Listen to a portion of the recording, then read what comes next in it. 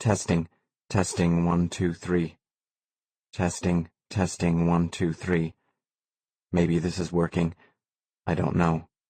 If you can even hear me, I don't know. But if you can hear me, listen. And if you're listening, then what you found is the story of everything that went wrong. This is what you'd call the flight recorder of Flight 2039, the black box people call it, even though it's orange, and on the inside is a loop of wire that's the permanent record of all that's left. What you found is the story of what happened. And go ahead. You can heat this wire to white hot and it will still tell you the exact same story. Testing, testing, 1, 2, 3. And if you're listening, you should know right off the bat the passengers are at home safe. The passengers? They did what you'd call their deplaning in the New Hebrides Islands. Then, after it was just him and me back in the air, the pilot parachuted out over somewhere. Some kind of water. What you'd call an ocean. I'm going to keep saying it, but it's true. I'm not a murderer. And I'm alone up here. The Flying Dutchman. And if you're listening to this, you should know that I'm alone in the cockpit of Flight 2039 with a whole crowd of those little child-sized bottles of mostly dead vodka and gin lined up on the place you sit at against the front windows, the instrument panel. In the cabin, the little trays of everybody's chicken Kiev or beef stroganoff entrees are half-eaten with the air conditioner cleaning up any leftover food smell. Magazines are still open to where people were reading. With all the seats empty, you could pretend everyone's just gone to the bathroom. Out of the plastic stereo headsets, you can hear a little hum of pre-recorded music.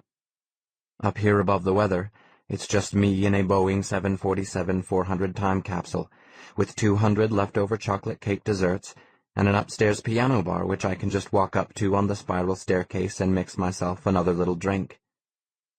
God forbid I should bore you with the details, but I'm on autopilot up here until we run out of gas. Flame out, the pilot calls it. 1 engine at a time, each engine will flame out, he said. He wanted me to know just what to expect.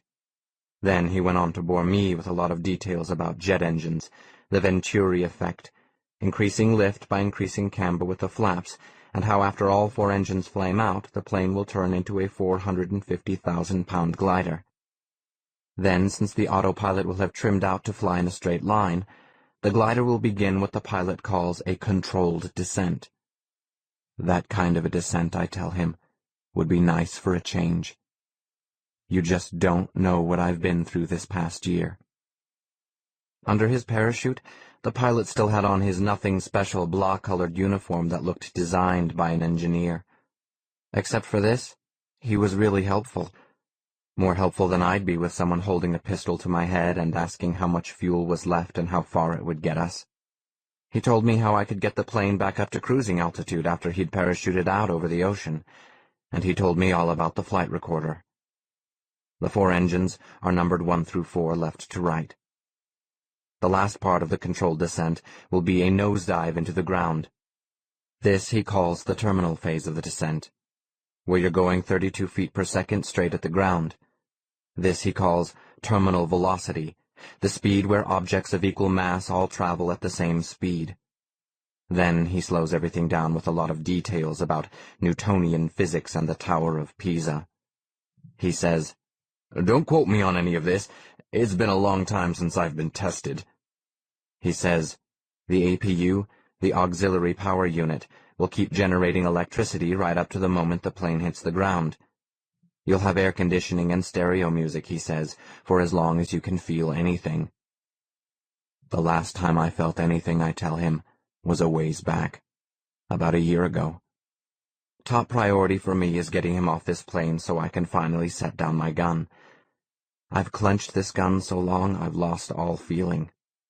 What you forget when you're planning a hijack by yourself is somewhere along the line, you might need to neglect your hostages just long enough so you can use the bathroom. Before we touched down in Port Vila, I was running all over the cabin with my gun, trying to get the passengers and crew fed. Did they need a fresh drink? Who needed a pillow? Which did they prefer, I was asking everybody, the chicken or the beef? Was that decaf or regular? Food service is the only skill where I really excel. The problem was all this meal service and rushing around had to be one-handed, of course, since I had to keep a hold of the gun. When we were on the ground and the passengers and crew were deplaning, I stood at the forward cabin door and said, "I'm sorry. I apologize for any inconvenience. Please have a safe and enjoyable trip, and thank you for flying blah blah airlines." When it was just the pilot and me left on board, we took off again. The pilot, just before he jumps, he tells me how when each engine fails, an alarm will announce flame out in engine number 1 or 3 or whichever over and over. After all the engines are gone, the only way to keep flying will be to keep the nose up. You just pull back on the steering wheel, the yoke he calls it, to move what he calls the elevators in the tail. You'll lose speed, but keep altitude. It will look like you have a choice, speed or height. But either way, you're still going to nosedive into the ground. That's enough, I tell him. I'm not getting what you'd call a pilot's license. I just need to use the toilet like nobody's business. I just want him out that door. Then we slow down to 175 knots. Not to bore you with the details, but we drop to under 10,000 feet and pull open the forward cabin door. Then the pilot's gone. And even before I shut the cabin door, I stand at the edge of the doorway and take a leak after him. Nothing in my life has ever felt that good. If Sir Isaac Newton was right, this wouldn't be a problem for the pilot on his way down. So now I'm flying west on autopilot at Mach 0.83, or 455 miles per hour true airspeed, and at this speed and latitude the sun is stuck in one place all the time. Time is stopped. I'm flying above the clouds at a cruising altitude of 39,000 feet over the Pacific Ocean, flying toward disaster, toward Australia, toward the end of my life story, straight line southwest until all 4 engines flame out.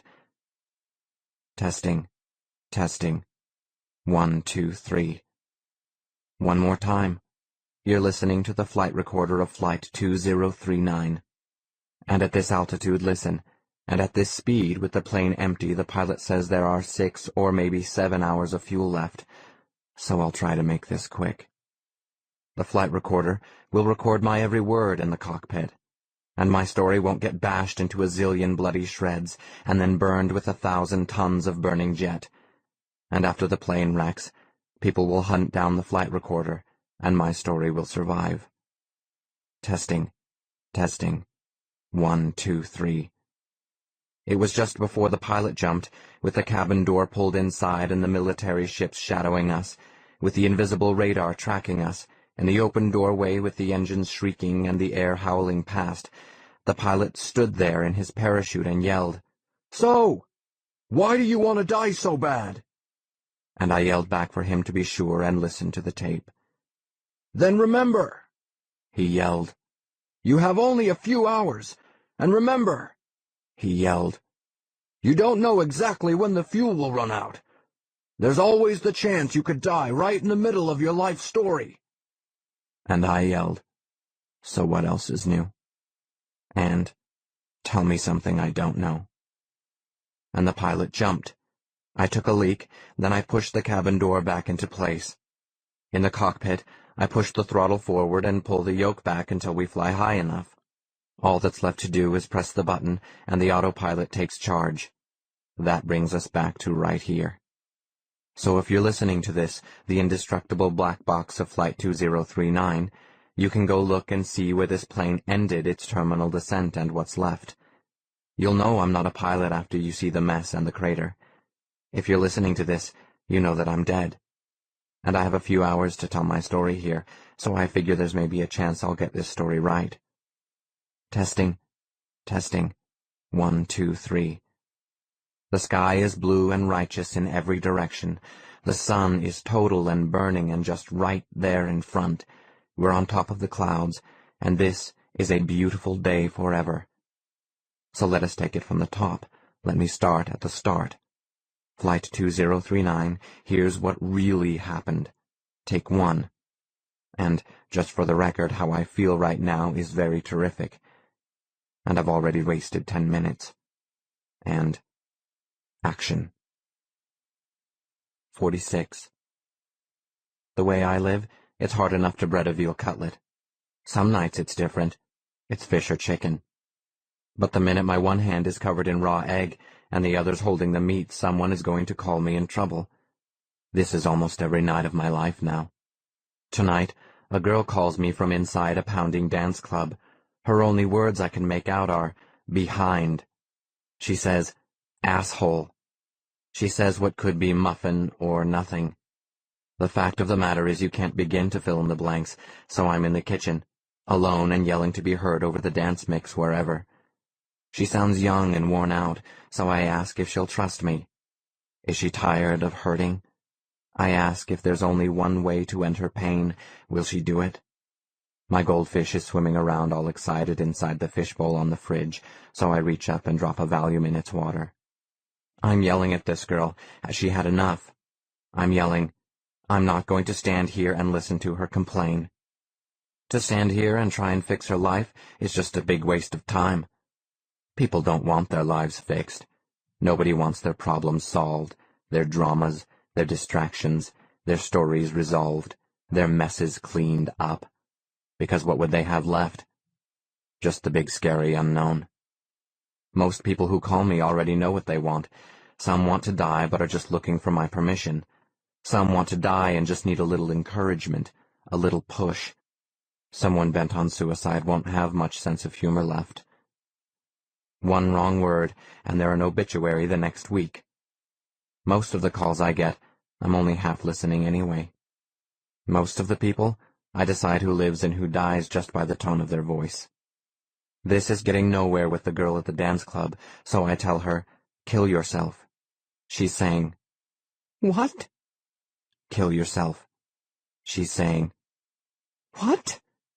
Try barbiturates and alcohol with your head inside a dry cleaning bag. She says, what? You cannot bread a veal cutlet and do a good job with only one hand, so I tell her, now or never. Pull the trigger or don't. I'm with her right now. She's not going to die alone, but I don't have all night.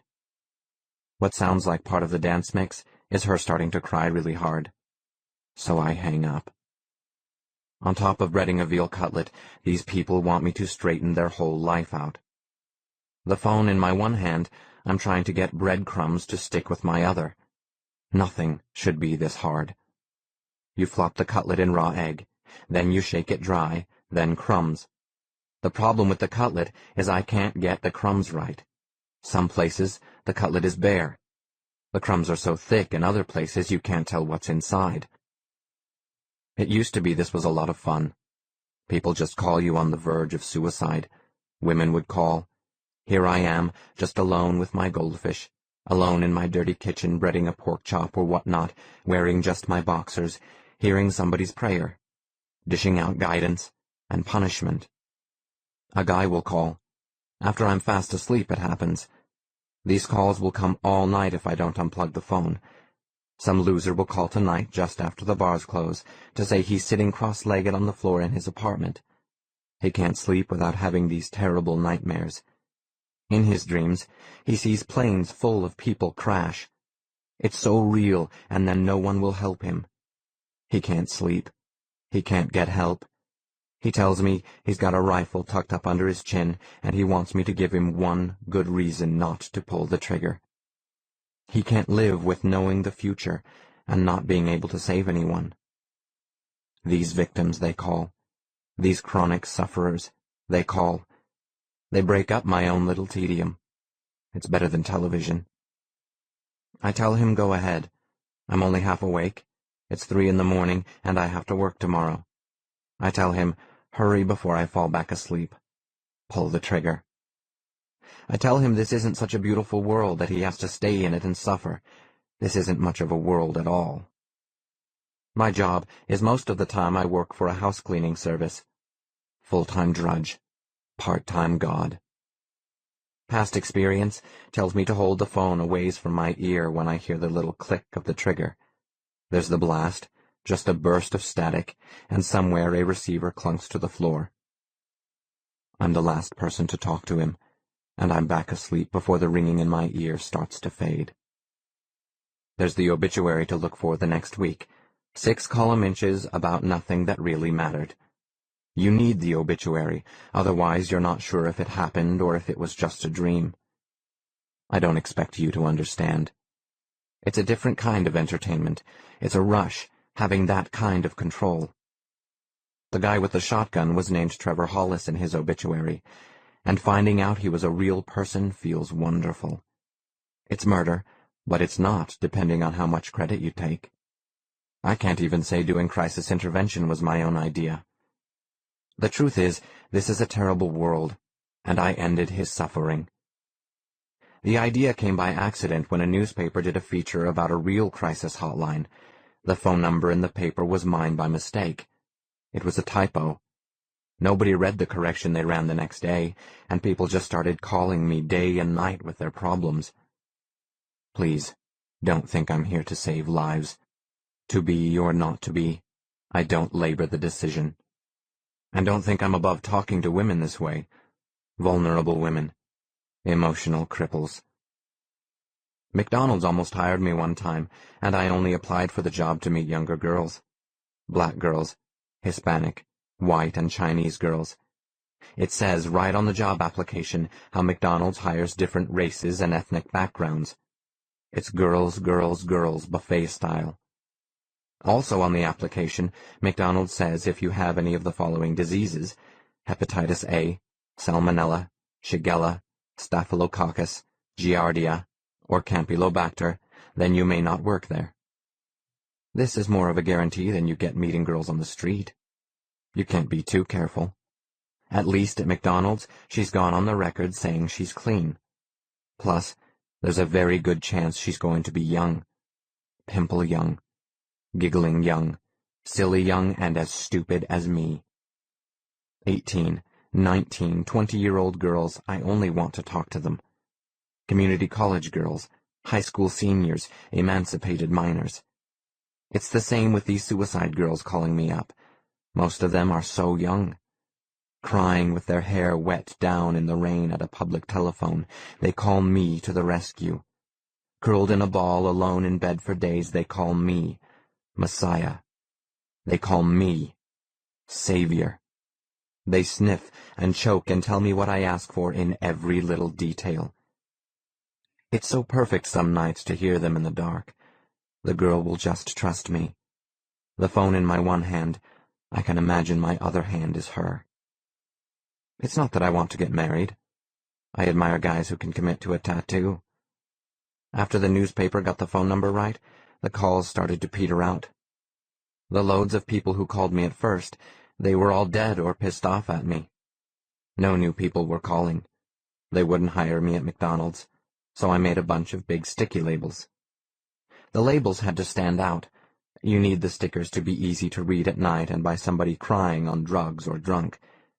The stickers I use are just black on white with black letters saying, "Give yourself, your life, just one more chance. Call me for help." Then my phone number. My second choice was, if you're a young, sexually irresponsible girl with a drinking problem, get the help you need. Call, and then my phone number. Take my word for it. Don't make this second kind of sticker. With this kind of sticker, someone from the police will pay you a visit. Just from your phone number, they can use a reverse directory and put your name on a list as a probable felon. Forever after that, you'll hear the little click, click, click of a wiretap behind every telephone call you ever make. Take my word for it.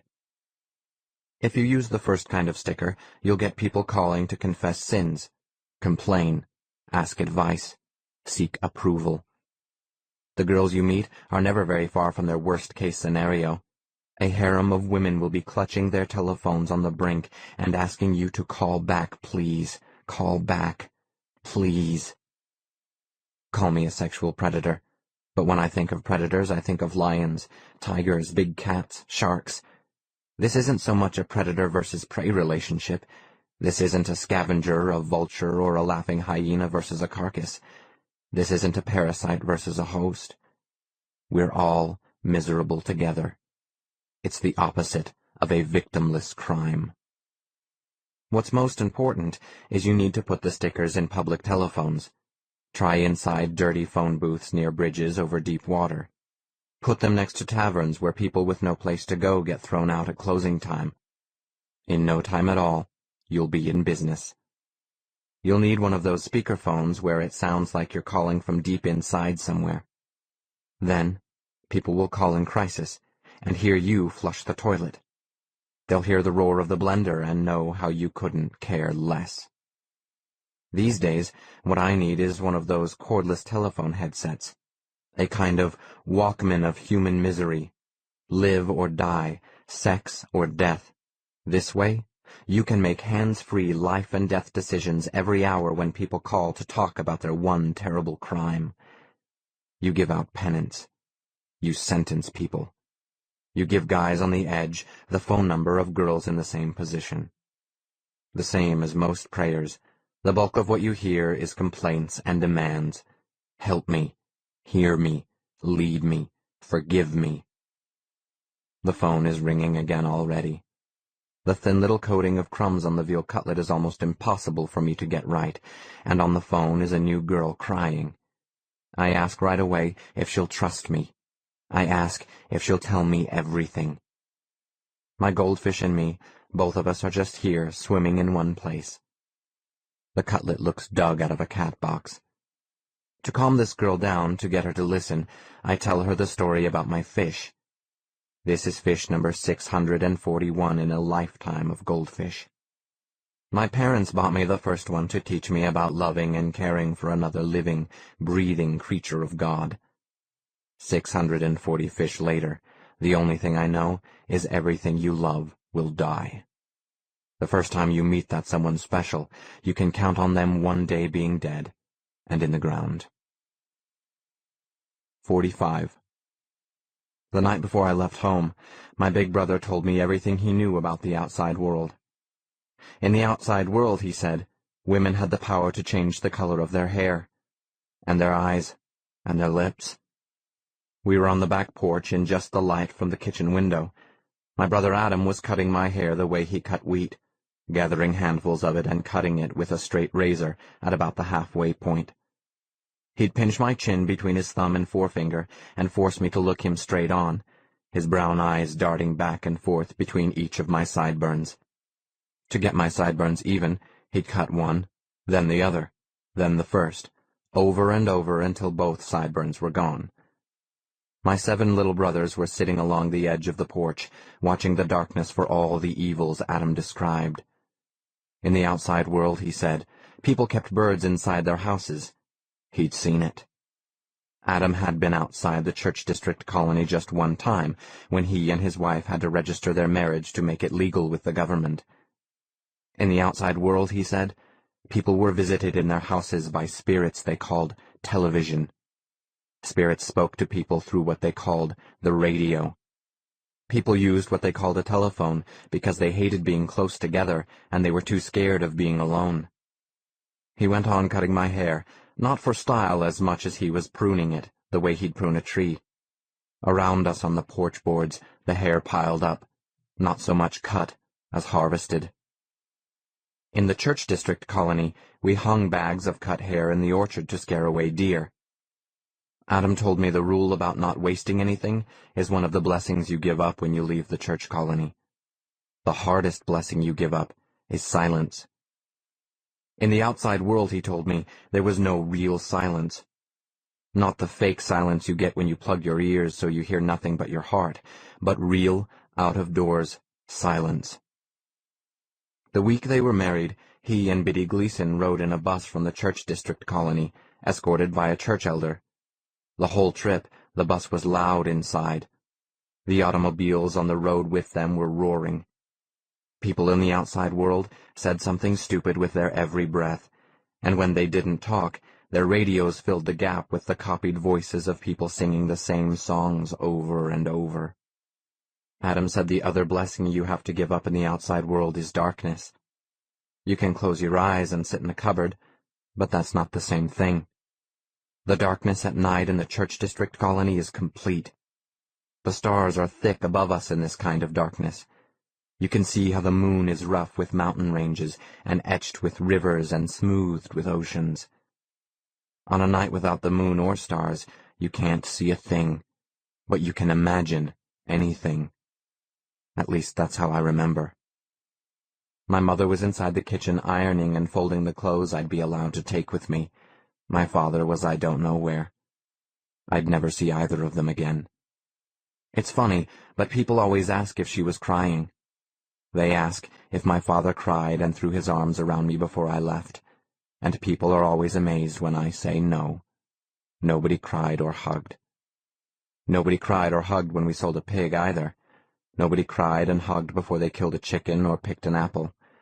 Nobody lay awake at night wondering if the wheat they'd raised was truly happy and fulfilled being made into bread. My brother was just cutting my hair. My mother was just done ironing and she'd sat down to sew. She was pregnant. I remember she was always pregnant, and my sisters were all around her with their skirts spread on the kitchen benches or on the floor, all of them sewing. People always ask if I was scared or excited or what.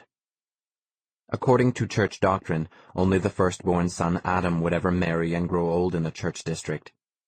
When we turned 17, the rest of us, me and my 7 brothers and 5 sisters, would all go out for work. My father lives here because he was the firstborn son in his family. My mother lives here because the church elders chose her for my father. People are always disappointed if I tell them the truth, that none of us lived in oppressed turmoil. None of us resented the church. We just lived. None of us were tortured by feelings very much. That was the complete depth of our faith. Call it shallow or deep. There was nothing that could scare us. That's how people raised in the church district colony believed. Whatever happened in the world was a decree from God, a task to be completed. Any crying or joy just got in the way of your being useful. Any emotion was decadent.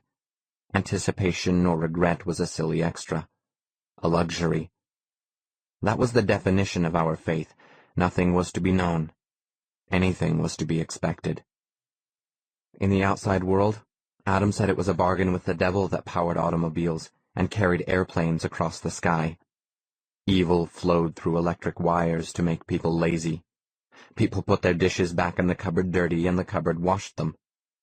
Water in pipes carried away their garbage and shit so that it was someone else's problem. Adam pinched my chin with his thumb and forefinger and leaned down to look me straight in the face, and said how in the outside world people looked in mirrors. Right in front of him on the bus, he said, people had mirrors and everyone was busy seeing how they looked. It was shameful. I remember that was the last haircut I got for a long, long time, but I don't really remember why. My head was a bristling field of straw with just the short hairs that were left. In the outside world, Adam said, all the counting was done inside machines. All the food was fed to people by waitresses. The one time he left the colony, my brother and his wife and the church elder who escorted them stayed overnight in a hotel in downtown Robbinsville, Nebraska. They didn't any of them sleep. The next day the bus brought them home for the rest of their lives. A hotel, he told me, was a big house where a lot of people lived and ate and slept, but no one knew each other. He said that described most families in the outside world. Churches in the outside world, my brother told me, were just the local stores that sold people lies made in the distant factories of giant religions. He said a lot more I don't remember. That haircut was 16 years ago. My father had sired Adam and me and all 14 of his children by the time he was the age I am now. I was 17 years old the night I left home. The way my father looked the last time I saw him is the way I look now. Looking at Adam was just as good as looking in a mirror. He was my big brother by just 3 minutes and 30 seconds, but in the Creedish Church District, there was no such thing as twins. The last night I ever saw Adam Branson, I remember thinking my big brother was a very kind and a very wise man. That's how stupid I was. 44. Part of my job is to preview the menu for a dinner party tonight. This means taking a bus from the house where I work to another big house and asking some strange cook what they expect everybody to eat. Who I work for doesn't like surprises, so part of my job is telling my employers ahead of time if tonight they'll be asked to eat something difficult like a lobster or an artichoke. If there's anything threatening on the menu, I have to teach them how to eat it right. This is what I do for a living. The house where I clean, the man and woman who live here are never around. That's just the kind of jobs they have. The only details I know about them are from cleaning what they own. All I can figure out is from picking up after them, cleaning up their little messes day after day, rewinding their videotapes, full-service anal escorts, the giant breasts of lethal weapons, the adventures of little Cinderella. By the time my bus drops me off here, the people who I work for are gone to work downtown. By the time they drive home, I'm back downtown in my housing voucher studio apartment that used to be just a tiny hotel room until somebody crowded in a stove and a fridge to raise the rent. The bathroom's still out in the hall. The only way I ever talk to my employers is by speakerphone. This is just a plastic box sitting on their kitchen counter and yelling at me to get more done. Ezekiel chapter 19, verse 7. And he knew their desolate palaces. Something, something, something. You can't keep the whole Bible balanced in your head. You wouldn't have room to remember your name. The house I've been cleaning the last 6 years is about what you'd expect. Big, and it's in a real Tony part of town. This is compared to where I live. All the studio apartments in my neighborhood are the same as a warm toilet seat. Somebody was there just a second before you, and somebody will be there the minute you get up. The part of town where I go to work every morning, there are paintings on the walls. Behind the front door, there are rooms and rooms nobody ever goes into, kitchens where nobody cooks, bathrooms that never get dirty. The money they leave out to test me, will I take it? The money is never less than a $50 bill dropped behind the dresser as if by accident. The clothes they own look designed by an architect. Next to the speakerphone is a fat daily planner book they keep full of things for me to get done. They want me to account for my next 10 years, task by task. Their way, everything in your life turns into an item on a list, something to accomplish. You get to see how your life looks flattened out. The shortest distance between 2 points is a timeline, a schedule, a map of your time, the itinerary for the rest of your life. Nothing shows you the straight line from here to death like a list. I want to be able to look at your planner, the speakerphone yells at me, and know exactly where I can find you at 4 o'clock on this day 5 years from now. I want you to be that exact.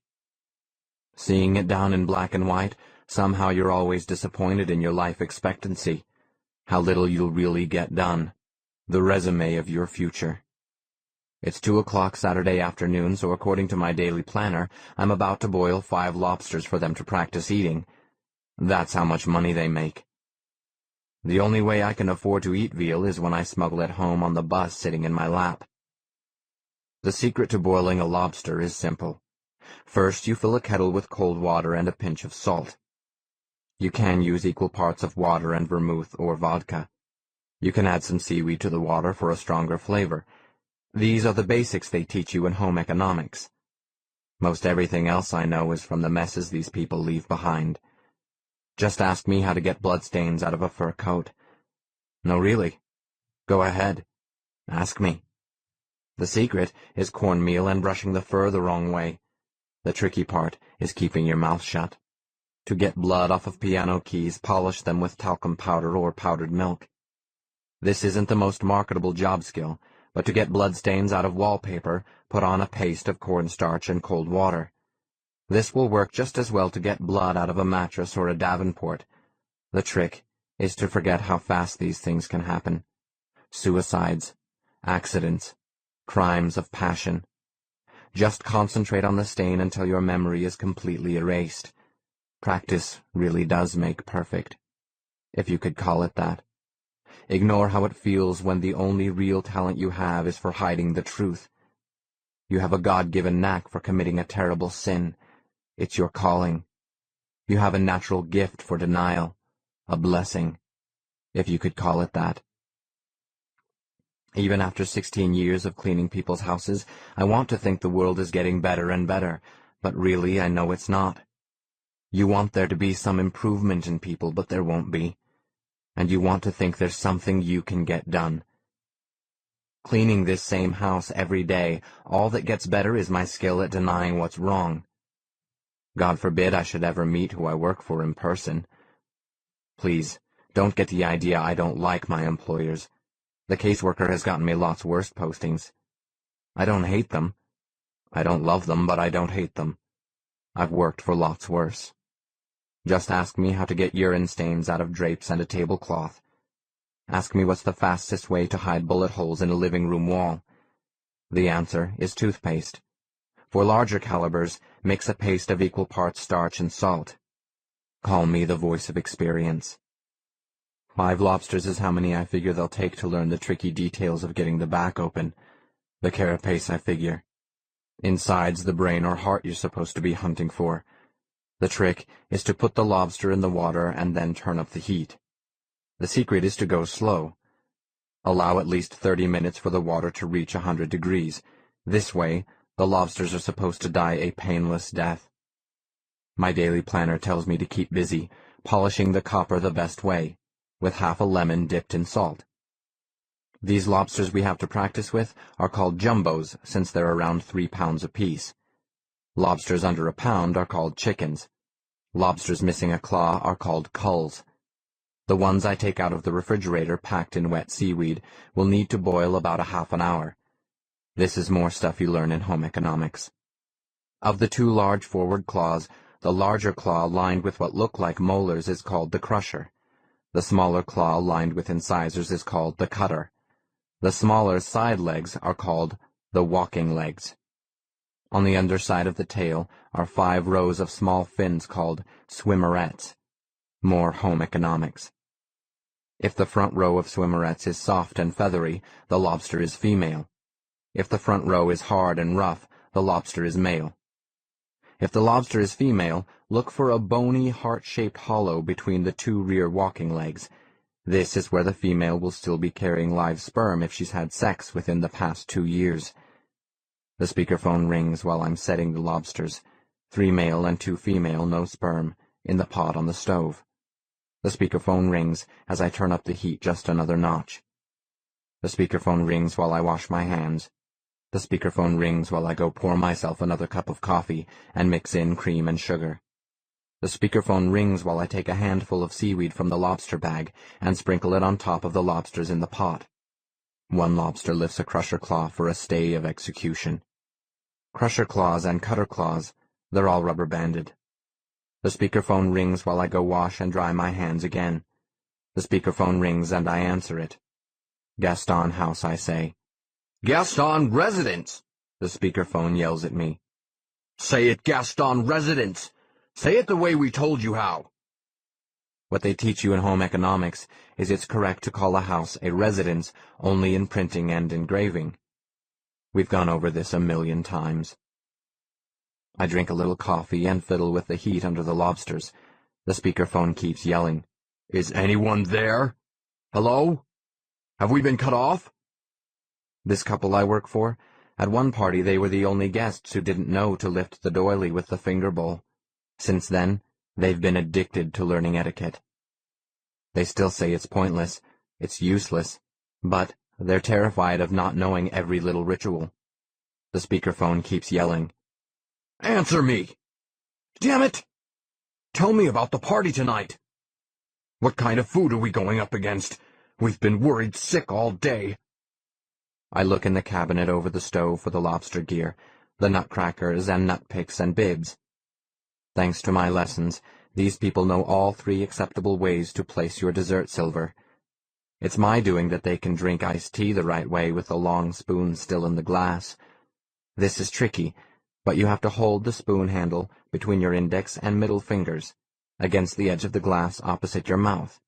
Be careful not to poke your eye out. Not a lot of people know this way. You see a lot of people taking the wet spoon out and looking for a place to set it and not wreck the tablecloth.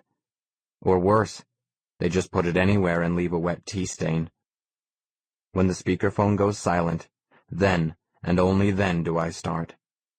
I ask the speakerphone, "Are you listening?" I tell the speakerphone, "Picture a dinner plate." Tonight, I say, the spinach souffle will be at the 1 o'clock position. The beets thing will be at 4 o'clock. A meat thing with slivered almonds was going to be on the other half of the plate in the 9 o'clock position. To eat it, the guests would have to use a knife, and there are going to be bones in the meat. This is the best posting I've ever had. No kids, no cats, no wax floors, so I don't want to botch it. If I didn't care, I'd start telling who I work for to do any monkey business I could imagine, like, you eat the sorbet by licking it out of the bowl, dog dish fashion. Or, pick up the lamb chop with your teeth and shake your head vigorously side to side. And what's terrible is, they'd probably do this. It's because I've never steered them wrong. They trust me. Except for teaching them etiquette, my toughest challenge is living down to their expectations. Ask me how to repair stab holes in nightgowns, tuxedos, and hats. My secret is a little clear nail polish on the inside of the puncture. Nobody teaches you all the job skills you need in home economics, but over enough time, you pick them up. In the church district where I grew up, they teach you the way to make candles dripless is soak them in strong salt water. Store candles in the freezer until ready to use. That's their kind of household hint. Light candles with a strand of raw spaghetti. 16 years I've been cleaning for people in their homes, and never has anybody asked me to walk around with a piece of spaghetti on fire in my hand. No matter what they stress in home economics, it's just not a priority in the outside world. For example, no one teaches you that green-tinted moisturizer will help hide red, slapped skin. And any gentleman who's ever been backhanded by a lady with her diamond ring should know a styptic pencil will stop the bleeding. Close the gash with a dab of superglue, and you can be photographed at a movie premiere smiling and without stitches or a scar. Always keep a red washcloth around for wiping up blood, and you'll never have a stain to pre-soak. My daily planner tells me I'm sharpening a butcher knife. About the dinner tonight, I keep briefing who I work for about what to expect. It's important not to panic. Yes, there's going to be a lobster they'll have to deal with. There's going to be a single salt cellar. A game course will be served after the roast. The game is going to be squab. It's a kind of bird, and if there's anything more complicated to eat than a lobster, it's a squab. All those little bones you have to dismantle, everybody dressed up for their dissection. Another wine will come after the aperitif, the sherry with the soup course, the white wine with the lobster, the red with the roast, another red with the greasy ordeal of the squab. By this time, the table will be spotted with everybody's piddling island archipelagos of dressing and sauces and wine sprayed across the white tablecloth. This is how my job goes. Even in a good posting, nobody wants to know where the male guest of honor is supposed to sit. That exquisite dinner your teacher in home economics talked about, the pause with fresh flowers and demitasse after a perfect day of poise and elegant living, well, nobody gives a rat's ass about that.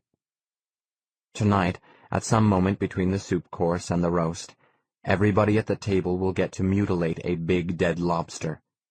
34 captains of industry, 34 successful monsters, 34 acclaimed savages in black tie will pretend they know how to eat. And after the lobster, the footman will present hot finger bowls with floating slices of lemon, and these 34 botched autopsies will end with garlic and butter up to the elbow of every sleeve, and every smiling greasy face will look up from sucking out meat from some cavity in the thorax. After 17 years of working in private houses every day, the things I know the most about are slapped faces, creamed corn, black eyes, wrenched shoulders, beaten eggs, kicked shins, scratched corneas, chopped onions, bites of all sorts, nicotine stains, sexual lubricants, knocked-out teeth, split lips, whipped cream, twisted arms, vaginal tears, deviled ham, cigarette burns, crushed pineapple, hernias, terminated pregnancies, pet stains, shredded coconut, gouged eyes, sprains, and stretch marks. The ladies who you work for, after they sob for hours on end, make them use blue or mauve eyeliner to make their bloodshot eyes look wider. The next time someone sucks a tooth out of her husband's mouth, save the tooth in a glass of milk until he can see the dentist. In the meantime, mix zinc oxide and oil of cloves into a white paste. Rinse the empty socket and pack it with the paste for a quick and easy filling that hardens lickety-split. For tear stains in a pillowcase, treat them the same way you would a perspiration stain. Dissolve 5 aspirin in water and daub the stain until it's gone. Even if there's a mascara stain, the problem's solved. If you could call it solved. Whether you clean a stain, a fish, a house, you want to think you're making the world a better place, but really, you're just letting things get worse. You think maybe if you just work harder and faster, you can hold off the chaos, but then one day you're changing a patio light bulb with a 5-year lifespan, and you realize how you'll only be changing this light maybe 10 more times before you'll be dead. Time is running out. There isn't the kind of energy you used to have. You start to slow down. You start to give in. This year, there's hair on my back, and my nose keeps getting bigger. How my face looks every morning is more and more what you'd call a mug. After working in these rich houses, I know the best way to get blood out of the trunk of a car is not to ask any questions. The speakerphone is saying, "Hello?" The best way to keep a good job is just to do what they want. The speakerphone is saying, "Hello?" To get lipstick out of a collar, rub in a little white vinegar. For stubborn protein-based stains, like semen, try rinsing with cold salt water, then wash as usual. This is valuable on-the-job training. Feel free to take notes. To pick up broken glass from that jimmied bedroom window or smashed highball, you can blot up even the tiniest shards with a slice of bread. Stop me if you already know all this. The speakerphone is saying, "Hello?" Been there. Done that. What else they teach you in home economics is the correct way to respond to a wedding invitation, how to address the Pope, the right way to monogram silver. In the Creedish church school, they teach you how the world can be a perfect, elegant little stage play of perfect manners where you're the director. The teachers, they paint a picture of dinner parties where everyone will already know how to eat a lobster. Then it's not. Then all you can do is get lost in the tiny details of every day doing the same tasks over and over. There's the fireplace to clean. There's the lawn to mow. Turn all the bottles in the wine cellar. There's the lawn to mow again. There's the silver to polish. Repeat. Still, just one time, I'd like to prove I know something better. I can do more than just cover up. The world can be a lot better than we settle for. All you have to do is ask. No, really. Go ahead. Ask me. How do you eat an artichoke? How do you eat asparagus? Ask me. How do you eat a lobster? The lobsters in the pot look dead enough, so I lift one out. I tell the speakerphone, first, twist off each of the big front claws. The other lobsters I'll put in the refrigerator for them to practice taking apart. To the speakerphone I say, take notes. I crack the claws and eat the meat inside. Then bend the lobster backward until its tail snaps away from its body. Snap off the tip of the tail, the telson, and use a seafood fork to push out the tail meat. Remove the intestinal vein that runs the length of the tail. If the vein is clear, the lobster hasn't eaten anything for a while. A thick, dark vein is fresh and still full of dung. I eat the tail meat. The seafood fork I tell the speakerphone with my mouth full. The seafood fork is the little baby fork with 3 prongs. Next, you unhinge the back shell, the carapace from the body, and eat the green digestive gland called the tomoli. Eat the copper-based blood that congeals into white gunk. Eat the coral-colored immature egg masses. I eat them all. Lobsters have what you'd call an open circulatory system, where the blood just sloshes around inside their cavities, bathing the different organs. The lungs are spongy and tough, but you can eat them, I tell the speakerphone, and lick my fingers. The stomach is the tough sack of what look like teeth just behind the head. Don't eat the stomach. I dig around inside the body. I suck the little meat out of each walking leg. I bite off the tiny gill balers. I bypass the ganglia of the brain. I stop. What I find is impossible. The speakerphone is yelling. Okay, now what? Was that everything? What's there left to eat? This can't be happening because according to my daily planner, it's almost 3 o'clock. I'm supposed to be outside digging up the garden. At 4, I'll rearrange the flower beds. At 5:30, I'll pull up the salvia and replace them with Dutch iris, roses, snapdragons, ferns, ground cover. The speakerphone is yelling. What is happening there? Answer me! What's gone wrong? I check my schedule, and it says I'm happy. I'm productive. I work hard. It's all right down here in black and white. I'm getting things done. The speakerphone yells, What do we do next? Today is just one of those days the sun comes out to really humiliate you. The speakerphone yells, What's there left to do? I ignore the speakerphone because there's nothing left to do. Almost nothing's left. And maybe this is just a trick of the light, but I've eaten almost the whole lobster before I notice the heartbeat. 43. According to my daily planner, I'm trying to keep my balance. I'm up at the top of a ladder with my arms full of fake flowers. Roses, daisies, delphiniums, stock. I'm trying to keep from falling, my toes curled up tight in my shoes. I'm collecting another polyester bouquet, an obituary from last week all folded up in my shirt pocket. The man I killed last week is around here somewhere. What's left of him?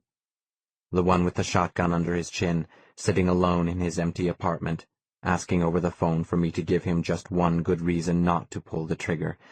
I'm sure enough going to find him. Trevor Hollis. Gone, but not forgotten. Resting in peace. Called from this life. Or he's going to find me. That's what I always hope.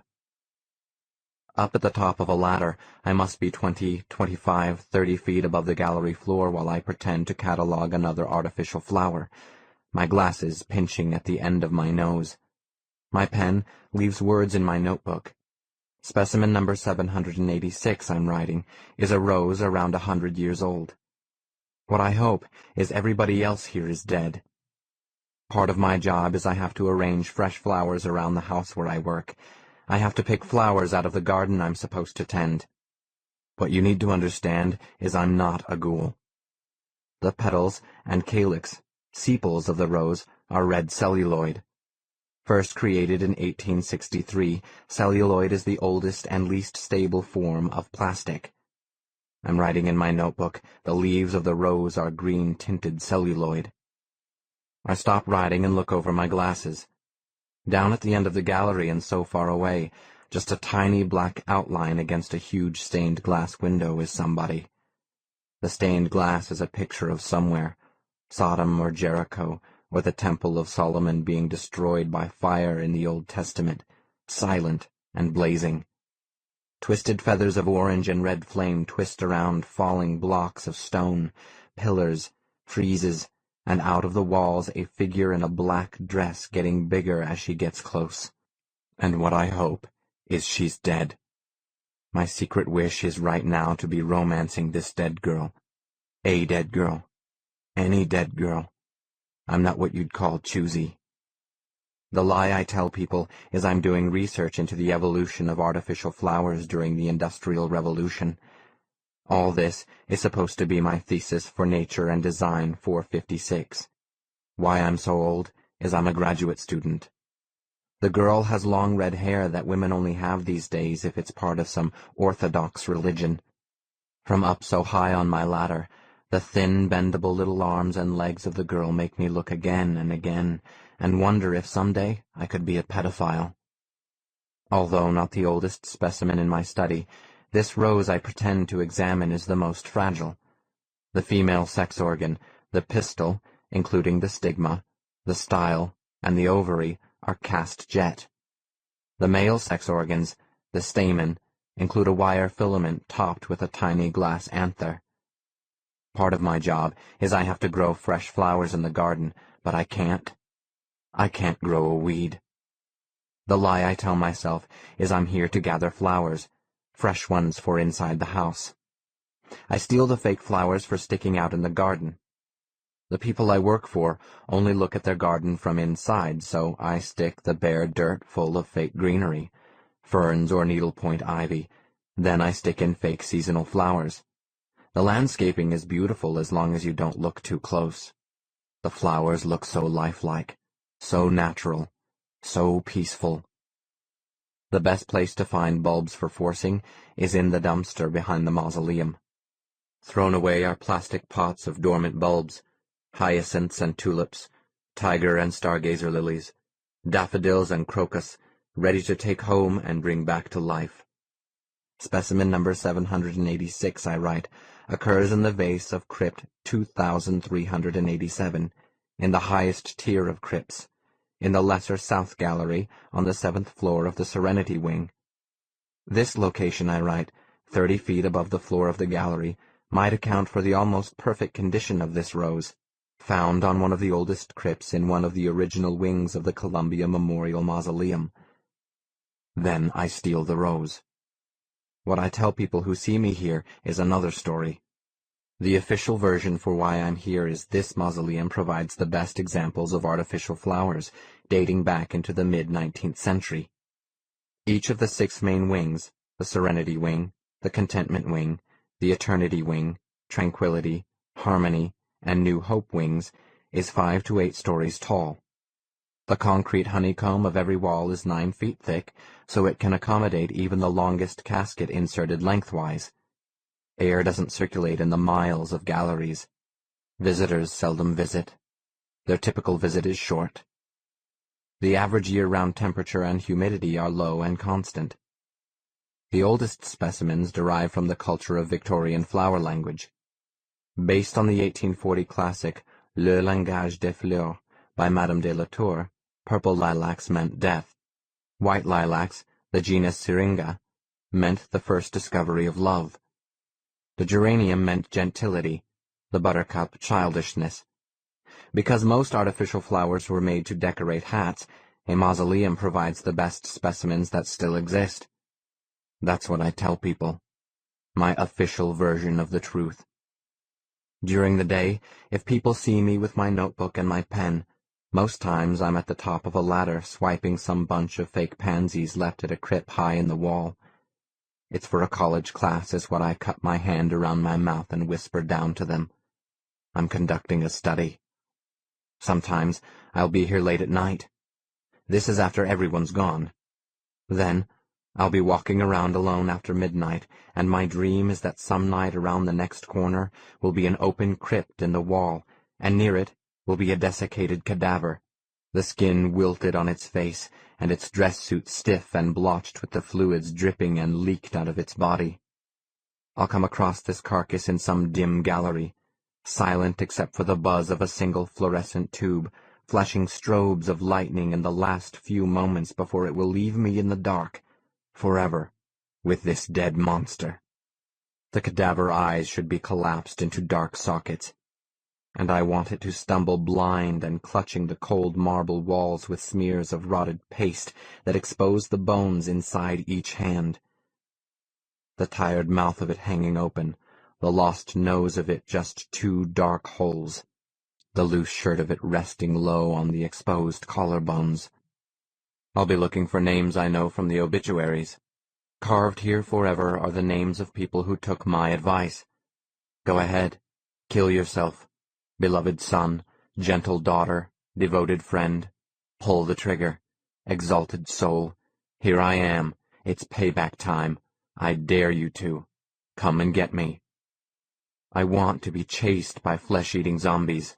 I want to be walking past the marble slab covering a crypt and hear something scratching and struggling inside. At night, I flatten my ear cold against the marble and wait. This is why I'm really here.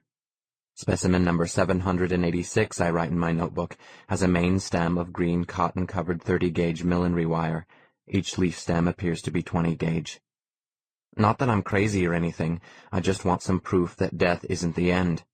Even if crazed zombies grabbed me in some dark hall one night, even if they tore me apart, at least that wouldn't be the absolute end. There would be some comfort in that. It would prove some kind of life after death, and I would die happy. So I wait. So I watch. I listen. I put my ear to each cold crypt. I write, no activity within crypt 7,896. No activity within crypt 7,897. No activity within crypt 7,898. I write, specimen number 45 is a white bakelite rose. The oldest synthetic plastic, bakelite, was invented in 1907, when a chemist heated a mixture of phenol and formaldehyde. In the language of Victorian flower culture, a white rose means silence. The day I meet the girl is the best day to document new flowers. It's the day after Memorial Day weekend, when the crowds are gone for another year. It's with everyone gone that I first see this girl I hope will be dead. The day after Memorial Day, the janitor comes along with a rolling garbage bin and collects all the fresh flowers. The lowest grade of fresh flower is what florists call funeral grade. The janitor and I have crossed paths, but we've never spoken. Him in his blue coveralls, he caught me one time with my ear to a crypt. The circle of his flashlight spotlighting me there, even that time, he only looked the other way. With the heel of one shoe in my hand, I was knocking and saying, hello. In Morse code, I was asking, could anybody hear me? The problem with funeral-grade flowers is they only look good for one day. A day later, they start to rot. Then, with flowers hanging from the bronze vase attached to each crypt, hanging there dark and withered, dripping their stink water on the marble floor and furry with mold, it's too easy to imagine what's happening to the beloved sealed inside. The day after Memorial Day, the janitor throws them out. The wilting flowers. Left behind is a new crop of fake peonies, dark magenta and soaked with dye to make their silk almost black. This year, there are artificially perfumed sprays of plastic orchids. The long polysilk vines of blue and white huge morning glories are worth the trouble to steal. The oldest old specimens include flowers made of chiffon, organza, velvet, velveteen georgette, crepe de chine, and wide satin ribbon. Heaped in my arms are snapdragons, sweet peas, and salvia, hollyhocks, 4 o'clocks, and forget-me-nots. Fake and beautiful, but stiff and scratchy, this year the new flowers are spritzed with clear droplets of polystyrene plastic dew. This year this girl is here a day late with a nothing special assortment of polyester tulips and anemone, the classic Victorian flower of sorrow and death, of sickness and desertion. And watching her from my ladder, at the far end of the west gallery on the 6th floor of contentment, making notes in my little field guide, is me. The flower in front of me is specimen 237, a post-war rayon chrysanthemum. Post-war because there wasn't silk enough or rayon or wire enough to make flowers during World War II. Wartime flowers are crepe paper or rice paper, and even in the constant dry 50 degrees of the Columbia Memorial Mausoleum, these flowers have all crumbled to dust. In front of me is crypt number 678. Trevor Hollis, age 24, survived by his mother and father and his sister. Much beloved, loving son, in loving remembrance. My latest victim. I've found him. Crypt number 678 is in a tier high up in the gallery wall. The only way to get a closer look is with a stepladder or a casket lift, and even from the top of a stepladder, 2 steps higher than is safe, I can see something is different about the girl. It's something European, something malnourished. It isn't the daily recommended allowance of food and sunshine that make you beautiful by any North American standard. There's something waxy about how her arms and legs come out of her dress looking raw and white. You could see her living behind barbed wire. And coming up inside of me is the desperate hope that maybe she's dead. This is how I feel watching old movies at home, where vampires and zombies come back from the grave, hungry for human flesh.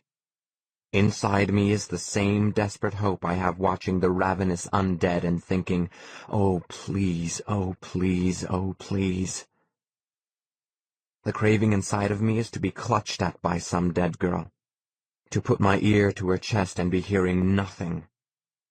Even getting munched on by zombies beats the idea that I'm only flesh and blood, skin and bone. Demon or angel or evil spirit, I just need something to show itself. Ghouly or ghosty or long-legged beastie, I just want my hand held. From up here in the 6th tier of crypts, her black dress looks ironed to a high gloss. The thin, white arms and legs of her look covered tight in a newer, low-quality kind of human skin. Even from up high, her face looks mass-produced. Song of Solomon, Chapter 7, Verse 1. How beautiful are thy feet with shoes, O prince's daughter! The joints of thy thighs are like jewels. Even with the sun on everything outside, everything inside is still cold to the touch. The light is through stained glass. The smell is rain-soaked into the walls made of cement. The feel of everything is polished marble. The sound is somewhere. The drip of old rain sliding along rebar, the drip of rain through the cracked skylights, the drip of rain inside unsold crypts. Rolled airy shapes of collected dust and dander and hair wander around the floor. Ghost turds, people call those. The girl looks up and has to see me, and then she's coming soundless in her black felt kind of shoes across the marble floor. You can get lost easy enough here. Hallways run into hallways at odd angles. Finding the right crypt takes a map. Galleries open into galleries in telescope vistas so long, the carved sofa or the marble statue at the far end could be something you'd never imagine. The repeating pastel soft shades of marble are so after you're lost you don't panic. The girl walks up to the ladder, and I'm trapped at the top, halfway between her at my feet and the heaven of angels painted on the ceiling. The wall of polished marble crypts reflects me full length among the epitaphs. This stone erected in the honor, erected on this spot, erected in loving tribute, I am all of the above. My cold fingers feel crabbed around my pen. Specimen number 98 is a pink camellia of China silk. The absolute pink proves the cultivated silk was boiled in soapy water to remove all sericin. The primary stem is a wire-cast in green polypropylene, typical of shrubs of the period. A camellia is supposed to mean unmatched excellence. The girl's plain round mask of a face looks up at me from the foot of the ladder. How to tell if she's alive or a ghost, I don't know. There's too much of her dress for me to see any rise and fall of her chest. The air is too warm for her breathing to show. Song of Solomon, Chapter 7, Verse 2. Thy navel is like a round goblet which wanteth not liquor. Thy belly is like an heap of wheat set about with lilies. The Bible collapses sex and food a lot.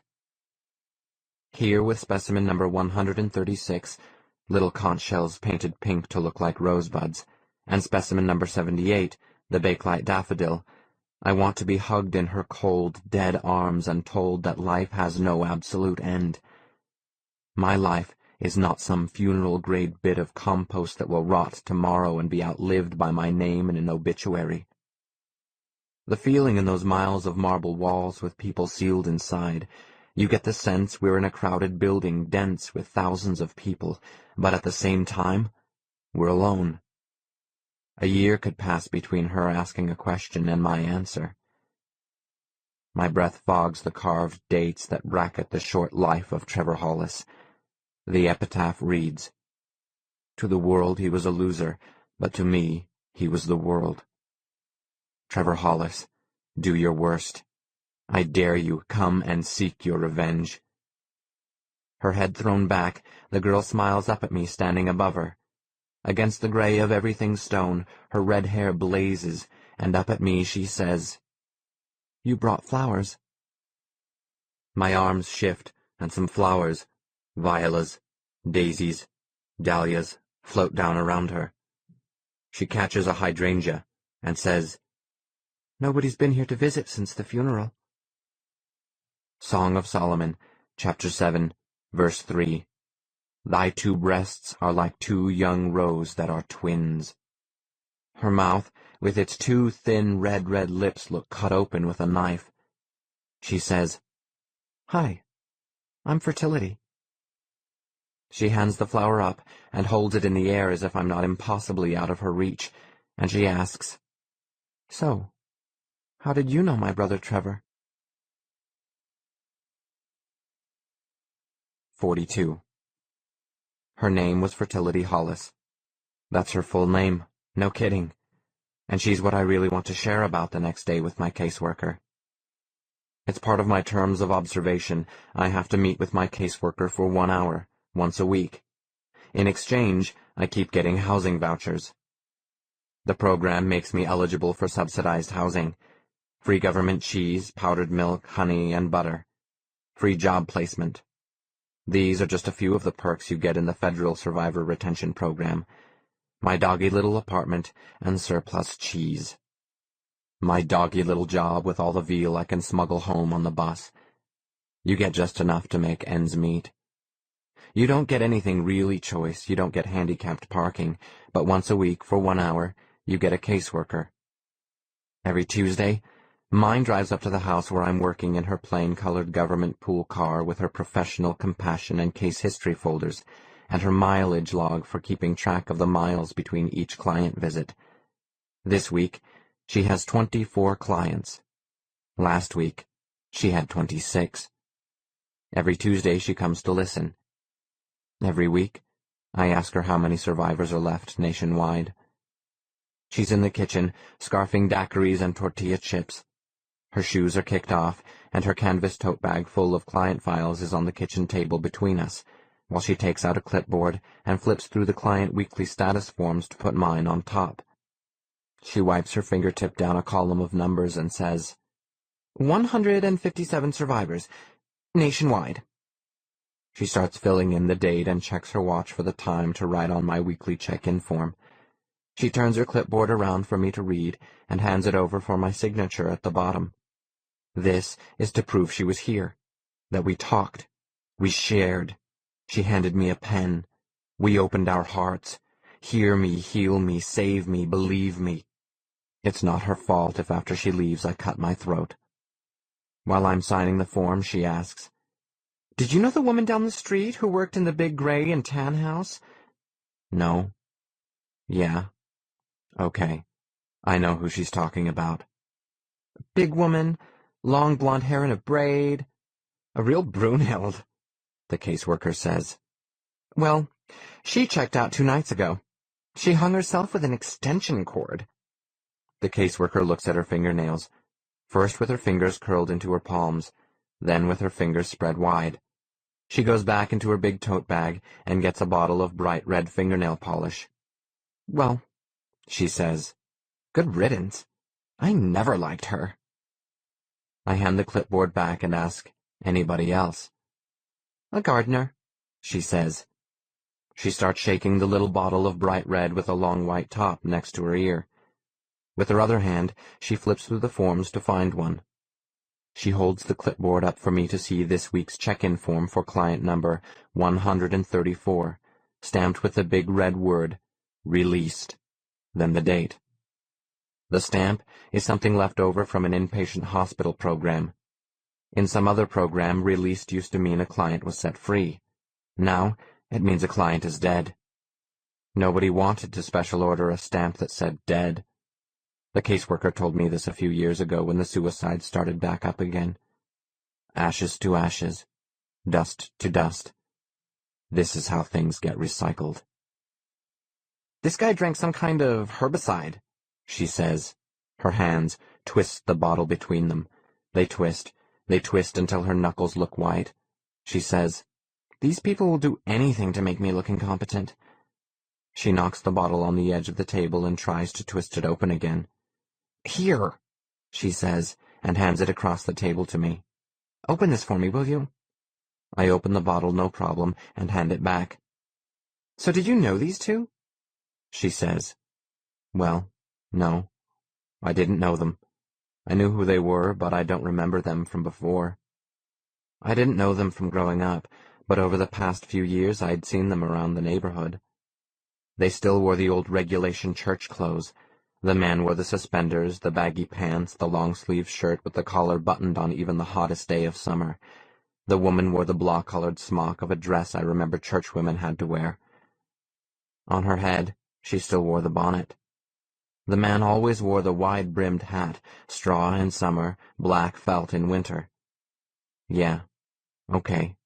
I saw them around. They were hard to miss. "When you saw them," the caseworker says, as she's sliding the little paintbrush red on red down the length of each nail, "were you upset?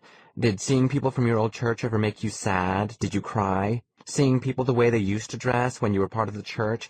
Did it maybe make you angry?" The speakerphone rings. "Does it make you remember your parents?" The speakerphone rings. "Does it make you angry about what happened to your family?" The speakerphone rings. "Do you ever remember what it was like before the suicides?" The speakerphone rings. The caseworker says, "Are you going to answer that?" "In a minute. First I have to check my daily planner." I hold the fat book up for her to see the list of everything I'm supposed to get done today. The people I work for try to call and trip me up. God forbid I should be inside to answer the phone if right this minute I'm supposed to be outside cleaning the pool. The speakerphone rings. According to my daily planner book, I'm supposed to be steaming the drapes in the blue guest room. Whatever that means. The caseworker's crunching tortilla chips, so I wave at her to quiet down. The speakerphone rings, and I answer it. The speakerphone yells, "What can you tell us about tonight's banquet?" "Relax," I say. It's a no-brainer. Salmon with no bones, some kind of bite-sized carrots, braised endive. "What's that?" "It's a burnt leaf," I say. "You eat it with the little fork farthest to the left, tines down. You already know braised endive. I know you know braised endive. You had it last year at a Christmas party. You love braised endive. Eat just 3 bites, I tell the speakerphone. I promise. You'll love it." The speakerphone asks, "Could you get the stains out of the fireplace mantel?" According to my daily planner book, I'm not supposed to do that task until tomorrow. "Oh," the speakerphone says. "we forgot." Yeah, right. You forgot. Sleazes. You could call me a gentleman's gentleman, but you'd be wrong on both counts. "Anything else we should know about?" It's Mother's Day. "Oh, shit, fuck, damn," the speakerphone says. "Have you gone ahead and sent something? Are we covered?" Of course. I sent each of their mothers a beautiful flower arrangement, and the florist will bill their account. "What did you say in the card?" I said, "To my dearest mother whom I cherish and always remember. A loving son/daughter has never had a mother who loved him/her more. With my deepest love." Then the applicable signature. Then, P.S. A dried flower is just as lovely as a fresh one. "Sounds good. I should hold them for another year," the speakerphone says. "Remember to water all the plants in the sun porch. It's written in the planner book." Then they hang up. They never have to remind me to do anything. They just have to have the last word. No sweat off my back. The caseworker is fanning her fresh red nails back and forth in front of her mouth and blowing them dry. Between long exhales, she asks, "Your family?" She blows her nails. She asks, "Your own mother?" She blows her nails. "Do you remember your mother?" She blows her nails. "Do you think she felt anything?" She blows her nails. "I mean, when she killed herself." Matthew, chapter 24, verse 13. But he that shall endure to the end, the same shall be saved. According to my daily planner, I should be cleaning the air conditioning filter. I should be dusting the green living room. There's the brass doorknobs to polish. There's all the old newspapers to recycle. The hour is almost up, and what I never got to talk about was Fertility Hollis, how we met at the mausoleum. We walked around for an hour, and she told me about different 20th century art movements and how they depicted Jesus crucified. In the oldest wing of the mausoleum, the wing called Contentment, Jesus is gaunt and romantic with a woman's huge wet eyes and long eyelashes. In the wing built in the 1930s, Jesus is a social realist with huge superhero muscles. In the 40s, in the Serenity wing, Jesus becomes an abstract assembly of planes and cubes. The 50s, Jesus is polished fruitwood, a Danish modern skeleton. The 60s, Jesus is pegged together out of driftwood. There's no 70s wing, and in the 80s wing, there's no Jesus, just the same secular green polished marble and brass you'd find in a department store. Fertility talked about art, and we wandered through contentment, serenity, peace, joy, salvation, rapture, and enchantment. She told me her name was Fertility Hollis. I told her to call me Tender Branson. That's as close as I have to a real name. Every week from now on, she's going to visit her brother's crypt. That's where she promised to be next Wednesday. The caseworker asks, "It's been 10 years. Why don't you ever want to open up and share any feelings about your dead family?" "I'm sorry," I tell her, "but I really need to get back to work." I tell her our hour is up. 41. Before it's too late, before we get too close to my plane crash, I need to explain about my name, Tender Branson. It's not really a name, it's more of a rank. It's the same as somebody in another culture naming a child Lieutenant Smith or Bishop Jones, or Governor Brown or Dr. Moore, Sheriff Peterson. The only names in Creedish culture were family names. The family name came from the husband. A family name was the way to claim property. The family name was a label. My family name is Branson. My rank is Tender Branson. It's the lowest rank. The caseworker asked one time if the family name wasn't a kind of endorsement or a curse when sons and daughters were contracted for work in the outside world. Since the suicides, people in the outside world have the same lurid picture of Creedish culture that my brother Adam had of them. In the outside world, my brother told me people were as reckless as animals and fornicated with strangers on the street. These days, people in the outside world will ask me if certain family names brought higher prices. Did some family names bring lower labor contract prices? These people usually go on to ask if some Creedish fathers would impregnate their daughters to increase cash flow. They'll ask if the Creedish children who weren't allowed to marry were castrated, meaning, was I? They'll ask if Creedish sons masturbated or went with farm animals or sodomized each other, meaning, do I? Did I? Was I? Strangers will ask me to my face if I'm a virgin. I don't know. I forget. Or the entire issue is none of your business. For the record, my brother Adam Branson was my older brother by 3 minutes and 30 seconds, but by Creedish standards, it could have been years, since Creedish doctrine didn't recognize a second-place finisher. In every family, the firstborn son was named Adam, and it was Adam Branson who would inherit our land in the Church District colony. All sons after Adam were named Tender. In the Branson family, that makes me one of at least 8 Tender Bransons my parents released to be labor missionaries. All daughters, the first through the last, were named Biddy. Tenders are workers who tend. Biddies do your bidding. It's a good guess that both words are slang, nicknames for longer traditional names, but I don't know what. I know that if the church elders choose a Biddy Branson to marry the Adam of another family, her first name, really her rank, changed to author. When she married Adam Maxton, Biddy Branson would become Author Maxton. The parents of that Adam Maxton were also called Adam and Author Maxton, until their just-married son and his wife had a child. After that, you addressed both members of the older couple as Elder Maxton. Most couples, by the time her firstborn son had his first child, the female Elder Maxton would be dead from having child after child after child. Almost all the church elders were men. A man could become a church elder by the time he was 35 if he was quick enough. It wasn't complicated. It was nothing compared to the outside world and its ranking system of parents and grandparents and great-grandparents, aunts and uncles, nieces and nephews, all of them with their own first names. In Creedish culture, your name told everybody just where you belonged. Tender or Biddy, Adam or Author, or Elder. Your name told you just how your life would go. People ask if I'm ever mad I lost the right to own property and raise a family just because my brother was 3.5 minutes ahead of me, and I've learned to tell them, yes.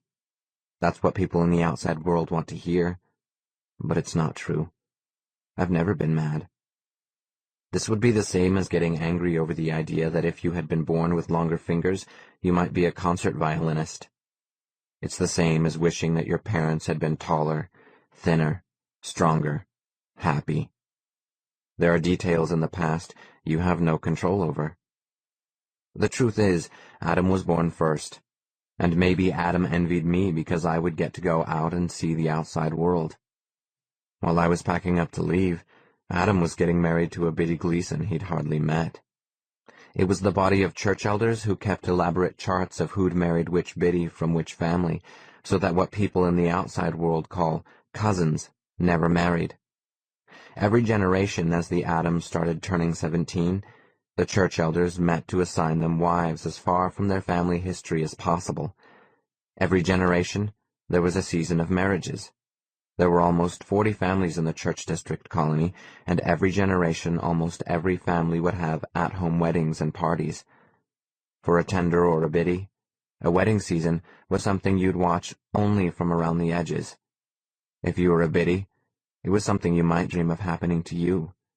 If you were a Tender, you didn't dream.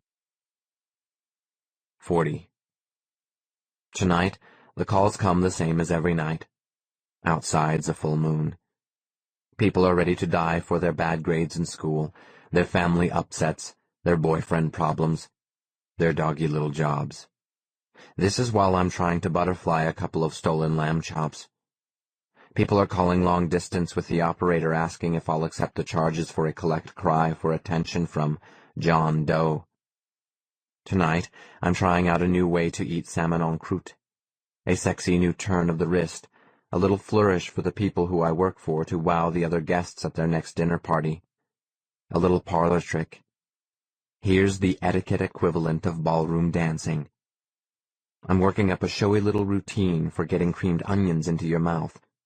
I've just about perfected a fail-safe technique for mopping up extra sage cream when the phone rings. Again. A guy's calling to say he's failing Algebra 2. Just as a point of practice, I say, kill yourself. A woman calls and says her kids won't behave. Without missing a beat, I tell her, kill yourself. A man calls to say his car won't start. Kill yourself. A woman calls to ask what time the late movie starts. Kill yourself. She asks, "Isn't this 555-1327? Is this the Morehouse Cineplex?" I say, kill yourself, kill yourself, kill yourself. A girl calls and asks, "Does it hurt very much to die?" "Well, sweetheart," I tell her, "yes, but it hurts a lot more to keep living." "I was just wondering," she says. "Last week, my brother killed himself." This has to be Fertility Hollis. I ask, how old was her brother? I make my voice sound deeper, different enough, I hope, so she won't know me. 24, she says, not crying or anything. She doesn't even sound all that sad. Her voice makes me think of her mouth, makes me think of her breath, makes me think of her breasts. 1 Corinthians, chapter 6, verse 18. Flee fornication. He that committeth fornication sinneth against his own body. In my new, deeper voice, I ask her to talk about what she's feeling. "Timing-wise," she says, "I can't decide. Spring term is almost over, and I'm really hating my job. My lease on my apartment is almost run out. The tags on my car expire next week. If I'm ever going to do it, this just seems like a good time to kill myself."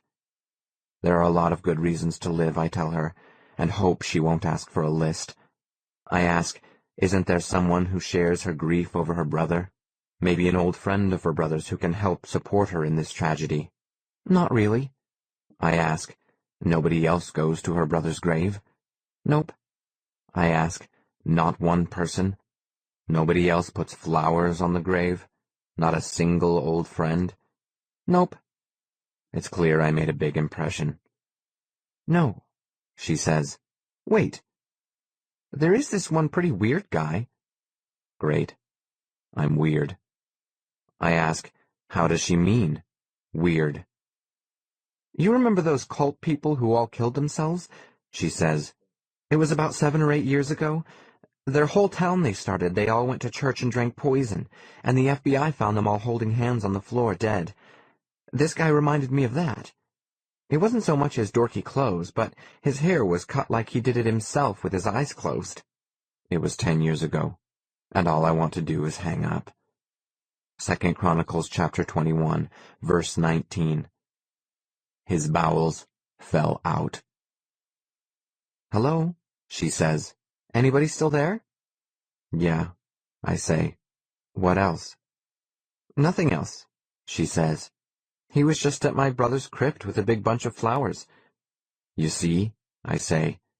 That's just the kind of loving person she needs to run to in this crisis. I don't think so, she says. Is she married, I ask. No. Is she seeing anybody? No. Then get to know this guy, I tell her. Let your mutual loss bring the two of you together. This could be a big breakthrough in romance for her. I don't think so, she says. First of all, you didn't see this guy.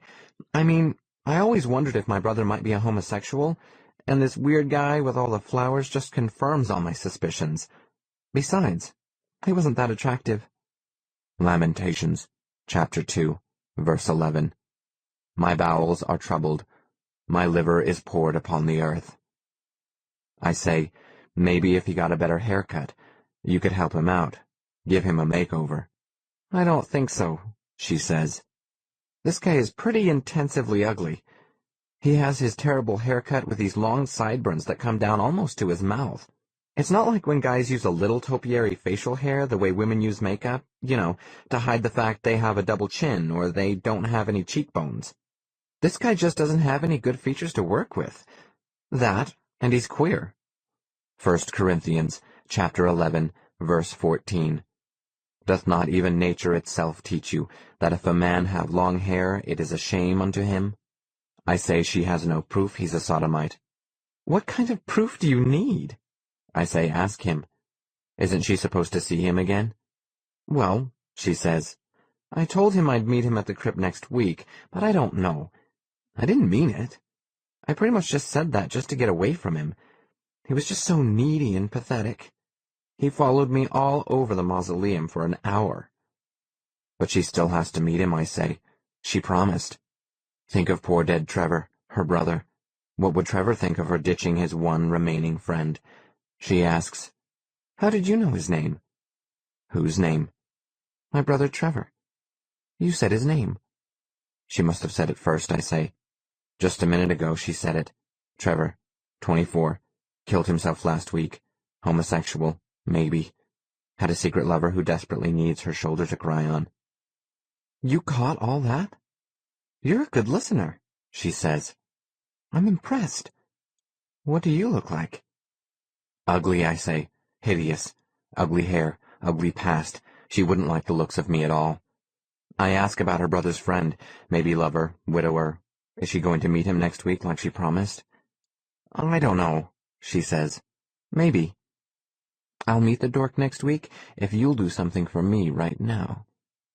Just remember, I tell her, you have the chance to make a big difference in someone's loneliness. Here's a perfect chance to bring love and supportive, nurturing support to a man who needs your love desperately. Fuck love, she says, her voice dropping lower to meet mine. Say something to get me off. I don't know what she means. You know what I mean, she says. Genesis chapter 3, verse 12. The woman who thou gavest to be with me, she gave me of the tree, and I did eat. Listen, I say, I'm not alone here. All around me are caring, nurturing volunteers giving their time. Do it, She says, "Lick my tits." I say she's taking advantage of my natural, caring, nurturing nature.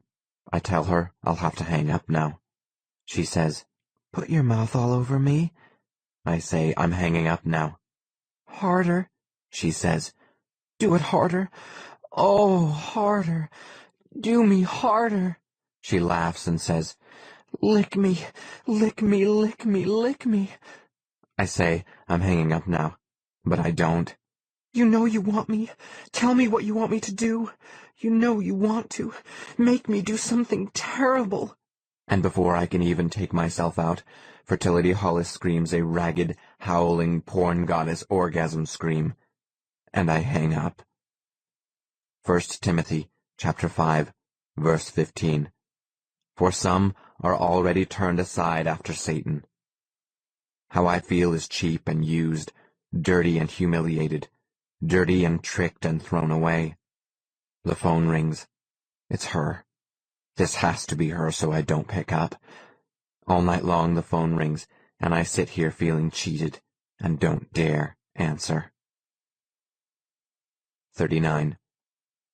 About 10 years ago, I had my first one-on-one session with my caseworker, who's a real person with a name and an office, but I don't want to get her in trouble.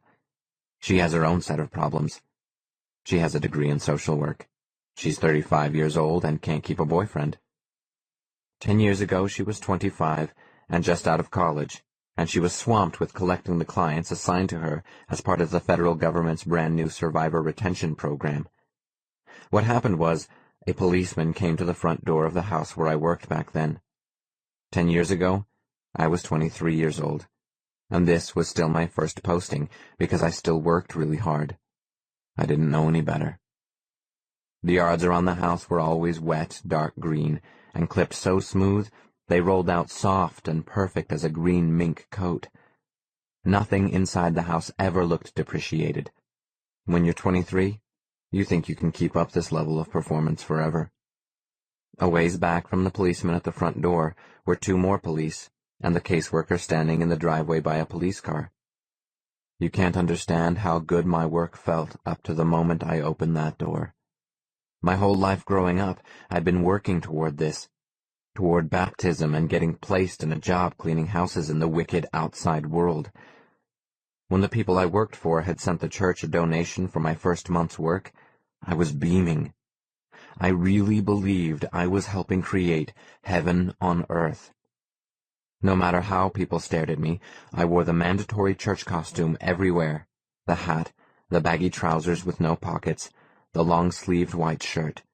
No matter how hot it got, I wore the brown coat if I went out in public, no matter what silly things people said to me. "How come you can wear shirts with buttons?" somebody at the hardware store would want to know. Because I'm not Amish. "Do you have to wear special secret undergarments?" I think they were talking about Mormons. "Isn't it against your religion to live outside your colony?" That sounds more like the Mennonites. "I've never met a Hutterite before." You still haven't. It felt good to stand out from the world, just mysterious and pious. You weren't a lantern under any basket. You stood out righteous as a sore thumb. You were the only holy man to keep God from crushing all of the Sodom and Gomorrah seething around you in the Valley Plaza shopping center. You were everyone's savior, whether they knew it or not. On a sweltering day in your heavy blah-colored wool, you were a martyr burning at the stake. It felt even more wonderful to meet someone dressed the same as you. The brown pants or the brown dress, we all wore the same lumpy brown potato shoes. The 2 of you would come together in a quiet little pocket of conversation. There were so few things we were allowed to say to each other in the outside world. You could only say 3 or 4 things, so you wanted to start slow and not hurry a word.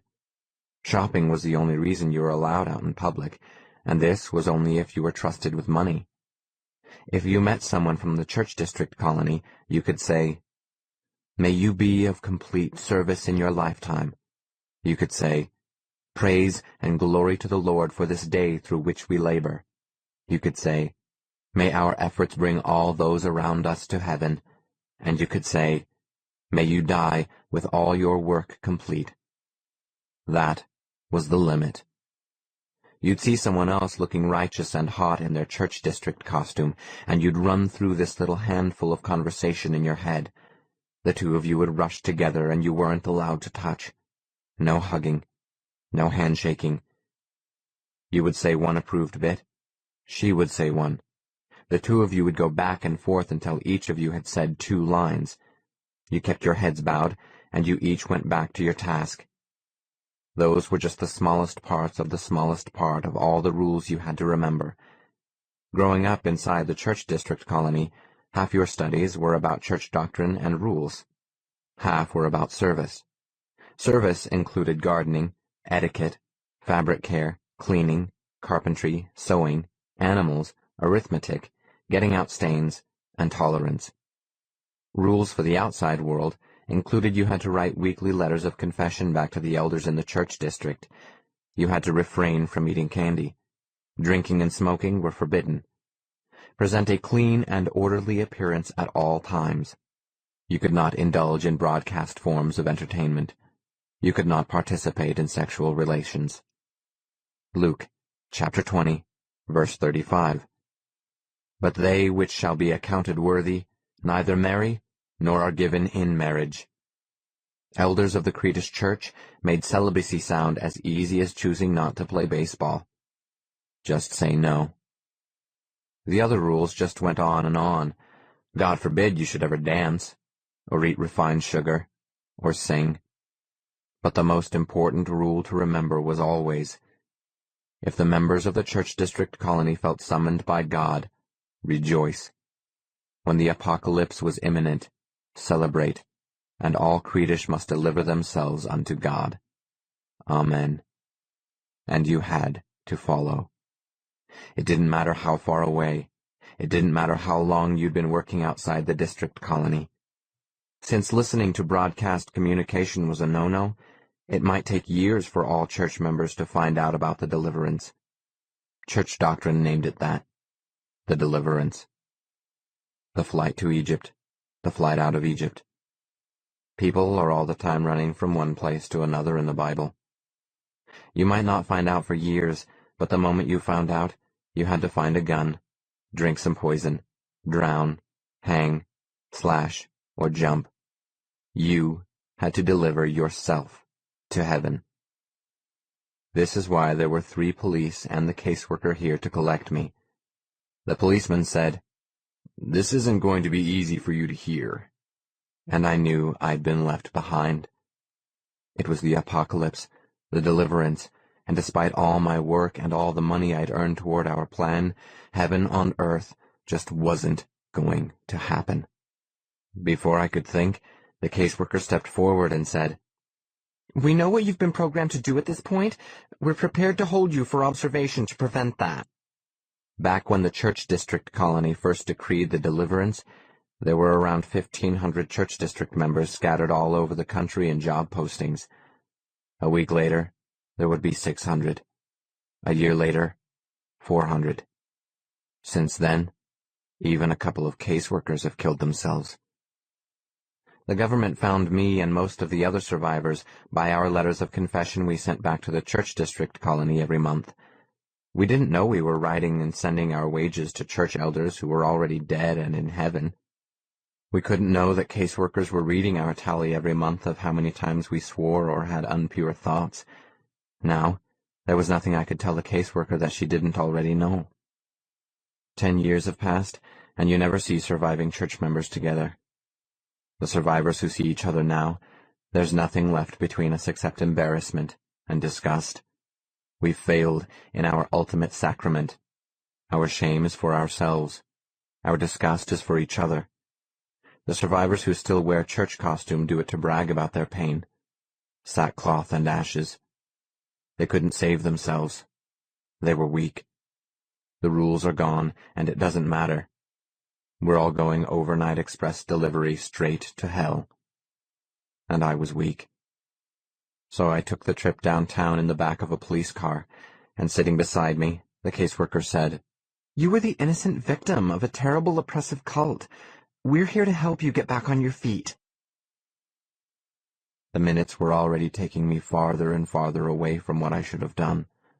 The caseworker said, "I understand you have a problem with masturbation. Would you like to talk about it?" Every minute made it harder to do what I'd promised at my baptism. Shoot, cut, choke, bleed, or jump. The world was passing by so fast outside the car my eyes went goofy. The caseworker said, "Your life has been a miserable nightmare up to now, but you're going to be okay. Are you hearing me? Be patient and you'll be just fine." This was almost 10 years ago, and I'm still waiting. The easy thing to do was give her the benefit of the doubt. Jump ahead 10 years, and not much has changed. 10 years of therapy, and I'm still in about the same place. This probably isn't something we should celebrate. We're still together. Today's our weekly session number 500 and something, and today we're in the blue guest bathroom. This is different from the green, white, yellow, or lavender guest bathrooms. This is how much money these people make. The caseworker sitting on the edge of the bathtub with her bare feet soaking in a few inches of warm water. Her shoes are on the closed lid of the toilet with her martini glass of grenadine, crushed ice, superfine sugar, and white rum. After every couple of questions, she leans over with the ballpoint pen still in her hand and pinches the stem of the glass, holding the pen and glass crossed, chopstick style. Her latest boyfriend is out of the picture, she told me. God forbid she should offer to help clean. She takes a drink. She puts the glass back while I answer. She writes on the yellow legal pad rested on her knees, asks another question, takes another drink. Her face looks paved under a layer of makeup. Larry, Barry, Jerry, Terry, Gary, all her lost boyfriends run together. She says her list of lost clients and lost boyfriends are running neck and neck. This week, she says, we've hit a new low. 132 survivors, nationwide. But the suicide rate is leveling off. According to my daily planner, I'm scrubbing the grout between the 6-sided little blue tiles on the floor. This is more than 1 trillion miles of grout.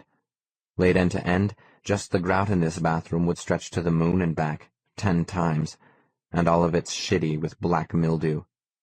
The ammonia I dip a toothbrush in and scrub with, the way it smells mixed with her cigarette smoke, makes me tired and my heart pound. And maybe I'm a little out of my head. The ammonia. The smoke. Fertility Hollis keeps calling me at home. I don't dare answer the phone, but I know for sure it's her. "Have any strangers approached you lately?" The caseworker asks. She asks, "Have you gotten any phone calls you describe as threatening?" The way the caseworker keeps asking me stuff, with half her mouth clamped around her cigarette, looks the way a dog would sit there drinking a pink martini and snarling at you. A cigarette, a sip, a question. Breathing, drinking, and asking. She demonstrates all the basic applications for the human moth. She never used to smoke, but more and more she tells me she can't stand the idea of living to a ripe old age. "Maybe if just one little part of my life was working out," she tells a new cigarette in her hand before she lights up. Then something invisible somewhere starts to beep and beep and beep until she presses on her watch to stop it. She twists to reach her tote bag on the floor beside the toilet and gets a plastic bottle. "Imipramine," she says. "Sorry I can't offer you one." Early on, the retention program tried to babysit all the survivors by giving them medication. Xanax, Prozac, Valium, imipramine. The plan crashed because too many clients tried to hoard their weekly prescriptions for 3 weeks, 6 weeks, 8 weeks, depending on their body weight, and then down their stash with a Scotch chaser. Even if the medication didn't work for the clients, it's been great for the caseworkers. "Have you noticed anyone following you?" the caseworker asks. "Anyone with a gun or a knife? At night when you walk home from your bus stop?" I scrub the cracks between the tiles from black to brown to white and ask, why is she asking me these things? "No reason," she says. No, I say. I'm not threatened. "I tried to call you on the phone this week, and there was never any answer," she says. "What's up?" I tell her nothing's up. The real truth I'm not answering the phone is I don't want to talk to Fertility Hollis until I can see her in person. Over the phone, She sounded so turned on sex-wise I can't risk it. Here I am competing with myself. I don't want her falling in love with me as a voice on the phone, while at the same time she's trying to ditch me as a real person.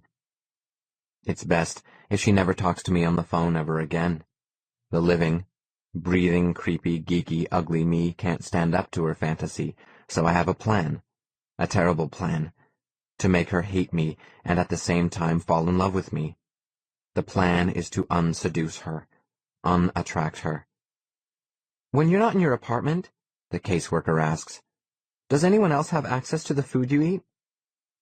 Tomorrow is my next afternoon with Fertility Hollis at the mortuary if she shows up. Then, the first part of my plan will get off the ground. The caseworker asks, have you gotten any threatening or unexplained mail? She asks, are you even listening to me? I ask, so what's with all these questions? I say, I'm going to drink this bottle of ammonia if she won't tell me what's going on. The caseworker checks her watch. She taps the point of her pen on her tablet and makes me wait for her to take a puff on her cigarette and blow out the smoke. If she really wants to help me, I tell her and hand her a toothbrush. Then she needs to start scrubbing. She puts down her drink and takes the toothbrush. She rubs back and forth over an inch of grout on the tiled wall beside her. She stops and looks. Scrubs some more. She takes another look. Oh my gosh, she says. This is working. Look how clean it gets underneath. With her feet still soaking in a few inches of bathwater, the caseworker moves around to reach the wall better and scrubs some more. God, I forgot how good it feels to get something accomplished. She doesn't notice, but I've stopped. I sit back on my heels and watch her really attack the mildew. Listen to me, she says, scrubbing in different directions to follow the grout around each little blue tile. None of this might be true, she says, but it's for your own good. Things could be getting a tiny bit dangerous for you. She isn't supposed to tell me, but some of the survivor suicides are looking a little suspect. Most of the suicides look fine. The majority are just normal run-of-the-mill everyday garden variety suicides, she says, but in between are a few strange cases. In one case, a right-handed man shot himself with his left hand. In another case, a woman hung herself with a bathrobe tie, but one of her arms was dislocated, and both her wrists were bruised. These weren't the only cases, the caseworker says, still scrubbing. But there's a pattern. At first, nobody in the program paid much attention, she says.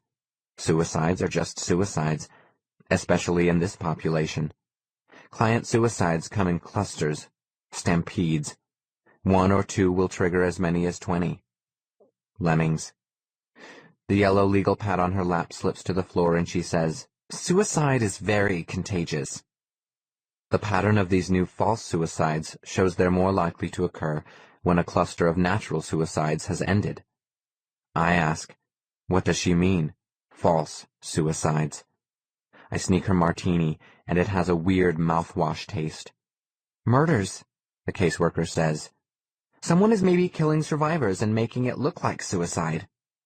When a cluster of real suicides dwindles out, the murders appear to happen to get the ball rolling again. After 2 or 3 murders that look like suicide, then suicide looks very fresh and attractive again, and another dozen survivors get caught up in the trend and check out. It's easy to imagine a killer, just one person or a hit squad of church members, out to make sure you all get to heaven together, the caseworker says. It sounds silly and paranoid, but it makes perfect sense. The deliverance. So why is she asking me all these questions? Because fewer and fewer survivors are killing themselves these days, she says. The natural trend of normal suicides is dwindling down. Whoever's doing this is going to kill again to get the suicide rate back up. The pattern of murders is spreading all over the country, she says. She scrubs with her toothbrush. She dips it in the jar of ammonia. With her cigarette smoking in her one hand, she scrubs more. She says, except for the time they happen, there's no real pattern. It's men, it's women, young, old. You need to be careful because you could be next. The only new person I've met in months is Fertility Hollis. I ask the caseworker, her being a woman and all, how do women want a man to look? What does she look for in a sex partner? She's leaving behind a crooked trail of clean white grout. The other thing to remember, the caseworker says, is this might all have a natural explanation. It might be that nobody's going to kill you. You might have absolutely nothing at all to be terrified about. 38. Part of my job is gardening, so I spray everything with twice the recommended strength of poison, weeds and real plants alike. Then I straighten the beds of artificial salvia and hollyhocks. The look I'm after this season is a fake cottage garden. Last year, I did artificial French parterres. Before that was a Japanese garden of all plastic plants. All I have to do is yank all the flowers, sort them, and stick them all back in the ground in a new pattern. Maintenance is a snap. Dull flowers get a little touch-up of red or yellow spray paint. A shot of clear lacquer or hairspray stops silk flowers from fraying at the edge. The fake yarrow and plastic nasturtiums need the dust hosed off them. The plastic roses wired onto the poisoned, dead skeletons of the original rose bushes need a shot of smell. Some kind of blue-colored birds are walking around the lawn as if they're looking for a lost contact lens. For the roses, I empty the poison out of the sprayer and fill it with 3 gallons of water and half a bottle of Eternity by Calvin Klein. I spray the fake Shasta daisies with watered-down vanilla from the kitchen. The artificial asters get white shoulders. For most of the other plants, I use aerosol cans of floral room freshener.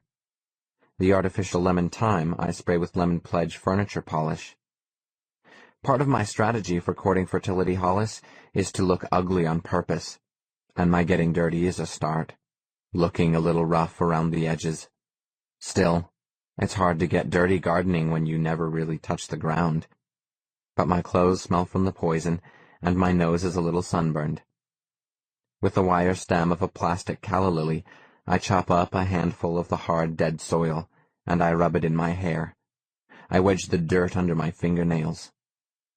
God forbid I should try and look good for fertility. The worst strategy I could pursue is self-improvement. It would be a big mistake to dress up, make my best effort, comb my hair, maybe even borrow some swell clothes from the man I work for, something all cotton and pastel shirt-wise. Brush my teeth, put on what they call deodorant, and walk into the Columbia Memorial Mausoleum for my big second date, still looking ugly, but showing signs I really tried to look good. So here I am. This is as good as it gets. Take it or leave it. As if I don't care what she thinks. Looking good is not part of the big plan. My plan is to look like untapped potential. The look I'm going for is natural, real. The look I'm after is raw material. Not desperate and needy, but ripe with potential. Not hungry. Sure, I want to look like I'm worth the effort. Washed, but not ironed. Clean, but not polished. Confident, but humble. Honest is how I want to look. The truth doesn't glitter and shine. Here's passive aggression in action. My idea is to make ugly work in my favor. Establish a low baseline for contrast with my later on, before and after, the frog and the prince. It's 2 on Wednesday afternoon. According to my daily planner, I'm rotating the oriental rug in the pink drawing room so it won't get a wear pattern. You have to move all the furniture to another room, including the piano. Roll the rug, roll the carpet pad, vacuum, mop the floor. The rug is 12 feet by 16 feet. Then, turn the pad and unroll it. Turn and unroll the carpet. Drag all the furniture back. According to my daily planner book, this shouldn't take me more than a half an hour. Instead, I just fluff the traffic patterns in the carpet and untie the strand of fringe the people I work for tied in a knot. I tied another strand on the opposite end of the rug, so the whole thing looks rotated. I move all the furniture a little and put ice in the little divots left in the carpet. As the ice melts, the matted divots will fluff back up. I scuff the shine off my shoes. At the makeup mirror of the woman I work for, I put her mascara up inside each nostril until my nose hairs look thick and full. Then I catch a bus. Another part of the survivor retention program is you get a free bus pass every month. Stamped on the back of the pass it says, "Property of the Department of Human Resources. Non-transferable." The whole way to the mausoleum, I'm telling myself I don't give a shit if fertility shows up or not. A lot of half-gone church district prayers recite themselves in my mind. My head is just a mishmash of old prayers and responses. May I be of complete and utmost service. Let my every task be my grace. In my every labor lies my salvation. Let my effort not be wasted. Through my works may I save the world. Really, I'm thinking, oh please, oh please, oh please, be there this afternoon, Fertility Hollis. Inside the mausoleum front doors, there's the usual cheap reproductions of real beautiful music to make you feel not so alone. It's the same 10 songs, only with just the music and no singing. They don't play it except for certain days.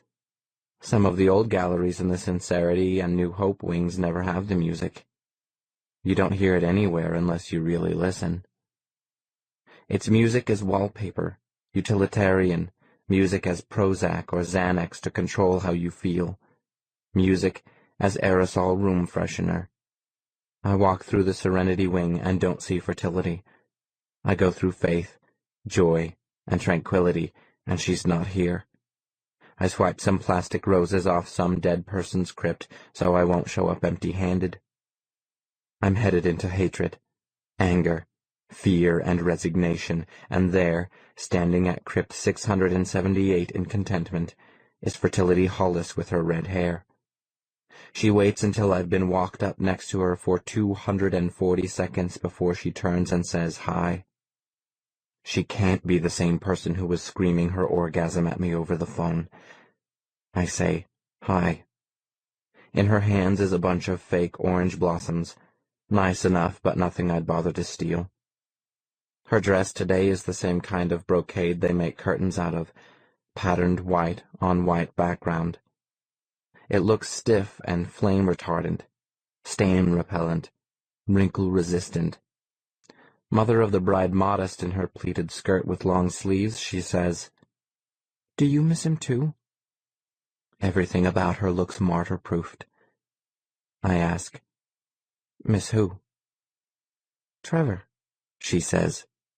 She's barefoot on the stone floor. Yeah, right. Trevor, I tell myself. My secret sodomite lover. I forgot. I say, yeah, I miss him too. Her hair looks gathered in a field and piled on her head to dry. "Did he ever tell you about the cruise he took me on?" "No. It was completely illegal." She looks from crypt number 678 to up at the ceiling where the music comes down from the little speakers next to the painted-on clouds and angels. "First, he made me take dancing lessons with him. We learned all the ballroom dances they call the cha-cha and the foxtrot, the rumba and the swing, the waltz. The waltz was easy. The angels play their music above us for a minute, telling her something, and Fertility Hollis listens. "Here," she says, and turns to me. She takes my flowers and hers and puts them against the wall. She asks, "You can waltz, right?" "Wrong." "I can't believe you could know Trevor and not know how to waltz," she says, and shakes her head. In her head, there's a picture of Trevor and me dancing together, laughing together, having anal sex. This is the handicap I'm up against. This and the idea I killed her brother. She says, "Open your arms." And I do. She's come in face to face close with me and cups one hand on the back of my neck. Her other hand grabs my hand and pulls it out far away from us.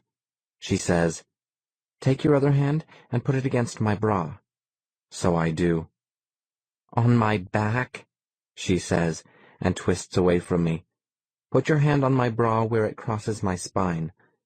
So I do. For our feet, she shows me how to step forward with my left foot, then my right foot, then bring my feet together while she does this all in the opposite direction. "It's called a box step," she says. "Now listen to the music." She counts. 1, 2, 3. The music goes. 1, 2, 3. We count over and over, and step each time we count, and we're dancing. The flowers in all the crypts up and down the walls lean out over us. The marble smooths under our feet. We're dancing. The light is through stained glass windows. The statues are carved in their niches. The music comes out speakers weak and echoes off the stone until it's moving back and forth in drafts and currents, notes and chords around us. And we're dancing. "What I remember about the cruise," Fertility says, and her arm is curved to rest against the whole length of my arm. "I remember the faces of the last passengers as their lifeboats were lowered past the ballroom windows. Their orange canvas life vests sort of framed their heads, so their heads looked cut off and put on orange pillows, and they just stared with big wide-open fish eyes at Trevor and me still inside the ship's ballroom while the ship was starting to sink." She was on a sinking boat. "A ship," Fertility says. "It was called the Ocean Excursion. Try to say that 3 times fast." "And it was sinking?" "It was beautiful," she says. "The travel agent said not to come crying back to her. It was an old French line ship. The travel agent warned us, only now it was sold to some outfit in South America. It was very Art Deco. It was trashed. It was the Chrysler Building floating sideways in the ocean and cruising up and down the Atlantic coast of South America, full of lower-middle-class people from Argentina and their wives and kids. Argentinians. All the light fixtures on the walls were pink glass shaped into gigantic marquee-cut diamond shapes. Everything on the ship was in this pink diamond light, and the carpets had big stains and worn-out spots. We're dancing in place, and then we start to turn. The 1, 2, 3 box step of it. The forward and back of the hesitation step. The lift of the heel in a perfect bit of Cuban step 2, 3. I turn with Fertility Hollis bent inside the hug of my arm. We turn again and again. We turn again, turn again, turn again. And Fertility says how the lifeboats were gone. All the lifeboats were gone, and the ship trailed its empty lifeboat rigging in the relaxed Caribbean evening. The lifeboats rode off into the sunset, the crowd in their orange life vests starting to wail and scam for their jewelry and prescriptions. People were doing that sign of the cross thing. Fertility and I 1, 2, 3 waltzed 2, 3 across the marble gallery. In her story, Fertility and Trevor waltzed across the tilting mahogany parquet, the Versailles ballroom tilting as the bow sank, and the stern pointed the 4-leaf clovers of each clover-leaf propeller into the evening air. A flock of little gilt ballroom chairs hurried past them and collected under a statue of that Greek moon goddess, Diana. The gold brocade curtains hung crooked across each window. They were the last passengers aboard the SS Ocean Excursion. The steam was still up because the pink chandeliers, just like regular chandeliers, Fertility says, but on an ocean liner they hang rigid as icicles.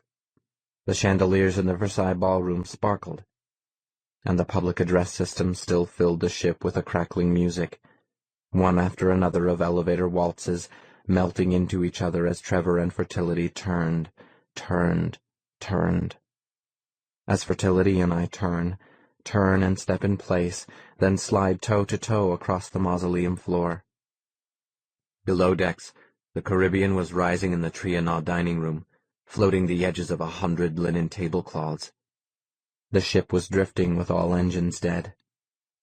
The warm blue water was spread out flat to the horizon in every direction. Under even a little water, the checkerboard floor of mahogany and walnut parquet looked lost and out of reach. Here was one last look at the continent of Atlantis, with salt water rising around the statues and the marble pillars as Trevor and Fertility waltzed past the legend of a lost civilization, gold-painted carvings and carved French palace tables. Sea level rose diagonal against life-size paintings of queens wearing crowns as the ship tilted and vases spilled flowers. Roses and orchids and stalks of ginger into the water where bottles of champagne bobbed, and Trevor and Fertility splashed past. The metal skeleton of the ship, the bulkheads behind the lining of paneling and tapestries, shuddered and groaned. I ask, was she going to drown herself? "Don't be stupid," Fertility says with her head against my chest, breathing the poison smell all over me. Trevor was never wrong. That was his whole problem. Never wrong about what? Trevor Hollis had dreams, she told me. He'd dream a plane was going to crash. Trevor would tell the airline, and no one would believe him. Then, the plane would crash and the FBI would bring him in for questioning. It was always easier to believe he was a terrorist than a psychic. The dreams got so he couldn't sleep. He didn't dare read a newspaper or watch television, or he'd see the report of some 200 people dying in a plane crash he knew would happen, but couldn't stop. He couldn't save anybody. Our mom killed herself because she had the same kind of dreams, Fertility says. Suicide is an old family tradition for us. Still dancing, I tell myself. At least we have something in common. He knew the ship was only going to sink about halfway. Some valve or something was going to fail, and water would fill the engine rooms and some of the big public rooms on the lower decks, Fertility says. He knew from his dreams that we'd have hours with the whole ship to ourselves. We'd have all that food and wine. Then someone would come along to rescue us. Still dancing, I ask, is that why he killed himself? The music is my only answer for a minute. You can't imagine how beautiful it all was. The flooded ballrooms with pianos underwater, and all the needlepoint furniture floating around, Fertility says against my chest. It was my nicest memory ever. We dance past statues of saints and somebody else's religion. To me, they're just rock shaped into glorified nobodies. The Atlantic water was so clear, it was pouring down the grand staircase, she says. We just took off our shoes and kept dancing.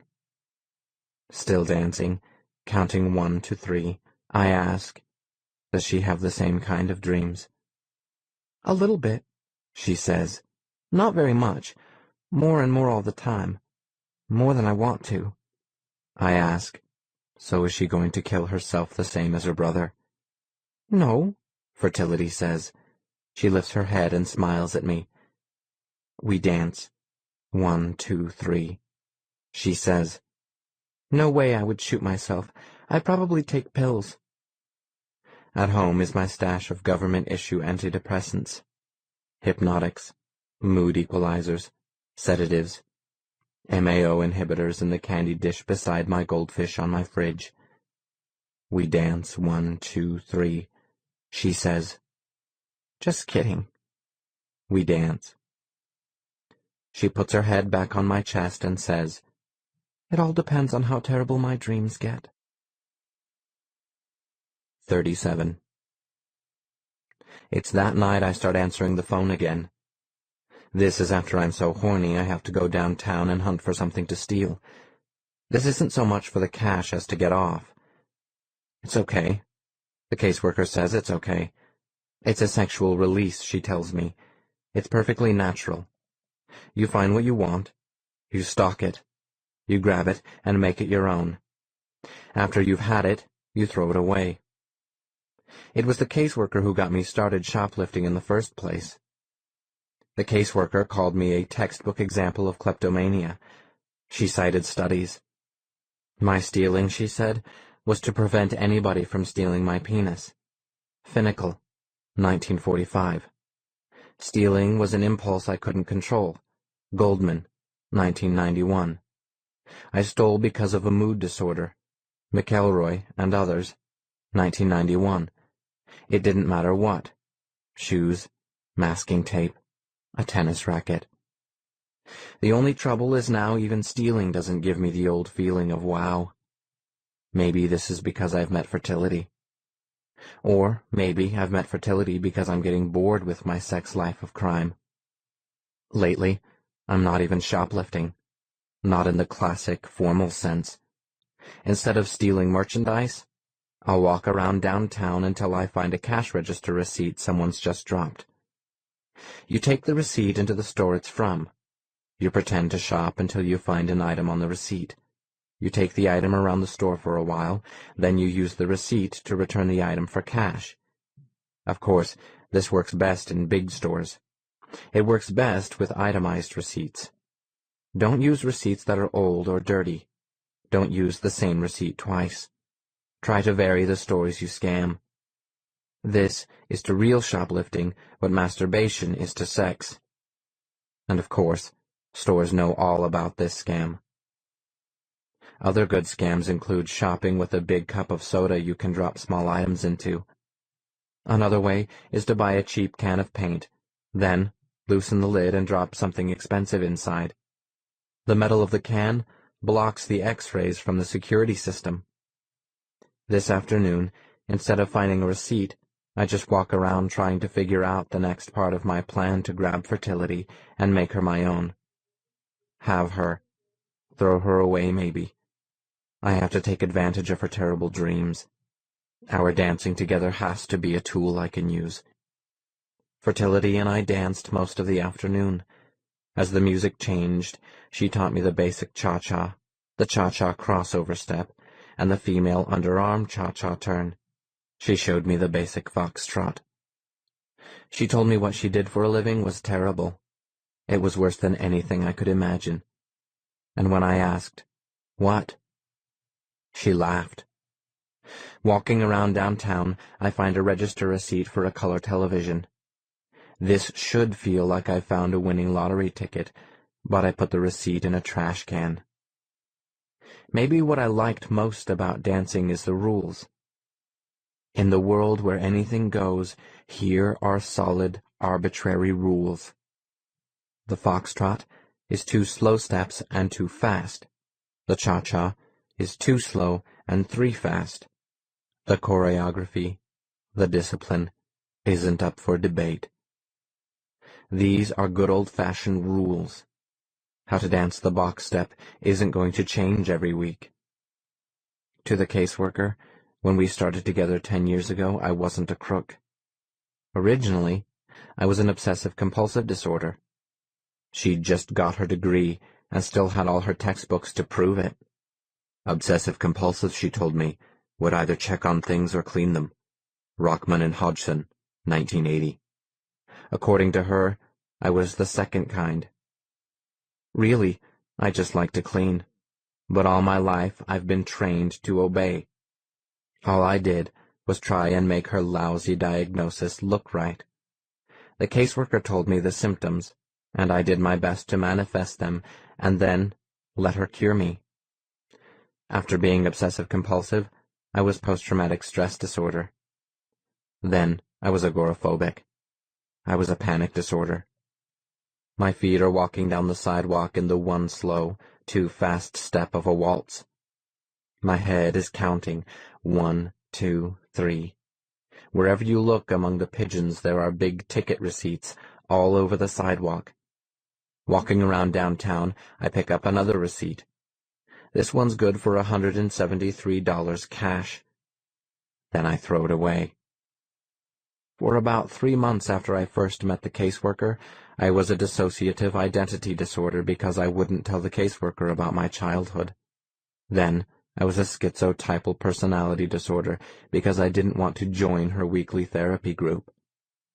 Then, because she thought it would make a good case study, I had Corot syndrome, where you're convinced your penis is getting smaller and smaller, and when it disappears, you'll die. Fabian, 1991. Tseng and others, 1992. Then she switched me to have Dot syndrome, where you're in crisis over the belief you're losing all your sperm when you have wet dreams or take a leak. Chada and Ahuja, 1990. This is based on an old Hindu belief that it takes 40 drops of blood to create a drop of bone marrow, and 40 drops of marrow to create a drop of sperm. Akhtar, 1988. She said it was no wonder I was so tired all the time. Sperm makes me think of sex, makes me think of punishment, makes me think of death, makes me think of fertility, Hollis. We did what the caseworker called free association. Every session we had, she diagnosed me with another problem she thought I might have, and she gave me a book so I could study the symptoms. By the next week, I had whatever the problem was down pat. 1 week, pyromaniac. 1 week, gender identity disorder. She told me I was an exhibitionist, so the next week, I mooned her. She told me I was attention deficient, so I kept changing the subject. I was claustrophobic, so we had to meet outside on the patio. Walking around downtown, my feet switched to the 2 slow, 3 fast, 2 slow step of a cha-cha. In my head is the same 10 songs we listened to all afternoon.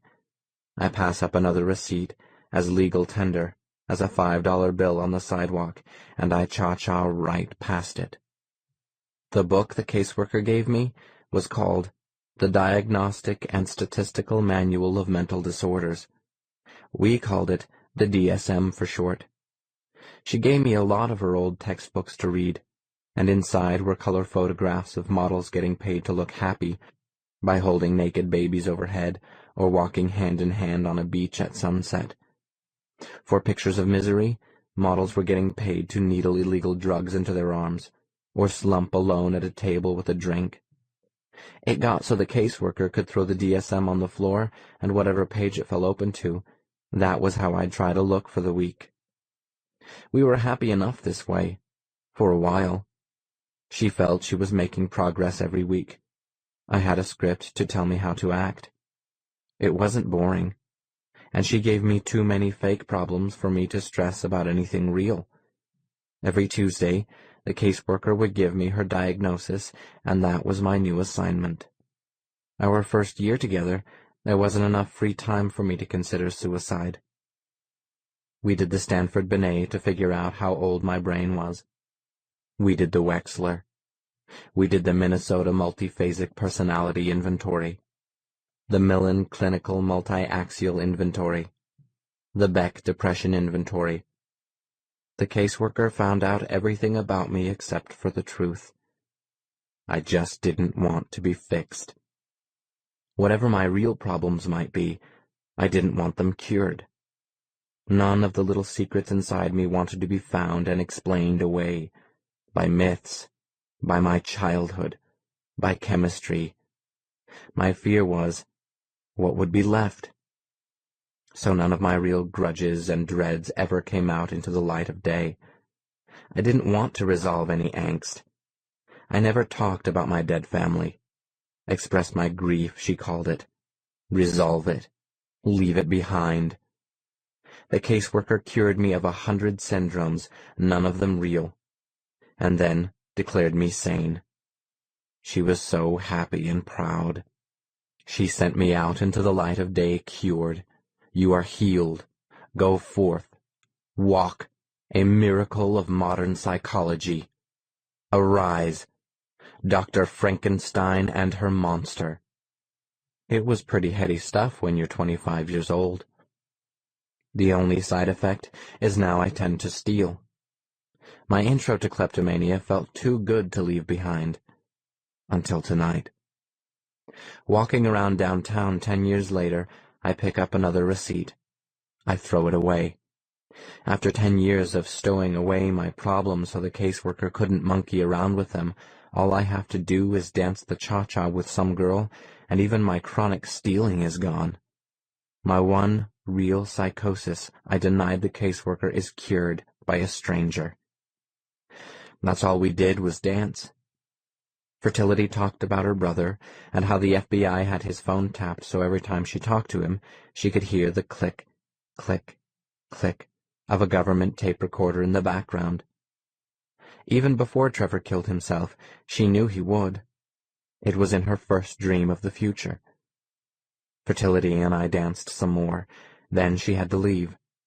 Then she promised next week, next Wednesday, Same time, same place. She'd be there. Tonight, streetlight to streetlight, I walk the foxtrot. In my mind, I hear the waltz. The memory of Fertility Hollis is in my arms and resting against my chest. This is how I get home. Upstairs, the phone is already ringing off the hook. Maybe it's schizoids, paranoids, pedophiles. Been there, I want to tell them. Done that. Maybe it's Fertility Hollis wanting to talk about dancing with me today. Ready to give me her second impression of me. Maybe she'll tell me in secret what's so terrible she does to earn money. All the way from the elevator doors coming open, I run to answer the phone. Hello? The apartment door to the hallway is still open behind me. The fish needs to be fed. The curtains are still open, and it's almost dark outside. Anyone could see in here. A man on the other end says, "May you be of complete service in your lifetime." Without a thought, I respond, "Praise and glory to the Lord for this day through which we labor." He says, "May our efforts bring all those around us to heaven." I ask, "Who is this?" And he says, "May you die with all your work complete." And he hangs up. 36. There's a way to polish chrome with club soda. To clean the ivory or bone handles on cutlery, rub them with lemon juice and salt. To get the shine off a suit, dampen the cloth with a weak mixture of water and ammonia. Then, iron with a damp pressing cloth. The secret for making perfect bif bourguignon is to add some orange peel. To remove cherry stains, rub them with a ripe tomato and wash as usual. The key is not to panic. To make pants keep a sharp crease, turn them inside out and rub a bar of soap on the inside of the crease. Turn them right side out and iron as usual. The trick is to keep busy. Despite the fact the killer called, I'm doing everything as usual. The secret is to not let your imagination get carried away. All night long, I'm cleaning. I can't sleep. To clean the oven, I'm baking a pan of ammonia. Another way to put a lasting crease in pants is to dampen your pressing cloth with water and vinegar. I dig today's dirt out from under each fingernail. If I don't open a window, I'm going to suffocate from the smell of baked ammonia. Here, I have to just spit it out. The caseworker is missing. Every 10 minutes I call the caseworker at her office, and all I get is her message. Here's the first time in 10 years I've called her, and this is all I hear. "Please leave a message at the beep." I say, "That crazy psycho she told me about?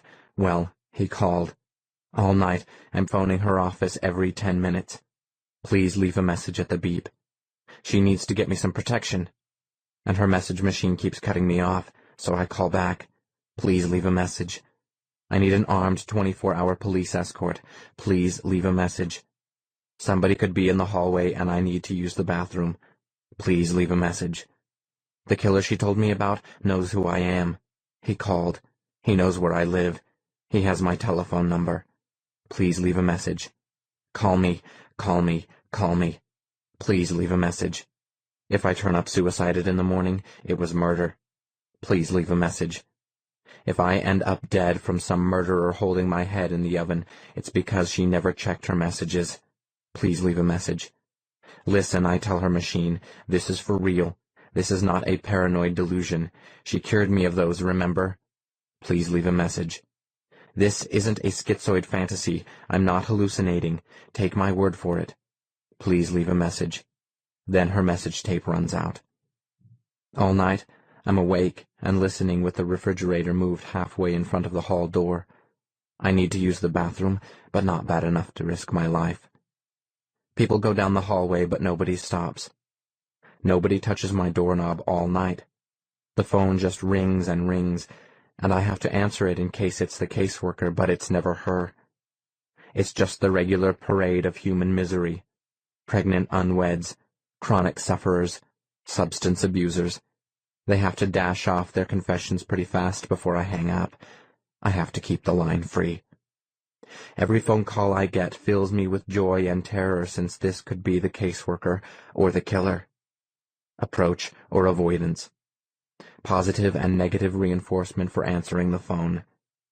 In the middle of my panic, Fertility calls to say, "Hi, me again. I've been thinking about you all week. I wanted to ask if it's against the rules for us to meet. I'd really like to meet you." Still listening for footsteps, expecting a shadow to fall across the crack of light under the hallway door. I'm lifting the window shade to see if anyone's on the fire escape. I ask her, what about her friend? Wasn't she supposed to meet him again today? "Oh, him," Fertility says. "Yes, I saw him today."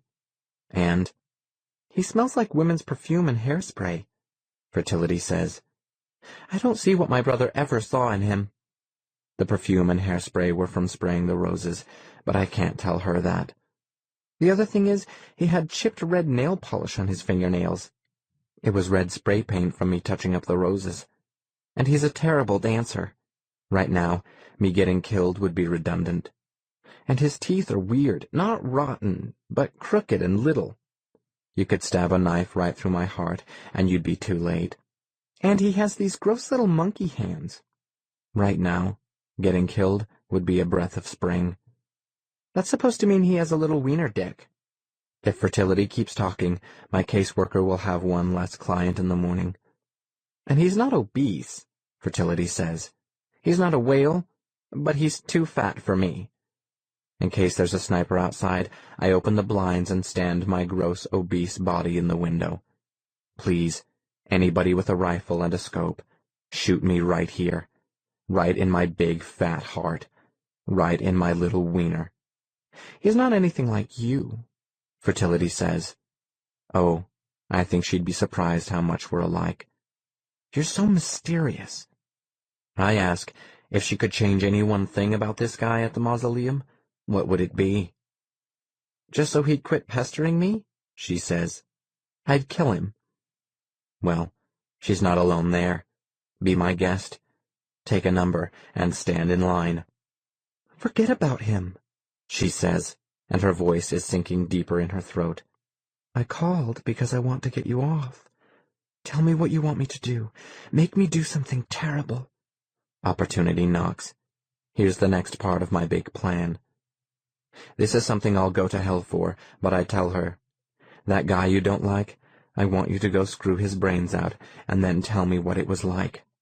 She says, No way, no day. Then I'm hanging up. She says, Wait, what if I call you and lie? I could just make the whole thing up. You wouldn't know. No, I say. I'd know. I could tell. No way am I going to sleep with that geek. What if she just kissed him? Fertility says, No. What if she just took him out on a date? They could just go out for the afternoon. Get him out of the mortuary, and he might look better. Take him on a picnic. Do something fun. Fertility says, Then will you get together with me? Definitely. 35. The sun wakes me up where I'm crouched next to the stove with a butcher knife in my fist. The way I feel, the idea of getting killed isn't so bad. My back hurts. My eyes feel cut open with a razor. I get dressed, and I go to work. I sit in the back of the bus so no one can sit behind me with a knife, a poison dart, a piano wire garrote. At the house where I work, the regular caseworker's car is in the driveway. On the lawn are some normal, red-looking birds walking around in the grass. The sky is blue-colored the way you'd expect. Nothing looks out of the ordinary. In the house, the caseworker is on all fours scrubbing the kitchen tile with bleach and ammonia so strong it makes the air around her go all wavy with toxins that bring tears to my eyes.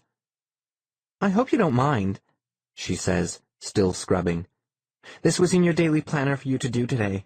I came over early. Bleach plus ammonia equals deadly chlorine gas. The tears rolling down my cheeks, I ask, did she get my messages?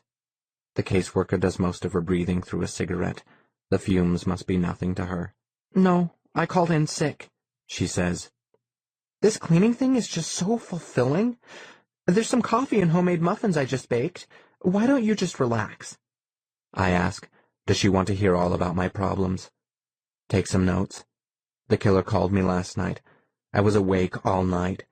He's picked me out to kill me. God forbid she should stop scrubbing the floor and get up and call the police for my sake. Don't worry, she says. She dips her scrub brush in her bucket of cleaning water. The suicide rate took a big jump last night. That's why I couldn't face the office this morning. The way she's scrubbing the floor, it will never come clean again. Once you scrub the clear gloss coat off a vinyl floor with an oxidizer like bleach, you're fucked. When she's done, the floor will be so porous, everything will stain. God forbid I should try and tell her this. She thinks she's doing a great job. I ask, so how does the high suicide rate keep me alive? Don't you get it? We lost 11 more clients last night, 9 the night before, 12 the night before that.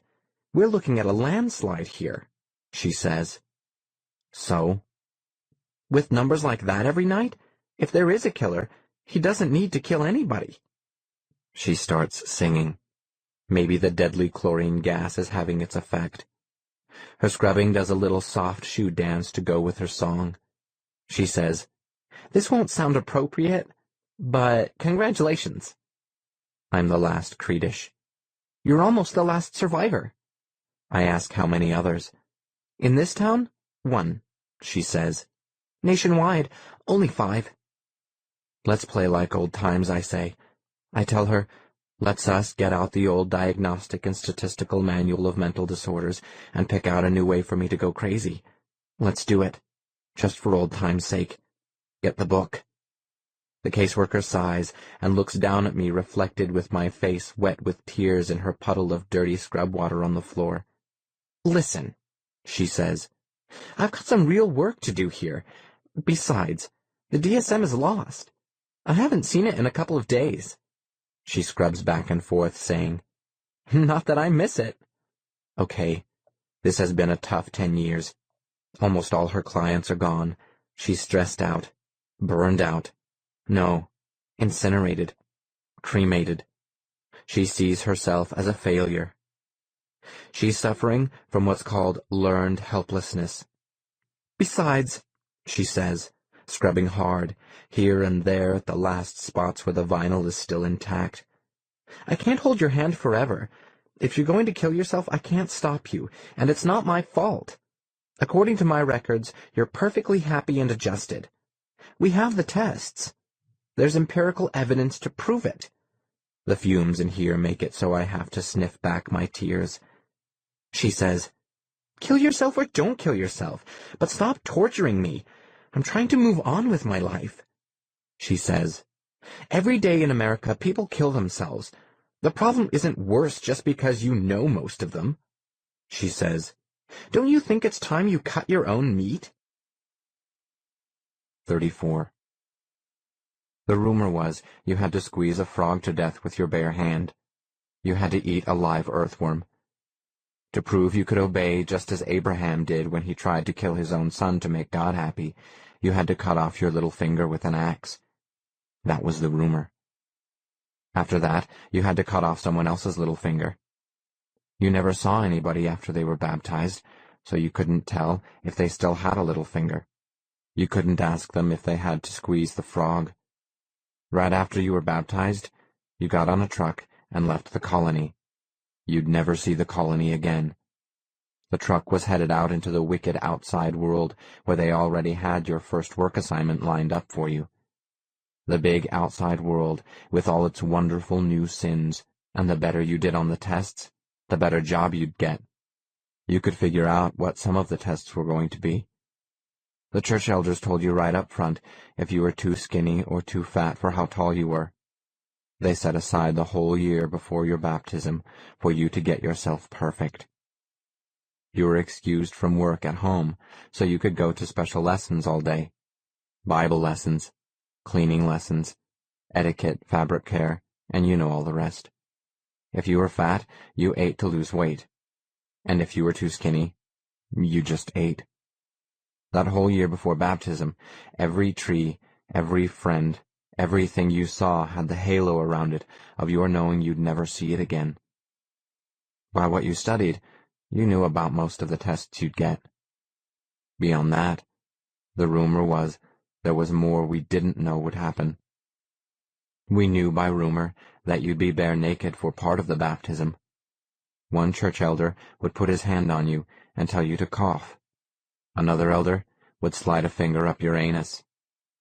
Another church elder would follow along with you and write on a card how well you did. You didn't know how you were supposed to study for a prostate exam.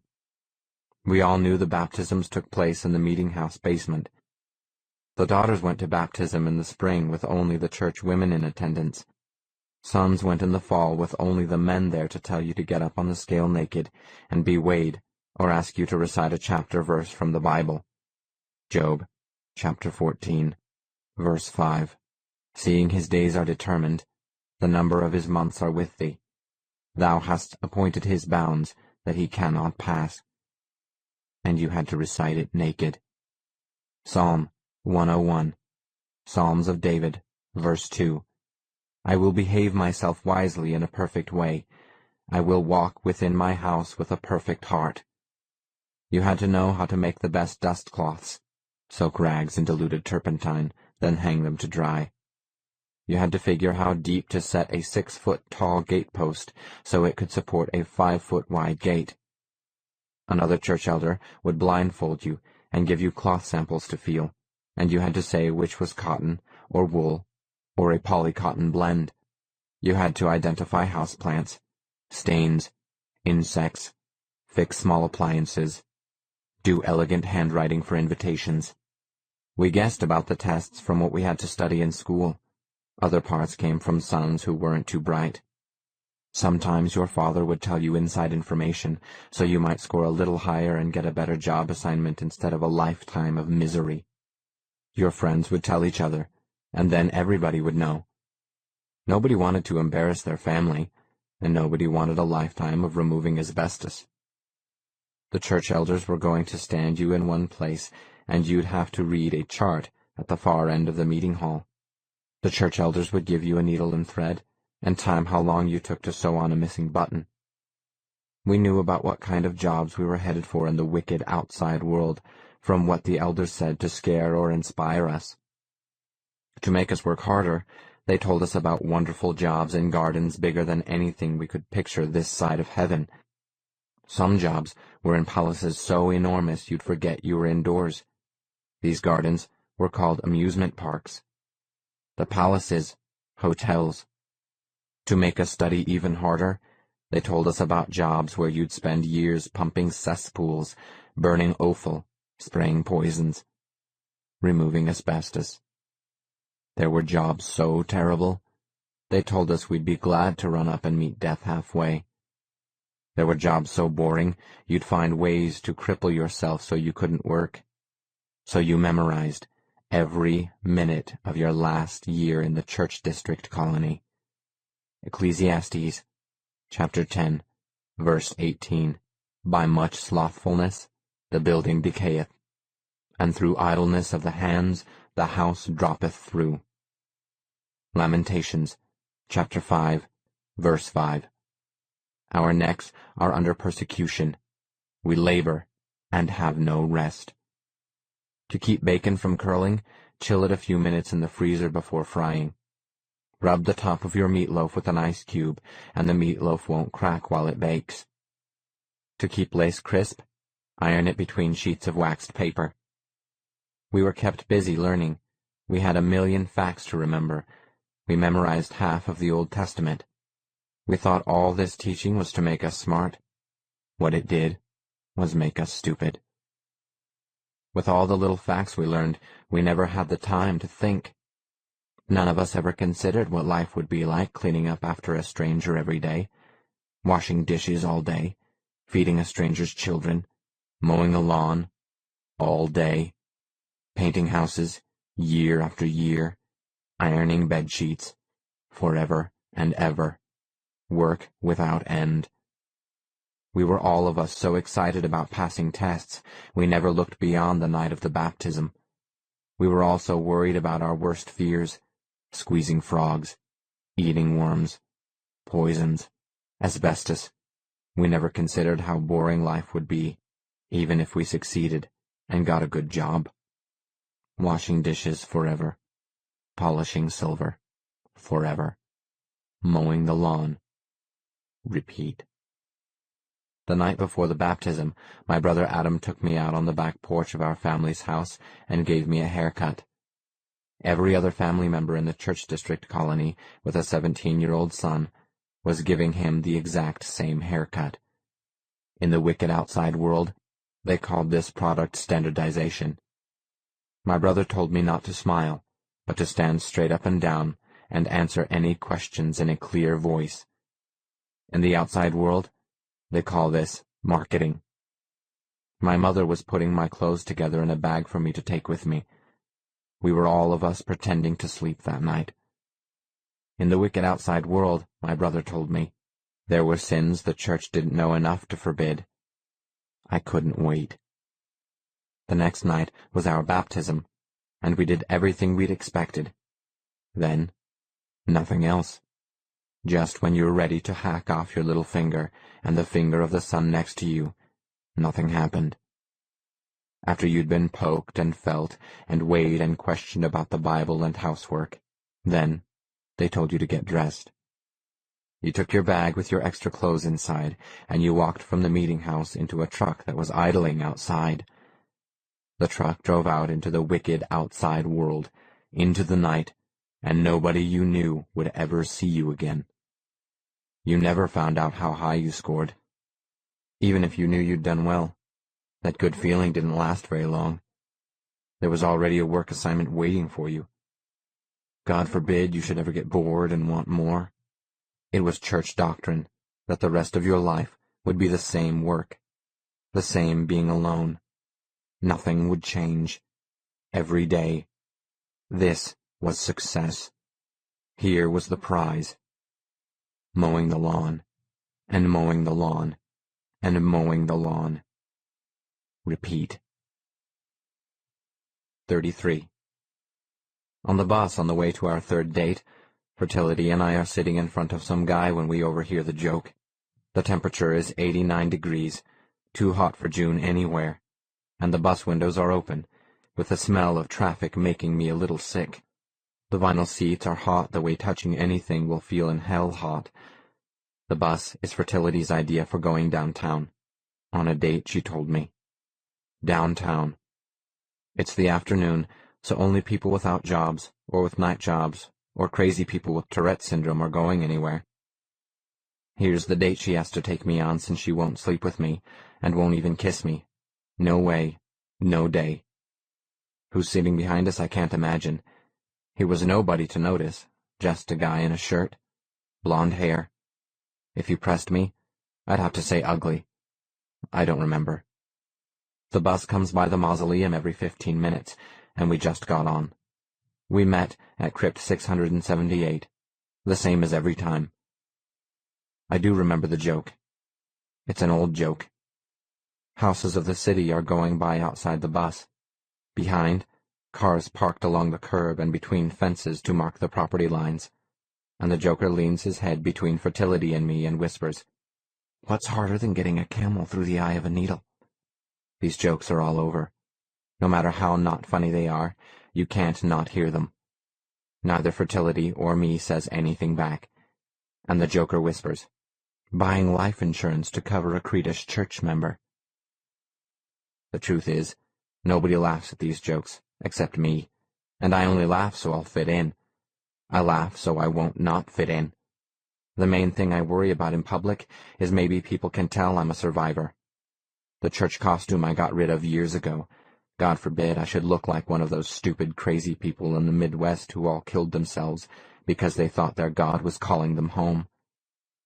My mother, my father, my brother Adam, my sisters, my other brothers, they're all dead and in the ground getting laughed at.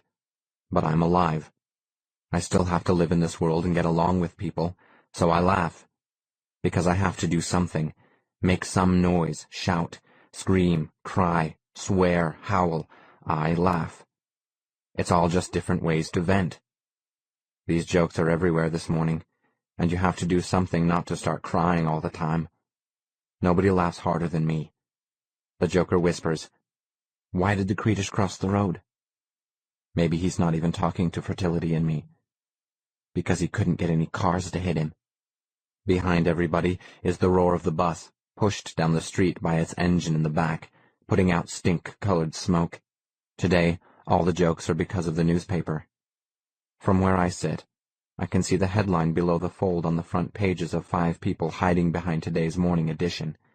It says, "Cult survivors dwindle." The article says how the curtain is almost closed on the tragedy of the Creedish church mass suicide 10 years ago.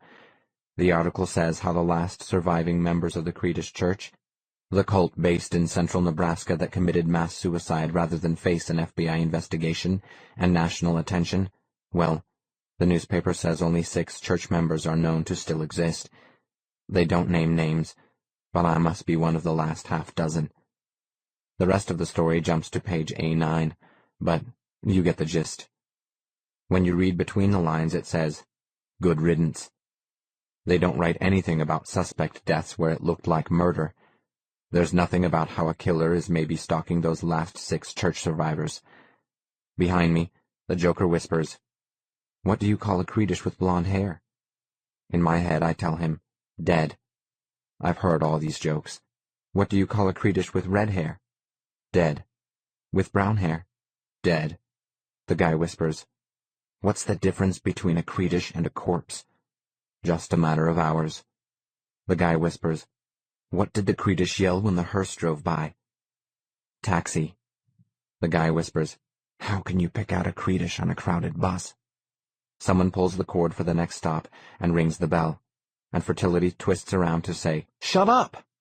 She goes loud enough to bring people out from behind their newspapers. She says, "You're joking about suicide, about people that people loved that are dead, so just shut up." It's really loud she says this. How bright her eyes are, gray but looking silver. It makes me wonder if Fertility isn't Creedish, or if she's still peeved about her brother being dead. She's being such an overreaction. The bus pulls to the curb right then, and the joker gets up in the aisle and starts out. The same as in church. We're sitting in the bench seats, with the aisle down the middle of the bus. The guy waiting in line to get off. His pants are the baggy brown wool only a survivor would wear in this heat. The church costume suspenders crisscross his back. The brown wool jacket is folded over his arm. He shuffles up the aisle of the bus. He stops a minute while other people get off, and he turns and just touches the brim of his straw hat. He's familiar from somewhere, but it's been so long. His smell is sweat and wool and straw of a farm. Where I know him from, I can't remember. His voice I remember. His voice, just his voice, over my shoulder into my telephone. "May you die with all your work done." His face is the face I see in the mirror. Not even thinking, I say his name out loud. Adam. Adam Branson. The joker says, "Do I know you from somewhere?" But I say no. The line moves a few steps, taking him farther away, and he says, "Didn't we grow up together?" And I say no. Standing at the door of the bus, he shouts, "Aren't you my brother?" And I shout, "No." And he's gone. Luke, chapter 22, verse 34. Thou shalt thrice deny that thou knowest me. The bus starts back into traffic. The only way to describe the guy is ugly, geeky, a tad overweight, a loser, pathetic at best, a victim. My big brother by 3 minutes, a Creedish. According to her body language, the psychology textbooks would say Fertility is pissed off at me for laughing. Her legs are crossed at the knee and ankle. She looks out the window as if where we're at is any different. According to my daily planner, right now I should be waxing the dining room floor. There's the gutters to clean. There's a stain to clean up in the driveway where I work. I should be peeling the white asparagus for dinner tonight. I shouldn't be out on a date with a lovely and angry Fertility Hollis, even if I killed her brother, and she has the secret hots for my voice on the phone at night, but can't stand me in person. The truth is, it doesn't matter what I should do, what any survivor should do. According to everything we grew up believing, we're corrupt, and evil, and unclean. The air moving along downtown in the bus with us is hot and dense, mixed in with bright sunlight and burning gasoline. Flowers move by planted in the ground, roses that should have a smell, red, yellow, orange, all the way open but without effect. The 6 lanes of traffic move along relentless as a conveyor belt. Everything we can do is wrong as long as we're still alive. The feeling is you have no control. The feeling is that we're being delivered. It's not like we're traveling. We're being processed. It's more like we're just waiting. It's just a matter of time. There's nothing I can do right, and my brother's out there to kill me. The buildings of downtown start to pile up along the sidewalk. The traffic gets slow. Fertility lifts her arm to pull the cord. Ding. And the bus stops to let us out in front of a department store. Artificial men and women are posed in the windows wearing clothes, smiling, laughing, pretending to have a good time. I know just how they feel. The clothes I'm wearing are just pants and a plaid shirt, but they belong to the man who I work for. All morning I was upstairs trying on different combinations of clothes and going downstairs to where the caseworker was vacuuming lampshades to ask her what she thought. There's a big clock above the doors into the store, and Fertility looks up. She says to me, "Hurry! We have to be there by 2 o'clock." She takes my hand in her amazing cold hand, cold and dry even in the heat, and we push in through the doors, into the air conditioning, and first floor with piles of what's there to buy on tables and inside glass cases locked. "We have to be on the 5th floor," Fertility says, her hand tight around mine and pulling. We charge up the escalators. 2nd floor men's, 3rd floor children's, 4th floor junior miss, 5th floor women's. That kind of recorded music comes out of the vents in the ceiling. It's a cha-cha. 2 slow steps and 3 fast. There's a crossover step and a woman's underarm turn. Fertility taught me. This is less of a date than I thought. Clothes on racks hanging on hangers. Salespeople walking around dressed really well and asking if they can help. None of this is anything I haven't seen before. I ask, does she want to dance here? "Wait a minute," Fertility says. "Just wait." What happens first is the smell of smoke. "Back here," Fertility says, and leads me into the forest of long dresses for sale. Then, what happens is bells start ringing, and people head for the escalators, stepping down them the way they would ordinary stairs since the escalators are stopped. People are walking down the up escalator, and this looks as wrong as breaking a law. A saleslady empties out her register into a zippered bag and looks across the floor at some people by the elevators, standing, looking up at the elevator numbers, holding big glossy shopping bags with handles and stuff folded inside. The bells are still ringing. The smoke is thick enough for us to watch it roll across the lights in the ceiling. "Don't use the elevators," the saleslady shouts. "When it's a fire, the elevators don't work. You'll have to use the stairs." She rushes over to them through the maze of clothes on racks, the zippered bag tucked under her arm, quarterback style, and she herds them through a door marked exit. Then, it's just Fertility and me, and the lights flicker and go out. In the dark, the smoke and the feel of satin all around us, the rub of cut velvet, the cold of silk, the smooth of polished cotton, the bells ringing, all the dresses, the scratch of wool, the cold of Fertility's hand on mine. She says, "Don't worry." The little green signs shine at us across the dark, saying exit, the bells ringing. "Just stay calm," Fertility says. The bells ringing.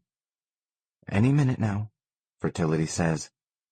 Bright orange flashes in the dark on the other side of the floor, breaking everything into strange shapes of orange against black. The dresses and pants between here and there are hanging black shapes of people with arms and legs that burst into flame. The shapes of 1,000 people burning and collapsing head toward us. The bells are ringing so loud you feel it, and only Fertility's cold hand is keeping me here. "It's any second now," she says. The heat's close enough to feel, the smoke's thick enough to taste. Not 20 feet away, the scarecrow shapes of women made by clothes on hangers start smoldering and slump to the floor. Breathing gets hard, and my eyes won't stay open. And the bells ring. My clothes feel ironed hot and dry against me. The fire is that close. Fertility says, "Isn't this great? Don't you just love it?" I put my hand up, and it makes a shadow of cool between my face and the rack of rayon burning next to us. This is the way to tell about fabric content. Pull a few threads off a garment, and hold them over a flame. If they don't burn, it's wool.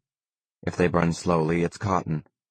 If they torch the way the slacks next to us are blazing, the fabric is synthetic. Polyester, rayon, nylon. Fertility says, "It's right. Now." Then it's cold before I can think why. It's wet. Water pours down. The orange light flickers, lower, lower, gone. The smoke washes out of the air.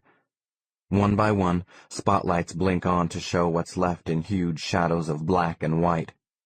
The ringing bells stop. The recorded cha-cha music comes back on. "I saw this all happen in a dream," Fertility says. "We were never in any real danger." This is the same as her and Trevor on the ocean liner that only sank halfway. "Next week," Fertility says, "there's a commercial bakery that's going to explode. You want to go watch? I see at least 3 or 4 people getting killed." My hair, her hair, my clothes, her clothes. There isn't a smudge or burn on us. Daniel, chapter 3, verse 27. The fire had no power, nor was an hair of their head singed. Neither were their coats changed, nor the smell of fire had passed on them. Been there, I'm thinking. Done that. "Hurry," she says. "Some firemen will be coming up here in a few minutes." She takes my hands in hers and says, "Let's not let this cha-cha go to waste." 1, 2, cha-cha-cha. We dance 3, 4, cha-cha-cha. The wreckage, the burned arms and legs of the clothes tangled on the floor around us, the ceiling hanging down, the water still falling, everything soaking wet. We dance 1, 2, cha-cha-cha. And that's just how they find us. 32. There's a gas station going to explode next week.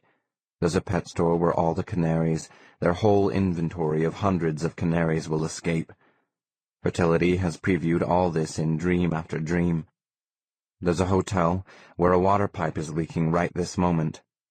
For weeks, the water has been dripping inside the walls, dissolving plaster, rotting wood, rusting metal. And at 3:04 next Tuesday afternoon, the mammoth crystal chandelier in the middle of the lobby ceiling will drop. In her dream, there's a rattle of lead crystal thingamabobs, then a spray of plaster dust.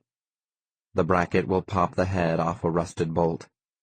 In Fertility's dream, the bolt head lands plop on the carpet next to an old man with luggage. He picks it up and turns it over in his palm, looking at the rust and the shining steel inside the stress fracture. A woman pulling her luggage on wheels stops next to the man and asks him if he's waiting in line. The old man says, "No." The woman says, "Thank you." A clerk at the desk hits a bell and says, "Front, please." A bellhop steps forward. At that moment, the chandelier falls. That's how exact Fertility's dreams get, and in each dream, she's looking for another detail. The woman is wearing a red suit jacket and skirt with a Christian Dior gold chain belt. The old man has blue eyes. His hand holding the bolt head has a gold wedding band. The bellhop has a pierced ear, but he's got the earring out. Behind the desk clerk, Fertility says, there's a complicated French Baroque clock inside a frou-frou case of gilded lead with seashells and dolphins supporting the clock dial. The time is 3:04 p.m. Fertility told me all this with her eyes closed, remembering it or making it up. I couldn't tell. 1 Thessalonians chapter 5, verse 20.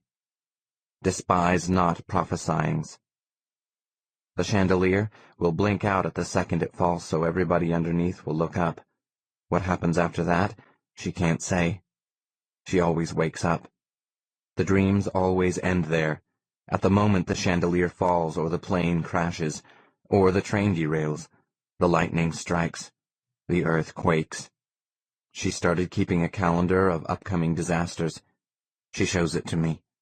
I show her the daily planner book the people I work for keep. On tap for next week, she has a bakery explosion, the loose canaries, the gas station fire, the hotel chandelier. Fertility says to take my pick. We'll pack a lunch and make a real day out of it. For next week, I have mowing the lawn twice, polishing the brass fireplace tool set, checking the dates on everything in the freezer, rotating the canned goods in the pantry, buying the people I work for wedding anniversary gifts to give each other. I say, sure, whatever she wants. This was right after the firemen discovered us doing the cha-cha inside the burned-out fifth-floor women's department without a mark on us. After they took our statements and made us sign insurance forms letting them off the hook, they escorted us down to the street. We're back outside when I ask Fertility, why? Why doesn't she call anybody and warn them before a disaster? Because nobody wants bad news, she says and shrugs. Trevor told people every time he had a dream, and it just got him in trouble. Nobody wanted to believe in a talent this incredible, she said. They'd accuse Trevor of being a terrorist or an arsonist, a pyromaniac according to the Statistical Manual of Mental Disorders. In another century, they'd have accused him of being a warlock. So Trevor killed himself, with a little help from yours truly. So that's why I don't tell people anymore, Fertility says. Maybe if it was an orphanage that was going to burn down, maybe I'd tell, but these people killed my brother, so why should I do them any favors? The way I can save human lives here is to tell Fertility the truth. I killed her brother, but I don't. We sit at the bus stop, not talking until her bus is within sight. She writes me her phone number on a sales receipt she picks up off the ground.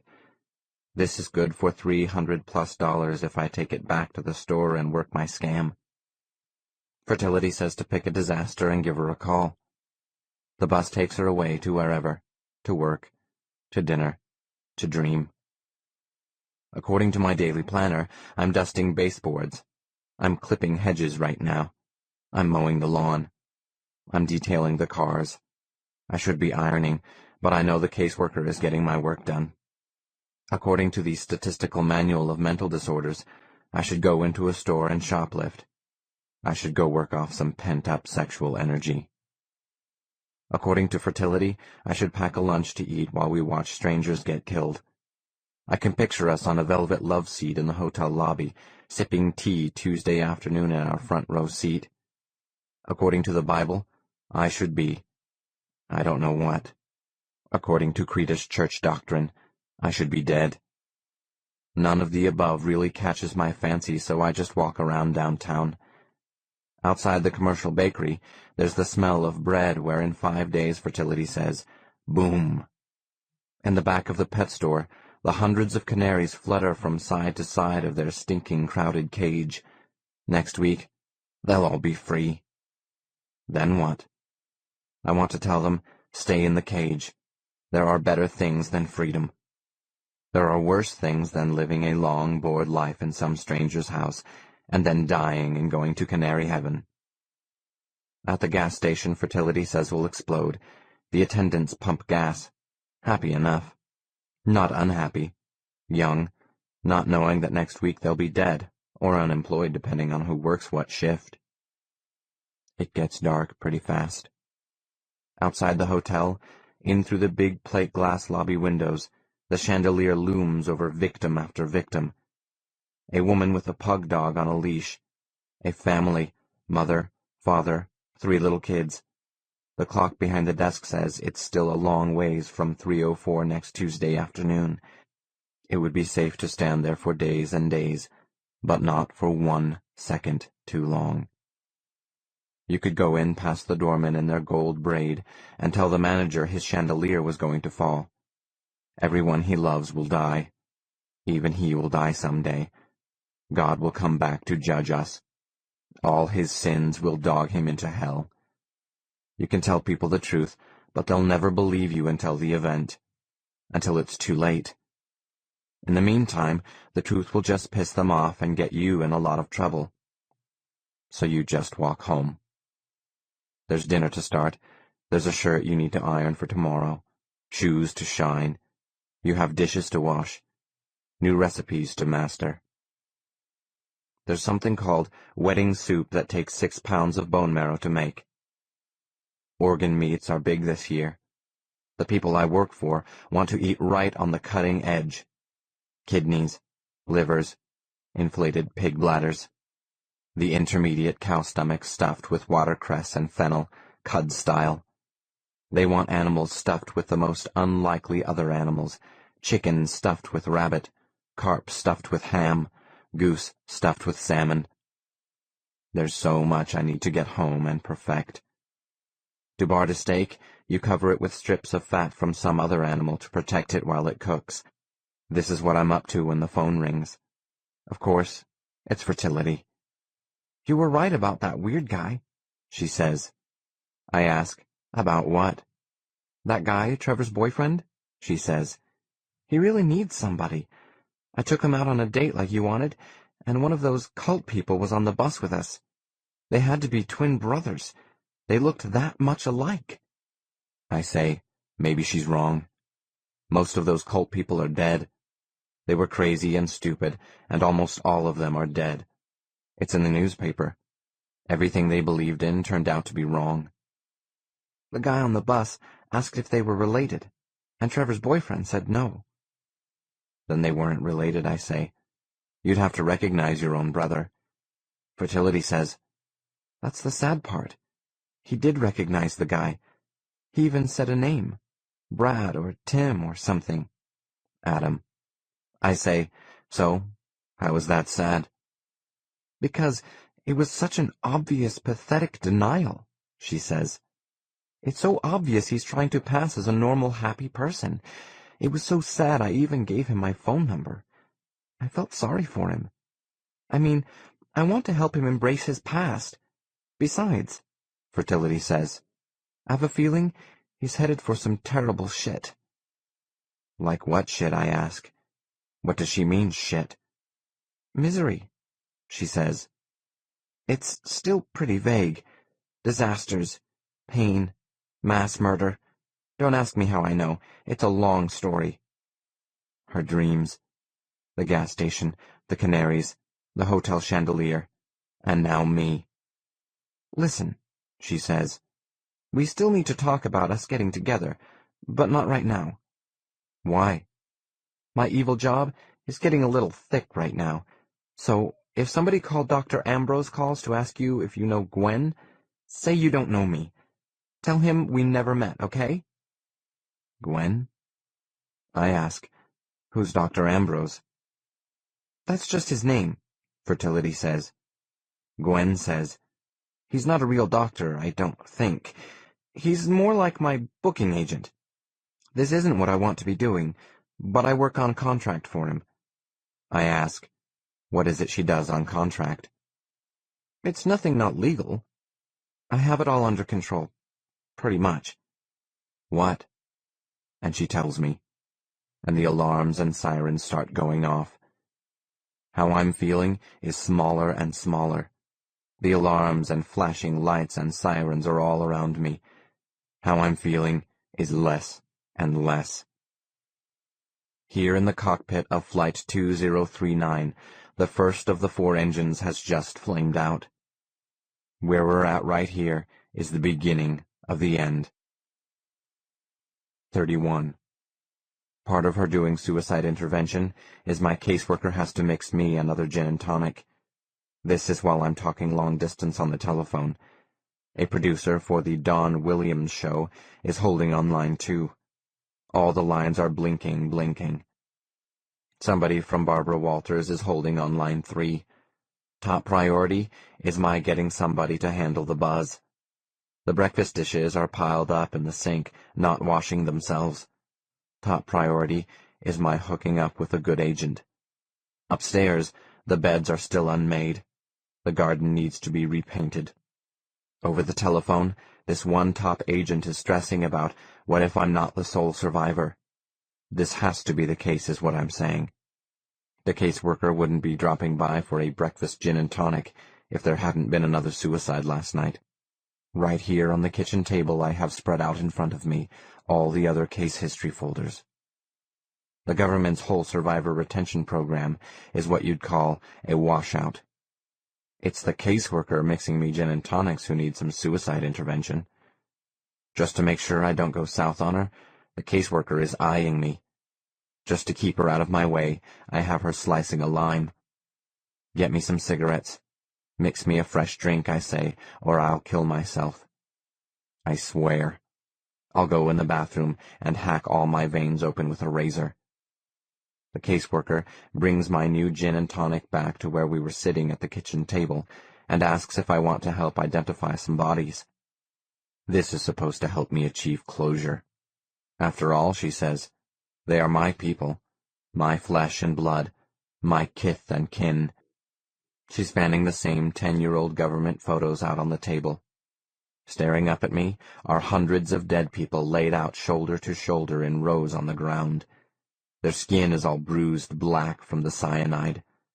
They're bloated so much, the dark homemade clothes on them are tight. Ashes to ashes, dust to dust. The whole recycling process should be that quick and easy, but it's not. The body's lying there stiff and rank. This is the caseworker trying to jump-start my emotions. I'm repressing my grief, she says. Would I like to wade in and what you'd call ID these dead people? If there's a killer out there, she says, I can help her find the person who should be pictured here dead, but isn't. Thanks, I say. No thanks. Without even looking, I know Adam Branson won't be dead in any of her pictures. As the caseworker goes to sit down, I ask would she mind closing the curtains. There's a van from a network affiliate outside shooting video for a satellite feed through the kitchen window. The dirty breakfast dishes piled up in the foreground. That's not how I want to look on the news tonight. The dirty dishes in the sink. Me and the caseworker sitting at the kitchen table with the telephone, and all her manila folders spread out on the yellow and white check tablecloth, gin and tonics in hand at 10 a.m. The voiceover of the newscaster will be saying how the sole survivor of America's latest death cult, the Creedish, is on suicide watch following the tragic string of suicides that one by one have claimed the lives of the remaining cult survivors. Then, cut to commercial. The caseworker goes through her last client folders. Brannon deceased. Walker deceased. Phillips deceased. Everybody deceased. Everybody except me. The girl last night, the only other remaining survivor of the Creedish church district, she ate dirt. There's even a name for it. They call it geophagy. This was popular among Africans brought to America as slaves. Popular probably isn't the right word. She knelt down in the backyard of the house where she'd served for 11 years, and she spooned the dirt out of a rose bed and right into her mouth. This is all in the caseworker's report. Then, something called esophageal rupture happened. Then, peritonitis. Then, around sunrise, she was dead. The girl before that one died with her head in the oven. The boy before her cut his throat. This is exactly what the church taught. One day, the wickedness of the kings of the world would destroy us. Oh, sorrow! And armies of the world would march upon us, wailing, and the purest children of God would have to deliver themselves unto the Lord by their own hand. The deliverance. Yeah, and everybody not delivered unto the Lord among the first leavings should follow behind as soon as possible. So for the past 10 years, one after another, men and women, maids and gardeners and factory workers all over the country have been giving themselves up, despite the survivor retention program, except for me. I ask the caseworker, would she mind making the beds? If I have to make one more hospital corner, I swear, I'll stick my head in the food processor. If she agrees, I promise to be alive when she gets back. Upstairs she goes. I say, thanks. After the caseworker told me about everybody in the Creedish district colony being dead and all, the first thing I did was start smoking. The smartest thing I've ever done is start smoking. When the caseworker dropped by to say rise and shine, and the only other surviving Creedish went south last night, then I sat myself in the kitchen and upped my suicide process with a good stiff drink. It's church doctrine that says I have to kill myself.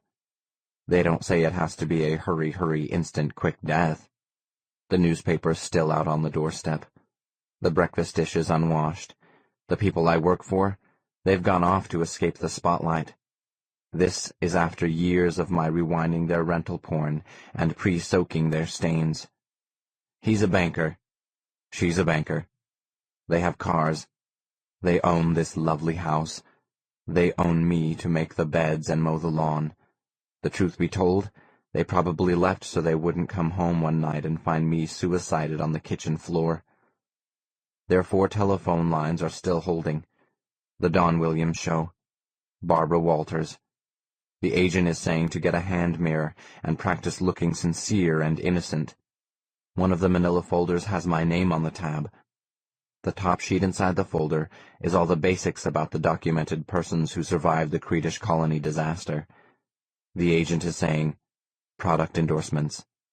The agent is saying, my own religious program. It's documented in the folder how for more than 200 years Americans had considered the Creedish the most pious, the most hard-working, decent, sensible people left on earth. The agent is saying, $1 million advance for my life story in hardcover. The background sheet says how 10 years ago, a local sheriff served the elders of the Creedish Church District with a search warrant. There were charges of child abuse. It was some crazy, anonymous allegation that families in the church district were having children, and having children, and having children. And none of these children were documented. No birth certificates, no social security numbers, nothing. All of these births occurred within the church district. All of these children had attended church district schools. None of these children would ever be allowed to marry or raise children.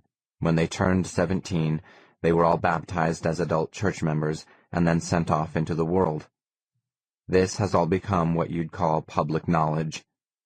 The agent is saying, my own exercise video. The agent is saying, an exclusive for the cover of People magazine. Somebody leaked these crazy rumors to some child welfare peon. And the next thing is, the sheriff and 2 carloads of deputies are being dispatched to the Creedish Church District in Bolster County, Nebraska, to count heads and make sure everything is official. It was the sheriff who called the FBI. The agent on the phone is saying, talk show circuit.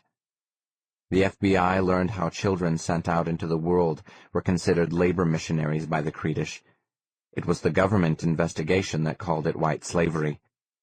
The television people called it the child slave cult. These kids would be placed when they turned 17 by Creedish overseers in the outside world who found them jobs as manual labor or domestic help on a cash pay basis. Temp jobs that could last for years. It was the newspapers who called it the Church of Slave Labor.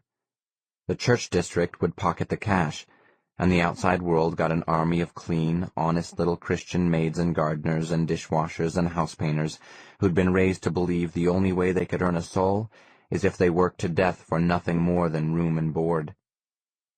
The agent is saying to me, syndicated newspaper column.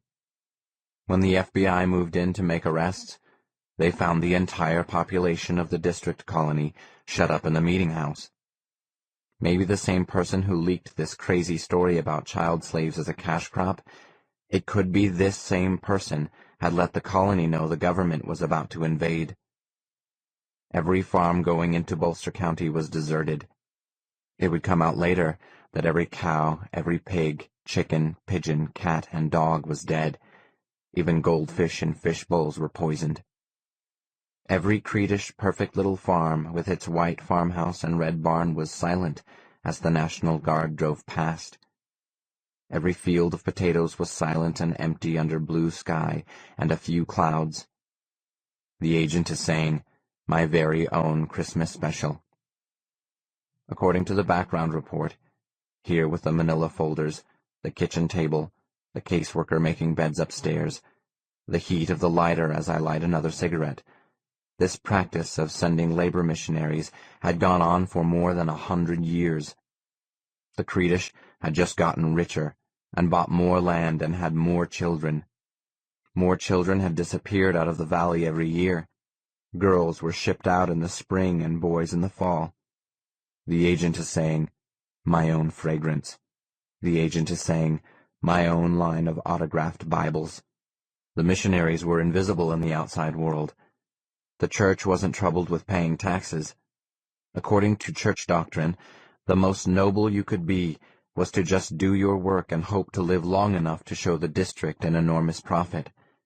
The rest of your life was supposed to be a burden, making the beds of other people, caring for other people's babies, cooking food for other people, forever and ever, work without end. The plan was little by little to bring about a Creedish paradise by acquiring the whole world an acre at a time, until the FBI vans rolled to a stop an official 300 feet outside the doors of the church district meeting house. The air was still, according to the official investigation into the massacre. No sound came from the church. The agent is saying, "Inspirational tapes." The agent is saying, "Caesar's Palace." It was then that everybody in the world started calling the Creedish the Old Testament death cult. The cigarette smoke chokes past the point where my throat would close it out and sits thick in my chest. The caseworker folders document the stragglers. Survivor retention client number 63, Biddy Patterson, age approximately 29. Killed herself by ingesting cleaning solvent 3 days after the Colony District incident. Survivor retention client Tender Smithson, age 45. Killed himself by stepping out of a window of the building where he worked as a janitor. The agent is saying, "My own 1976 Salvation hotline." The smoke, hot and dense inside me, feels the way I would if I had a soul. The agent is saying, "My own infomercial." The people, black and swollen with their giving up. Long rows of people the FBI carried dead out of the meeting house. They lie there, black with the cyanide in their last communion. These are the people who, whatever they imagined was coming down the road, they'd rather die than meet it. They died together in one mass, holding each other by the hand so tight the FBI had to pry at their dead fingers to take them apart. The agent is saying, "Celebrity superstar." It's church doctrine that right now, while the caseworker is gone, I should take a knife from the dishes in the sink and hack out my windpipe. I should spill my guts out onto the kitchen floor. The agent says he'll handle the buzz with the Don Williams show and Barbara Walters. Among the deceased is a manila folder with my own name on it. In it, I write, "Survivor retention client number 84 has lost everyone he ever loved and everything that gave his life meaning. He is tired and sleeps most of the time. He has started drinking and smoking. He has no appetite. He seldom bathes and hasn't shaved in weeks. 10 years ago, he was the hard-working salt of the earth. All he wanted was to go to heaven. Sitting here today, everything that he worked for in the world is lost. All his external rules and controls are gone. There is no hell. There is no heaven. Still, just dawning on him is the idea that now anything is possible. Now, he wants everything." I shut the folder and slip it back in the pile. Just between him and me, the agent asks, "Is there any chance I'm going to off myself soon?" Staring up through my gin and tonic, the sunken faces of everybody from my past are dead in the government pictures under my drink. After moments like this, Your whole life is gravy. I freshen my drink. I light another cigarette. Really, my life no longer has a point. I'm free.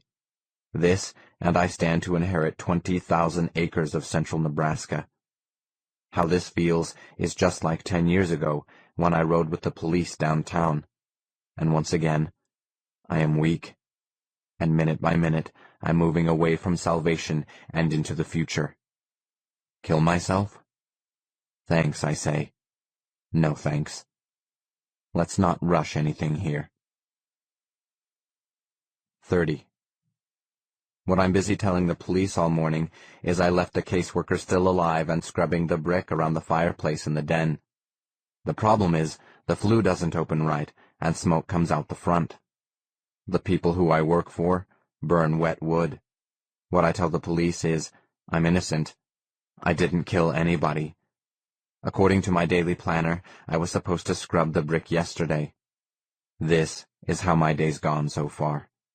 First, the police are hammering me about why did I kill my caseworker.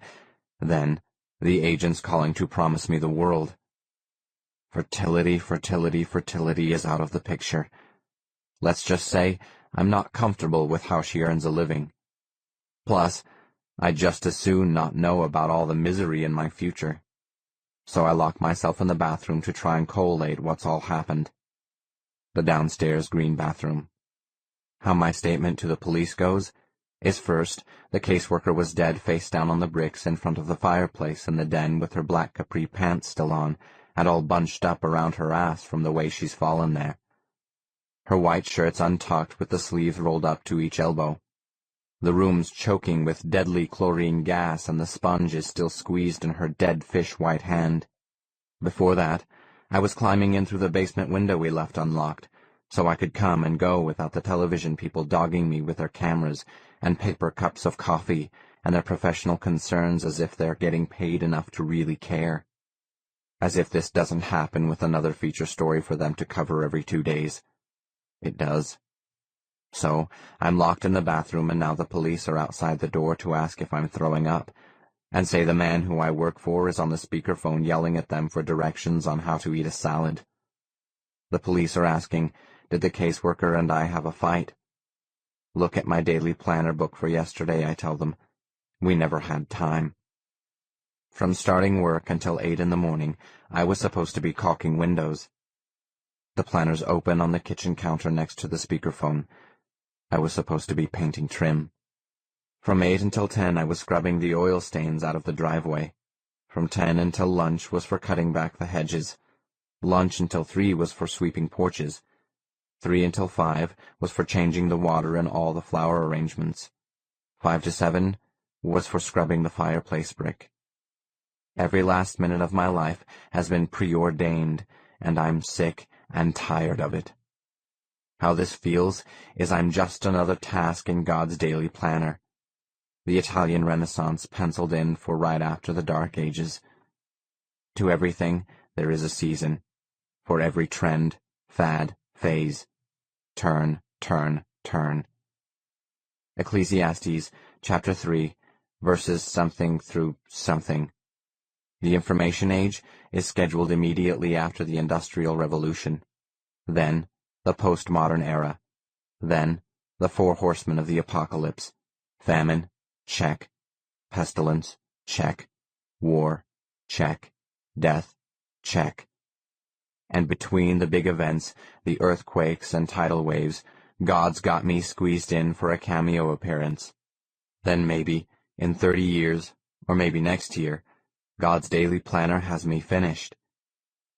Through the bathroom door, the police are asking me, did I hit her? The caseworker. Did I ever steal her case history files and her DSM? All her files are missing. She drank is what I tell them. She took psychotropic drugs. She mixed bleach with ammonia inside closed, unventilated areas. I don't know how she spent her free time. But she talked about dating a wide variety of lowlifes. And she had those files yesterday. The last thing I said to her was you can't get brick clean without sandblasting it. But she was so sure muriatic acid would do the job. One of her boyfriends swore by it. When I climbed in through the basement window this morning, she was dead on the floor with chlorine gas and muriatic acid all over the half-brick wall. And it was still as dirty as ever, only now she was part of the mess. Between her black capri pants and her little white socks and red canvas shoes, her calf muscles are smooth and white, with everything of her that used to be red turned blue. Her lips, her cuticles, the rim of each eye. The truth is, I didn't kill the caseworker, but I'm glad someone did. She was my only connection to the last 10 years. She was the last thing holding me onto my past. The truth is, you can be orphaned again and again and again. The truth is, you will be. And the secret is, this will hurt less and less each time until you can't feel a thing. Trust me on this. With her lying there dead after our 10 years of heart-to-heart talks every week, my first thought was, here's just something else for me to pick up. The police are asking through the bathroom door, why did I make a batch of strawberry daiquiris before I called them? Because we were out of raspberries. Because, can't they see? It just does not matter. Time was not of the essence. Think of this valuable on-the-job training. Think of your life as a sick joke. What do you call a caseworker who hates her job and loses every client? Dead. What do you call the police worker zipping her into a big rubber bag? Dead. What do you call the television anchor on camera in the front yard? Dead. It does not matter. The joke is, we all have the same punchline. The agent is holding on line 1 with what only looks like a whole new future to offer. The man who I work for is shouting over the speakerphone that he's at a business lunch in some restaurant, only he's calling from his cell phone in the toilet because he doesn't know how to eat the hearts of palm salad. As if this is really important. Hey, I shout back. Me too. Hiding in the toilet, I mean. There's a terrible dark joy when the only person who knows all your secrets is finally dead. Your parents, your doctor, your therapist, your caseworker. The sun's outside the bathroom window trying to show us we're all being stupid. All you have to do is look around. What they teach you in the church district colony is to desire nothing. Keep a mild and downcast countenance. Preserve a modest posture and demeanor. Speak in a simple and quiet tone. And just look how well their philosophy has turned out. Them dead. Me alive. The caseworker dead. Everybody dead. I rest my case. Here in the bathroom with me are razor blades. Here is iodine to drink. Here are sleeping pills to swallow. You have a choice. Live or die. Every breath is a choice. Every minute is a choice. To be or not to be. Every time you don't throw yourself down the stairs, that's a choice. Every time you don't crash your car, you re-enlist. If I let the agent make me famous, that wasn't going to change anything important. What do you call a Creedish who gets his own talk show? Dead. What do you call the Creedish who goes around in a limousine and eats steak? Dead. Whatever direction I go in, I really don't have anything to lose. According to my daily planner, I should burn zinc in the fireplace to clear the chimney of soot. Outside the bathroom window, the sun is watching police workers with the caseworker zipped inside a rubber bag, belted to a gurney they're wheeling between them down the driveway to an ambulance with the lights not on. For a long time after I found her, I stood over the body drinking my strawberry daiquiri and just looking at her there, blue and face down. You didn't have to be Fertility Hollis to see this coming from way back. Her black hair was poking out the red bandana tied around her head. A little drool had dripped outside the corner of her dead mouth onto a brick. Her whole body looked covered in dead skin. All along, you could have guessed this would happen. Someday, it would happen to us all.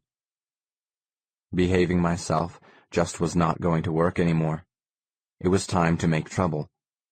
So I made another blender full of daiquiris and called the police and told them not to hurry. Nobody here was going anywhere. Then I called the agent. The truth is, there's always been someone to tell me what to do. The church, the people who I work for, the caseworker, and I can't stand the idea of being alone. I can't bear the thought of being free. The agent said to hold on and give my statement to the police. The second I could leave, he'd send a car, a limousine. My black and white stickers are all over town still telling people, give yourself, your life, just one more chance. Call me for help, then my phone number. Well, all those desperate people were on their own. The limousine would take me to the airport, the agent said. The airplane would take me to New York. Already a team of people I'd never met. People in New York who knew nothing about me were writing my autobiography. The agent said the first 6 chapters would be faxed to me in the limousine so I could commit my childhood to memory before I give any interviews. I told the agent I already knew my childhood. Over the phone he said, "This version's better." Version? We'll have an even hotter version for the movie. The agent asks, "So, who do you want to be you?" I want to be me. In the movie, I mean. I ask him to hold, please. Already being famous was turning into less freedom and more of a schedule of decisions and task after task after task. The feeling isn't so great, but it's familiar. Then the police were at the front door, and then they were inside the den with the dead caseworker, taking her picture with a camera from different angles, and asking me to put down my drink so they could ask questions about the night before. It's right then I locked myself in the bathroom, and had what the psychology textbooks would call a quickie existential crisis. The man who I work for calls from his restaurant bathroom about his hearts of palm salad, and my day is pretty much complete. Live or die. I come out of the bathroom door past the police and go right to the phone. To the man who I work for, I tell him to use his salad fork. Skewer each heart, tines down, lift the heart to his mouth, and suck out the juice. Then, place it in the breast pocket of his double-breasted Brooks Brothers pinstriped suit jacket. He says, "Got it!" and my job in this house is finished. My one hand is holding the telephone, and with my other, I'm motioning for the police to put more rum in the next batch of daiquiris. The agent tells me not to bother with any luggage. New York has a stylist already building a wardrobe of marketable, all cotton, sackcloth-style, religious sportswear they want me to promote. Luggage reminds me of hotels, reminds me of chandeliers, reminds me of disasters, reminds me of Fertility Hollis. She's the only thing I'm leaving behind. Only Fertility knows anything about me, even if she doesn't know much.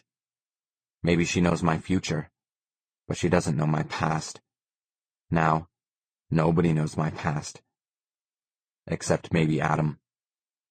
Between the two of them, they know more about my life than me. According to my itinerary, the agent says, the car will be here in 5 minutes. It's time to keep living. It's time to re-enlist.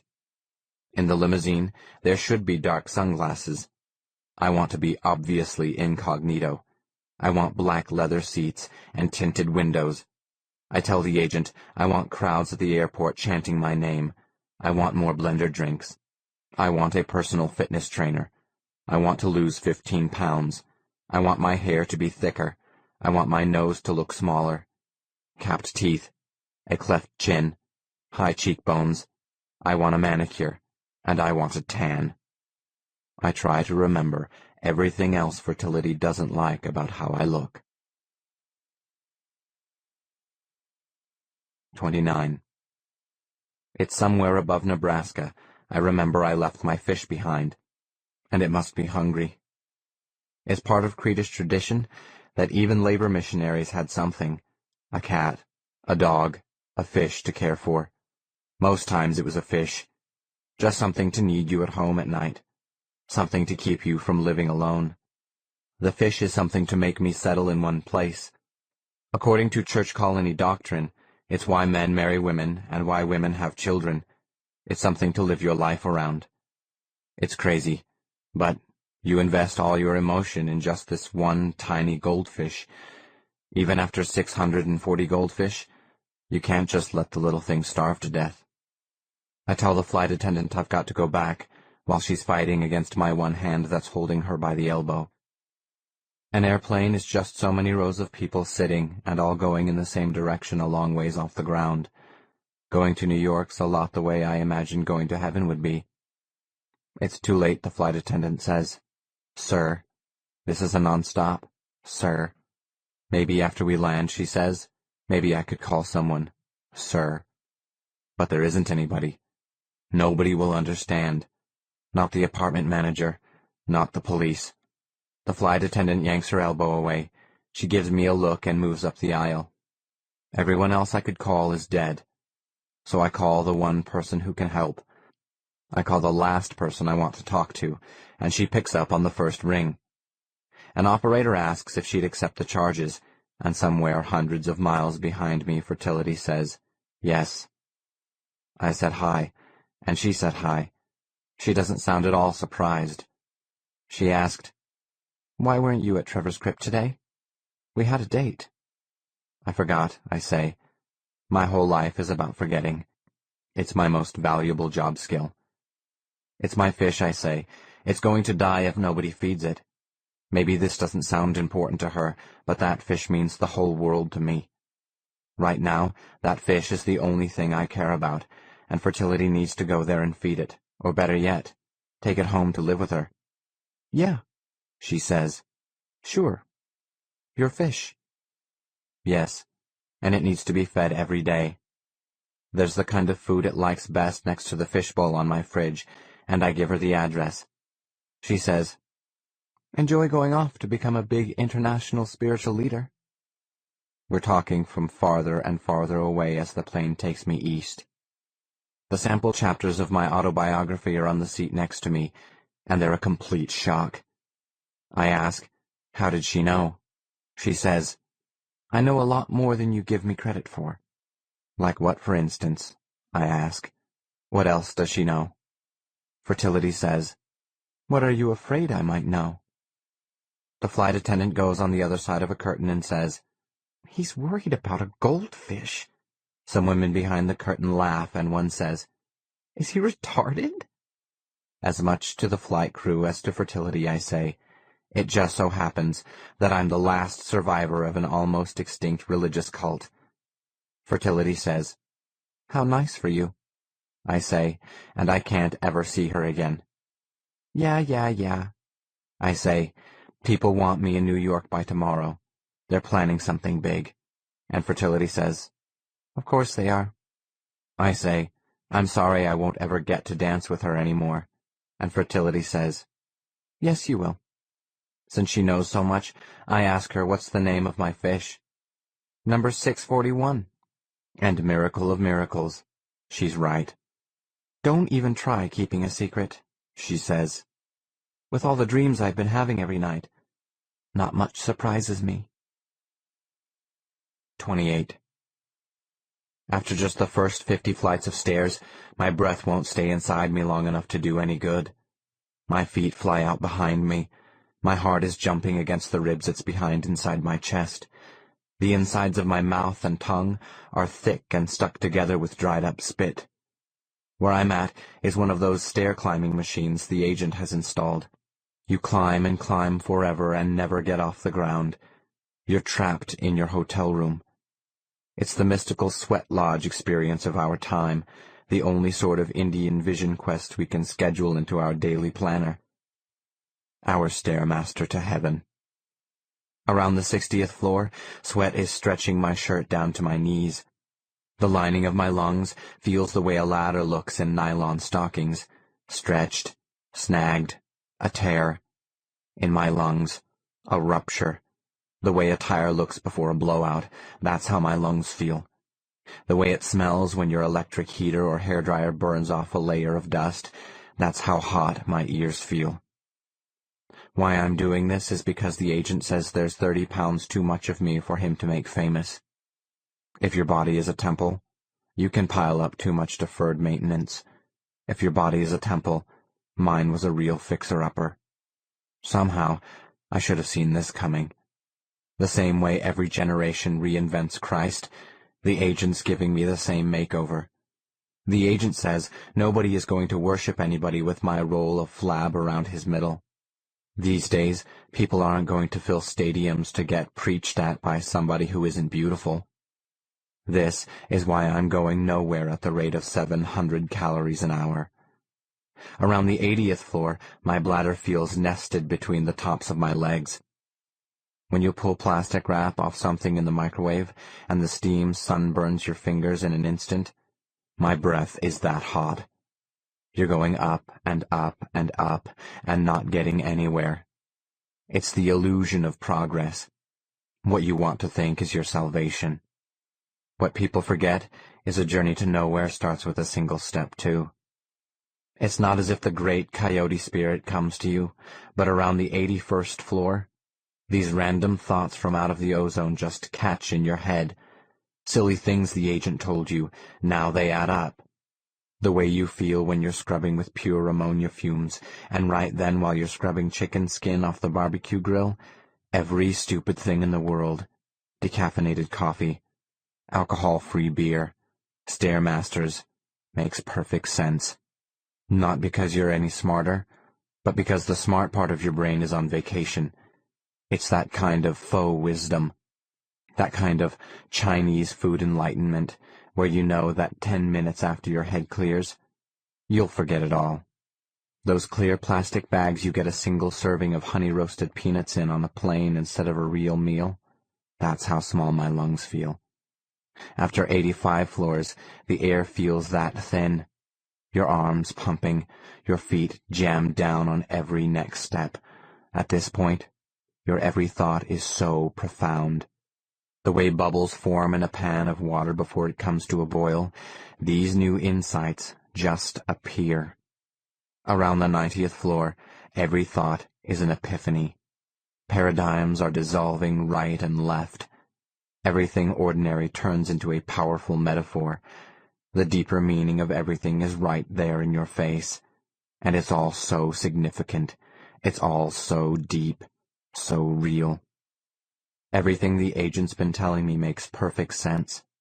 For instance, if Jesus Christ had died in prison, with no one watching and no one there to mourn or torture him, would we be saved? With all due respect. According to the agent, the biggest factor that makes you a saint is the amount of press coverage you get. Around the 100th floor, it all comes clear. The whole universe, and this isn't just the endorphins talking. Any higher than the 100th floor, and you enter a mystical state.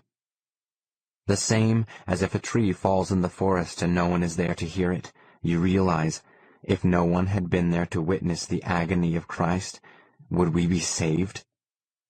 The key to salvation is how much attention you get, how high a profile you get, your audience share, your exposure, your name recognition, your press following, the buzz. Around the 100th floor, the sweat is parting your hair all over. The boring mechanics of how your body works are all too clear. Your lungs are sucking air to put in your blood. Your heart pumps blood to your muscles. Your hamstrings pull themselves short, cramping to pull your legs up behind you. Your quadriceps cramp to pull your knees out in front of you. The blood delivers air and food to burn inside the mito whatever in the middle of your every muscle cell. The skeleton is just a way to keep your tissue off the floor. Your sweat is just a way to keep you cool. The revelations come at you from every direction. Around the 105th floor, you can't believe you're a slave to this body, this big baby. You have to keep it fed, and put it to bed, and take it to the bathroom. You can't believe we haven't invented something better, something not so needy, not so time-consuming. You realize that people take drugs because it's the only real personal adventure left to them in their time-constrained, law and order property-lined world. It's only in drugs or death we'll see anything new, and death is just too controlling. You realize that there's no point in doing anything if nobody's watching. You wonder, if there had been a low turnout at the crucifixion, would they have rescheduled? You realize the agent was right. You've never seen a crucifix with a Jesus who wasn't almost naked. You've never seen a fat Jesus, or a Jesus with body hair. Every crucifix you've ever seen, the Jesus could be shirtless and modeling designer jeans or men's cologne. Life is every way the agent said. You realize that if no one's watching, you might as well stay home. Play with yourself. Watch broadcast television. It's around the 110th floor. You realize that if you're not on videotape, or better yet, live on satellite hookup in front of the whole world watching, you don't exist. You're that tree falling in the forest that nobody gives a rat's ass about. It doesn't matter if you do anything. If nobody notices, your life will add up to a big zero. Nada. Cipher. Fake or not, it's these kinds of big truths that swarm inside you. You realize that our mistrust of the future makes it hard to give up the past. We can't give up our concept of who we were. All those adults playing archaeologist at yard sales, looking for childhood artifacts, board games, Candyland, Twister. They're terrified. Trash becomes holy relics, mystery date, hula hoops. Our way of getting nostalgic for what we just threw in the trash. It's all because we're afraid to evolve, grow, change, lose weight, reinvent ourselves, adapt. That's what the agent says to me on the Stairmaster. He's yelling at me, "Adapt!" Everything's accelerated except me and my sweaty body with its bowel movements and body hair, my moles and yellow toenails, and I realize I'm stuck with my body, and already it's falling apart. My backbone feels hammered out of hot iron. My arms swing thin and wet on each side of me.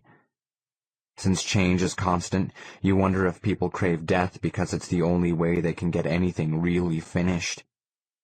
The agent's yelling that no matter how great you look, your body is just something you wear to accept your Academy Award. Your hand is just so you can hold your Nobel Prize. Your lips are only there for you to air kiss a talk show host, and you might as well look great. It's around the 120th floor. You have to laugh. You're going to lose it anyway. Your body. You're already losing it. It's time you bet everything. This is why when the agent comes to you with anabolic steroids, you say yes. You say yes to the back-to-back tanning sessions. Electrolysis? Yes. Teeth capping? Yes. Dermabrasion? Yes. Chemical peels? According to the agent, the secret to getting famous is you just keep saying yes. 27. It's in the car coming from the airport the agent shows me his cure for cancer. It's called Chemosolve. It's supposed to dissolve a tumor, he says, and opens his briefcase to take out a brown prescription bottle with dark capsules inside. This is jumping back a little ways to before I met the stair-climbing machine, to my first face-to-face with the agent, the night he picks me up at the airport in New York, before he tells me I'm too fat to be famous yet, before I'm a product being launched. It's dark outside when my plane first lands in New York. Nothing's too spectacular. It's night, with the same moon as we have back home, and the agent's just a regular man standing where I get off the plane, wearing glasses with his brown hair parted on one side. We shake hands. A car drives up to the curb outside, and we get in the back. He pinches the crease in each trouser leg to lift it as he steps into the car. How he looks is custom-tailored. How he looks is eternal and durable. Just meeting him, there's that guilt I feel whenever I buy something impossible to recycle. This other cancer cure we have is called Oncologic, he says, and hands another brown bottle across to me sitting next to him in the back seat. This is a nice car, the way it's black leather and padded all over inside. The ride is smoother than on the airplane.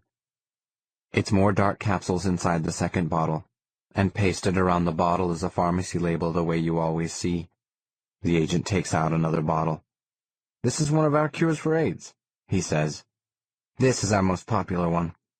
He takes out bottle after bottle. Here we have our leading cure for antibiotic-resistant tuberculosis. Here's liver cirrhosis. Here's Alzheimer's, multiple neuritis, multiple myeloma, multiple sclerosis. The rhinovirus, he says, shaking each one so the pills inside rattle, and handing them over to me. Viral sept, it says on one bottle. Malignon, another bottle says. Cerebral save. Cholercane. Nonsense words. These are all same-sized brown plastic bottles with white child guard caps and prescription labels from the same pharmacy. The agent comes packaged in a medium-weight gray wool suit and is equipped with only his briefcase. He features 2 brown eyes behind glasses, a mouth, clean fingernails. Nothing is remarkable about him, except what he's telling me. Just name a disease, he says, and we have a cure ready for it. He lifts 2 more handfuls of brown bottles from his briefcase and shakes them. I brought all these to prove a point. Every second, the car we're in slides deeper and deeper through the dark into New York City. Around us, other cars keep pace. The moon keeps pace. I say how I'm surprised all these diseases still exist in the world. It's a shame, the agent says, how medical technology is still lagging behind the marketing side of things. I mean, we've had all the sales support in place for years. The coffee mug giveaways to physicians, the feel-good magazine ads, the total product launch. But it's the same old violin in the background. R&D is still years behind. The lab monkeys are still dropping like flies.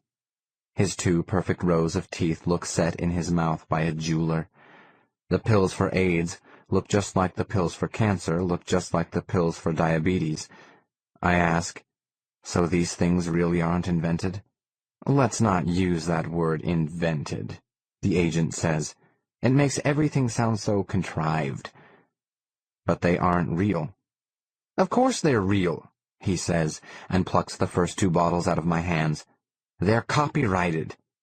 We have an inventory of almost 15,000 copyrighted names for products that are still in development, he says, and that includes you. He says, that's just my point. He's developing a cure for cancer. We're a total concept marketing / public relations organization, he says. Our job is to create the concept. You patent a drug. You copyright the name. As soon as someone else develops the product, they come to us, sometimes by choice, sometimes not. I ask him, why sometimes not? The way this works is we copyright every conceivable combination of words, Greek words, Latin, English, what have you. We get the legal rights to every conceivable word a pharmaceutical company might use to name a new product. For diabetes alone, we have an inventory of 140 names, he says. He hands me stapled together pages from out of his briefcase in his lap. Glucocure, I read.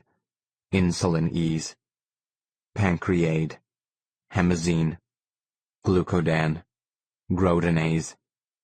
I turn to the next page, and bottles slip out of my lap and roll along the car floor with the pills inside rattling.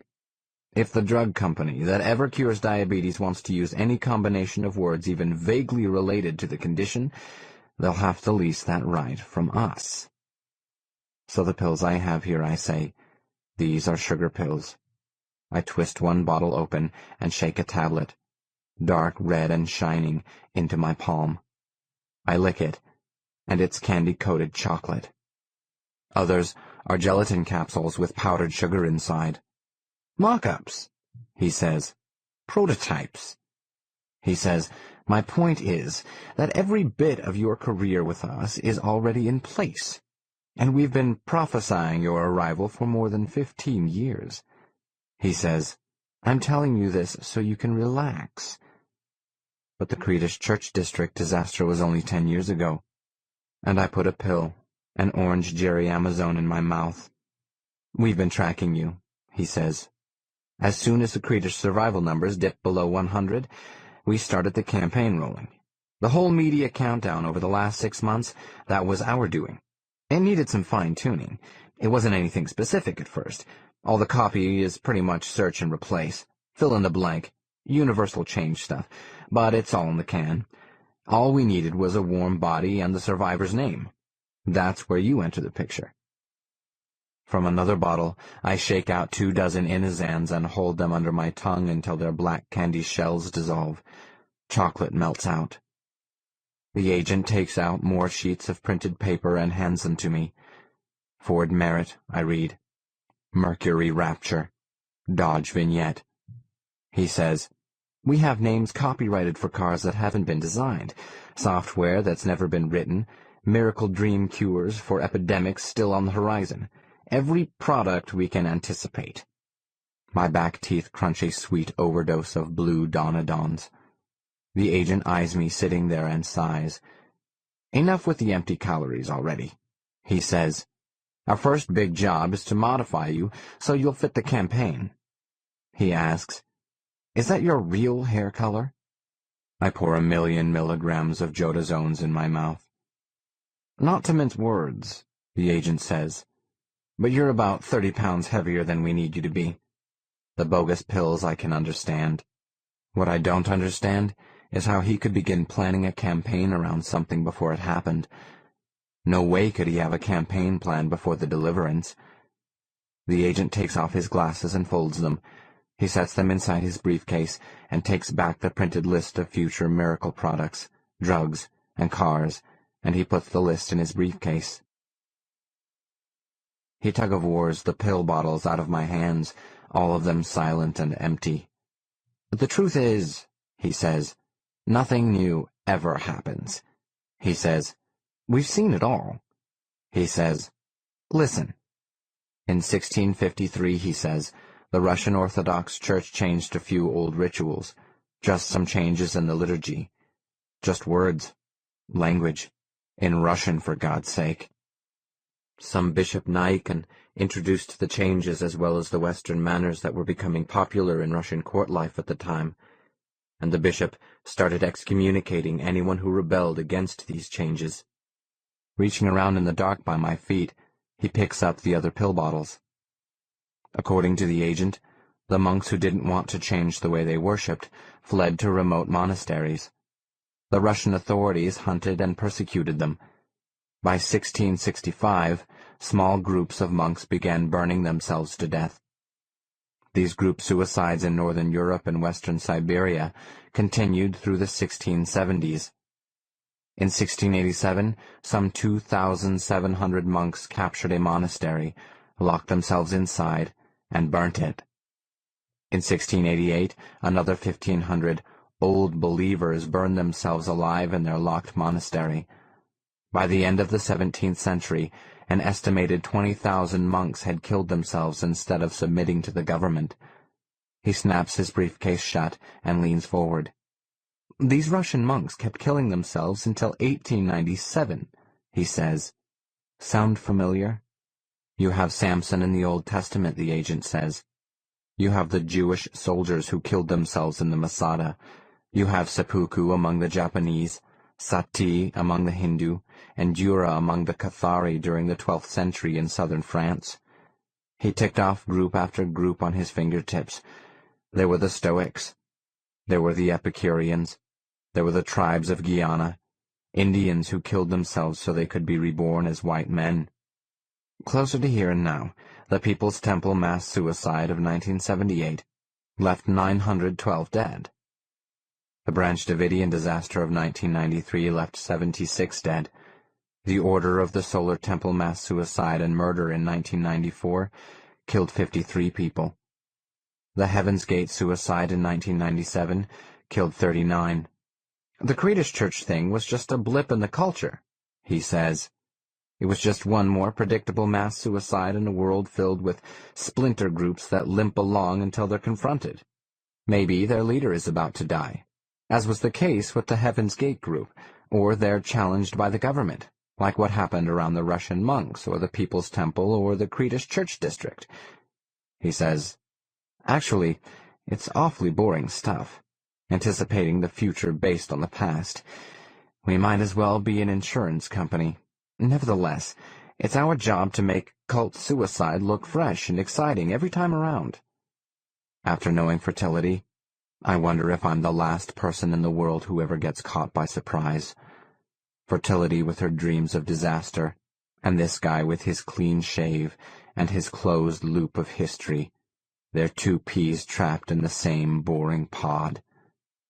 Reality means you live until you die, the agent says. The real truth is nobody wants reality. The agent closes his eyes and presses his open palm to his forehead. The truth is, the Creedish Church was nothing special, he says.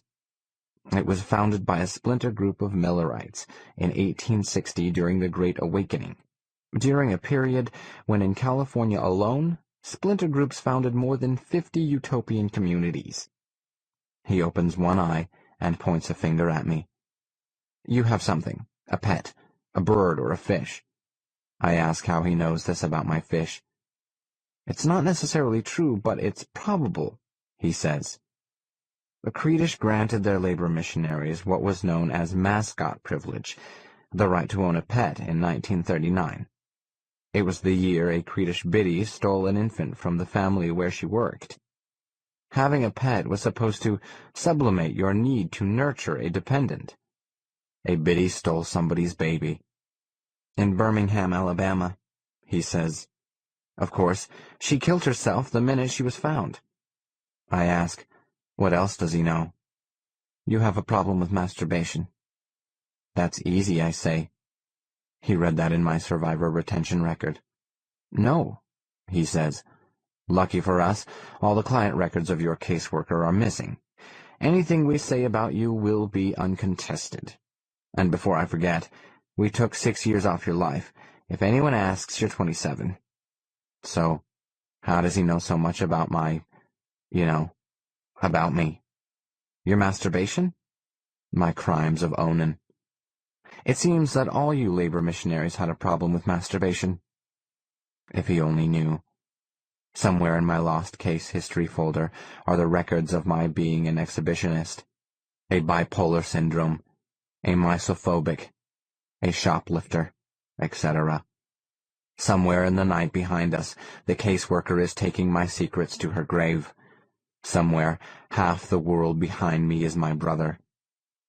Since he's such an expert, I ask the agent if there are ever murders of people who were supposed to kill themselves but just didn't. In these other religions, did anyone ever go around killing the survivors? With the People's Temple, there was an unexplained handful of survivors murdered, he says. And the Order of the Solar Temple. It was the Canadian government's trouble with the Solar Temple that prompted our government's survivor retention program. With the Solar Temple, little groups of French and Canadian followers kept killing themselves and killing each other for years after the original disaster. They called the killings departures. He says, members of the Temple Solaire burned themselves alive with gasoline and propane explosions they thought would blast them to eternal life on the star Sirius. And he points into the night sky. Compared to that, the Creedish mess was infinitely tame.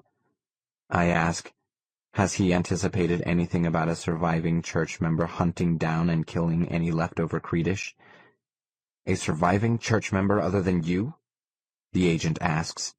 Yes. Killing people, you say? Yes. Looking out the car at the New York lights going by, the agent says, a killer Creedish? Oh, heavens, I hope not. Looking out at the same lights behind tinted glass, at the star Sirius, looking past my own reflection with chocolate smeared around my mouth, I say, yeah. Me too.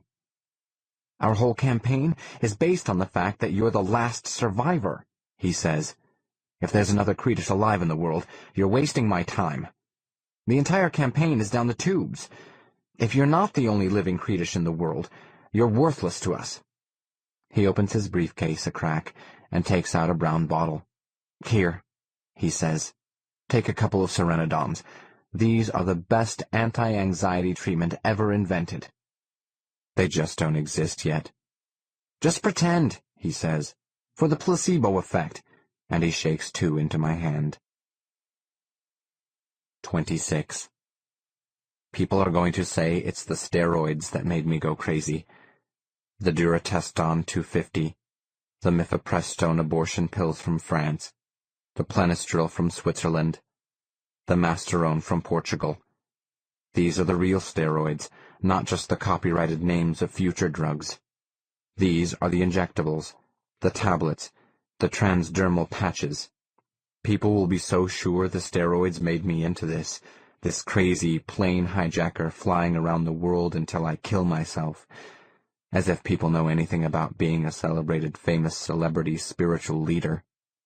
As if any one of those people isn't already looking around for a new guru to make sense out of their risk-free boredom of a lifestyle while they watch the news on television and pass judgment on me. People are all looking for that. A hand to hold. Reassurance. The promise that everything will be all right. That's all they wanted from me. Stressed, desperate, celebrated me. Under pressure me. None of these people know the first thing about being a big, glamorous, big, charismatic, big role model. It's stair climbing around floor number 130 you start raving, ranting, speaking in tongues. Not that any one person except maybe fertility knows the kind of day-in, day-out effort it took to be me at this point. Imagine how you'd feel if your whole life turned into a job you couldn't stand. No, everybody thinks their whole life should be at least as much fun as masturbation. I'd like to see these people even try to live out of hotel rooms and find low-fat room service, and do a halfway convincing job of faking a deep inner peace and at oneness with God. When you get famous, dinner isn't food anymore. It's 20 ounces of protein, 10 ounces of carbohydrates, salt-free, fat-free, sugar-free fuel. This is a meal every 2 hours, 6 times a day. Eating isn't about eating anymore. It's about protein assimilation. It's about cellular rejuvenation cream. Washing is about exfoliation. What used to be breathing is respiration. I'd be the first to congratulate anybody if they could do a better job of faking flawless beauty and delivering vague, inspiring messages.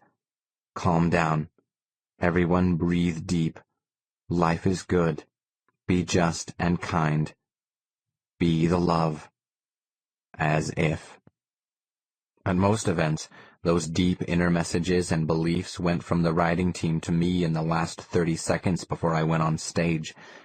That's what the silent opening prayer was all about. It gives me a minute to look down on the podium and read over my script. 5 minutes go by. 10 minutes. The 400 milligrams of decadurabolin and testosterone cypionate you just spiked backstage is still a round little bolus in the skin on your ass. The 15,000 paying faithful are kneeling right there in front of you with their heads bowed. The way an ambulance screams down a quiet street, that's how those chemicals feel going into your bloodstream. The liturgical robes I started wearing on stage are because with enough equipoise in your system, half the time you're packing wood. 15 minutes go by with all those people on their knees. Whenever you're ready, you just say it, the magic word, Amen, and it's showtime. You are children of peace in a universe of everlasting life and a limitless abundance of love and well-being. Blah, blah, blah. Go in peace. Where the writing team comes up with this copy, I don't know. Let's not even mention the miracles I performed on national television. My little halftime miracle during the Super Bowl. All those disasters I predicted. The lives I saved. You know the old saying, it's not what you know, it's who you know. People think it's so simple to be me and go up in front of people in a stadium and lead them in prayer, and then be seat-belted on a jet headed for the next stadium within the hour, all the time, preserving a vibrant, healthy facade. No, but these people will still call you crazy for hijacking a plane. People don't know the first thing about vibrant, dynamic, healthy vibrancy. Let them even try to find enough of me to autopsy. It's nobody's business if my liver function is impaired, or if maybe my spleen and gallbladder are enormous from the effects of human growth hormone, as if they themselves wouldn't inject anything sucked from the pituitary glands of dead cadavers if they thought they could look as good as I did on television. The risk of being famous is you have to take levothyroxine sodium to stay thin. Yes, you have your central nervous system to worry about. There's the insomnia. Your metabolism ramps up, your heart pounds, you sweat, you're nervous all the time, but you look terrific. Just remember, your heart is only beating so you can be a regular dinner guest at the White House. Your central nervous system is just so you can address the UN General Assembly. Amphetamines are the most American drug. You get so much done, you look terrific, and your middle name is Accomplishment. Your whole body, the agent is yelling, is just how you model your designer line of sportswear. Your thyroid shuts down natural production of thyroxine, but you still look terrific, and you're the American dream. You are the constant growth economy. According to the agent, the people out there looking for a leader, they want vibrant, they want massive, they want dynamic. Nobody wants a little skinny god. They want a 30-inch drop between your chest and waist sizes, big pecs, long legs, cleft chin, big calves. They want more than human. They want larger than life size. Nobody wants just anatomically correct.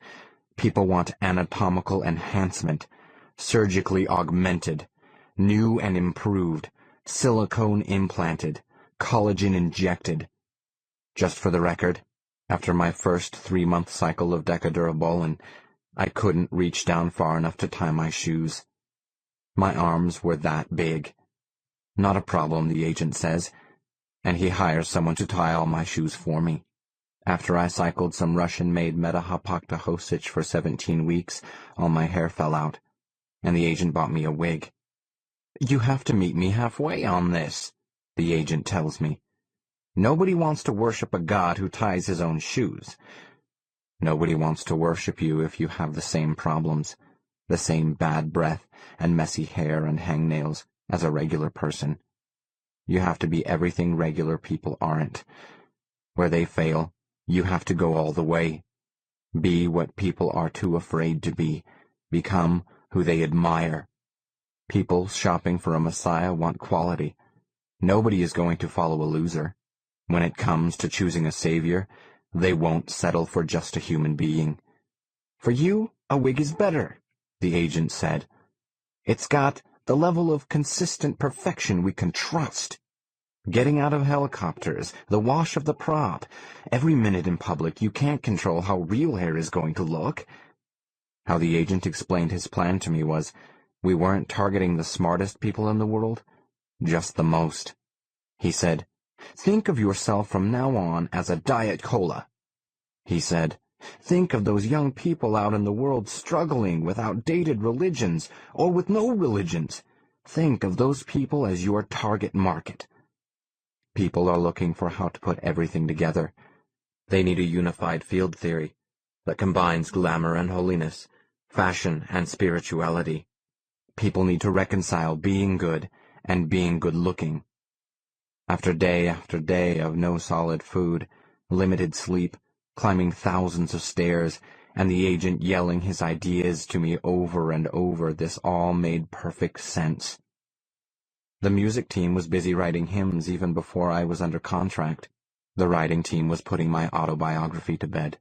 The media team was doing press releases, merchandise licensing agreements, the skating shows, the Creedish death tragedy on ice, the satellite hookups, tanning appointments. The image team has creative control on appearance. The writing team has control of every word that comes out of my mouth. To cover the acne I got from cycling Lorobolin, I started wearing makeup. To cure the acne, someone on the support team got me a prescription for Retin A. For the hair loss, the support team was spritzing me with Rogaine. Everything we did to fix me had side effects we had to fix. Then the fixes had side effects to fix, and so on and so on. Imagine a Cinderella story where the hero looks in the mirror and who's looking back is a total stranger. Every word he says is written for him by a team of professionals. Everything he wears is chosen or designed by a team of designers. Every minute of every day is planned by his publicist. Maybe now you're starting to get a picture. Plus, your hero is spiking drugs you can only buy in Sweden or Mexico, so he can't see down past his own jutting-out chest. He's tanned and shaved and wigged and scheduled because people in Tucson, people in Seattle, or Chicago or Baton Rouge don't want an avatar with a hairy back. It's around floor number 200 that you reach the highest state. You're gone anaerobic. You're burning muscle instead of fat, but your mind is crystal clear. The truth is that all this was just part of the suicide process, because tanning and steroids are only a problem if you plan to live a long time, because the only difference between a suicide and a martyrdom really is the amount of press coverage. If a tree falls in the forest and nobody is there to hear it, does it just lie there and rot? And if Christ had died from a barbiturate overdose, alone on the bathroom floor, would he be in heaven? This wasn't a question of whether or not I was going to kill myself. This effort, this money and time, the writing team, the drugs, the diet, the agent, the flights of stairs going up to nowhere, all this was so I could off myself with everyone's full attention. 25. This one time, the agent asked me where I saw myself in 5 years. Dead, I told him. I see myself dead and rotting, or ashes. I can see myself burning to ashes. I had a loaded gun in my pocket, I remember. Just the two of us were standing in the back of a crowded, dark auditorium. I remember it was the night of my first big public appearance. I see myself dead, and in hell, I said.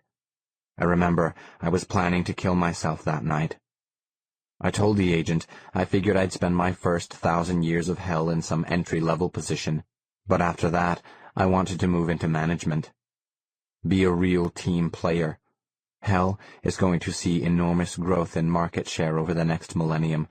I wanted to ride the crest. The agent said that sounded pretty realistic. We were smoking cigarettes, I remember. Down on stage, some local preacher was doing his opening act. Part of his warm-up was to get the audience hyperventilated. Loud singing does the job, or chanting. According to the agent, when people shout this way or sing Amazing Grace at the top of their lungs, they breathe too much. People's blood should be acid. When they hyperventilate, the carbon dioxide level of their blood drops, and their blood becomes alkaline. Respiratory alkalosis, he says. People get lightheaded. People fall down with their ears ringing, their fingers and toes go numb, they get chest pains, they sweat. This is supposed to be rapture. People thrash on the floor with their hands cramped into stiff claws. This is what passes for ecstasy. People in the religion business call it lobstering, the agent says. They call it speaking in tongues. Repetitive motions add to the effect, and the opening act down on stage runs through the usual drills.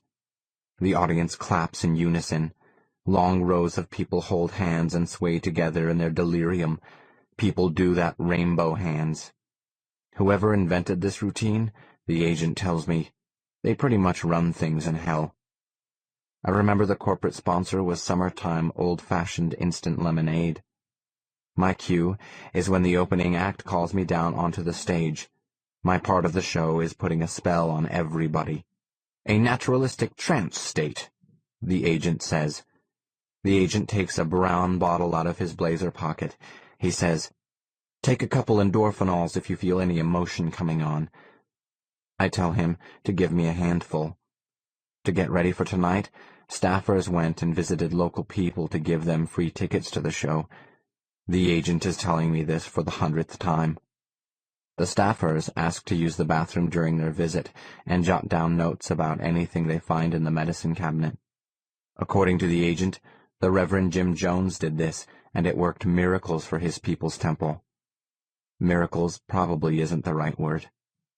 Up on the pulpit is a list of people I've never met and their life-threatening conditions.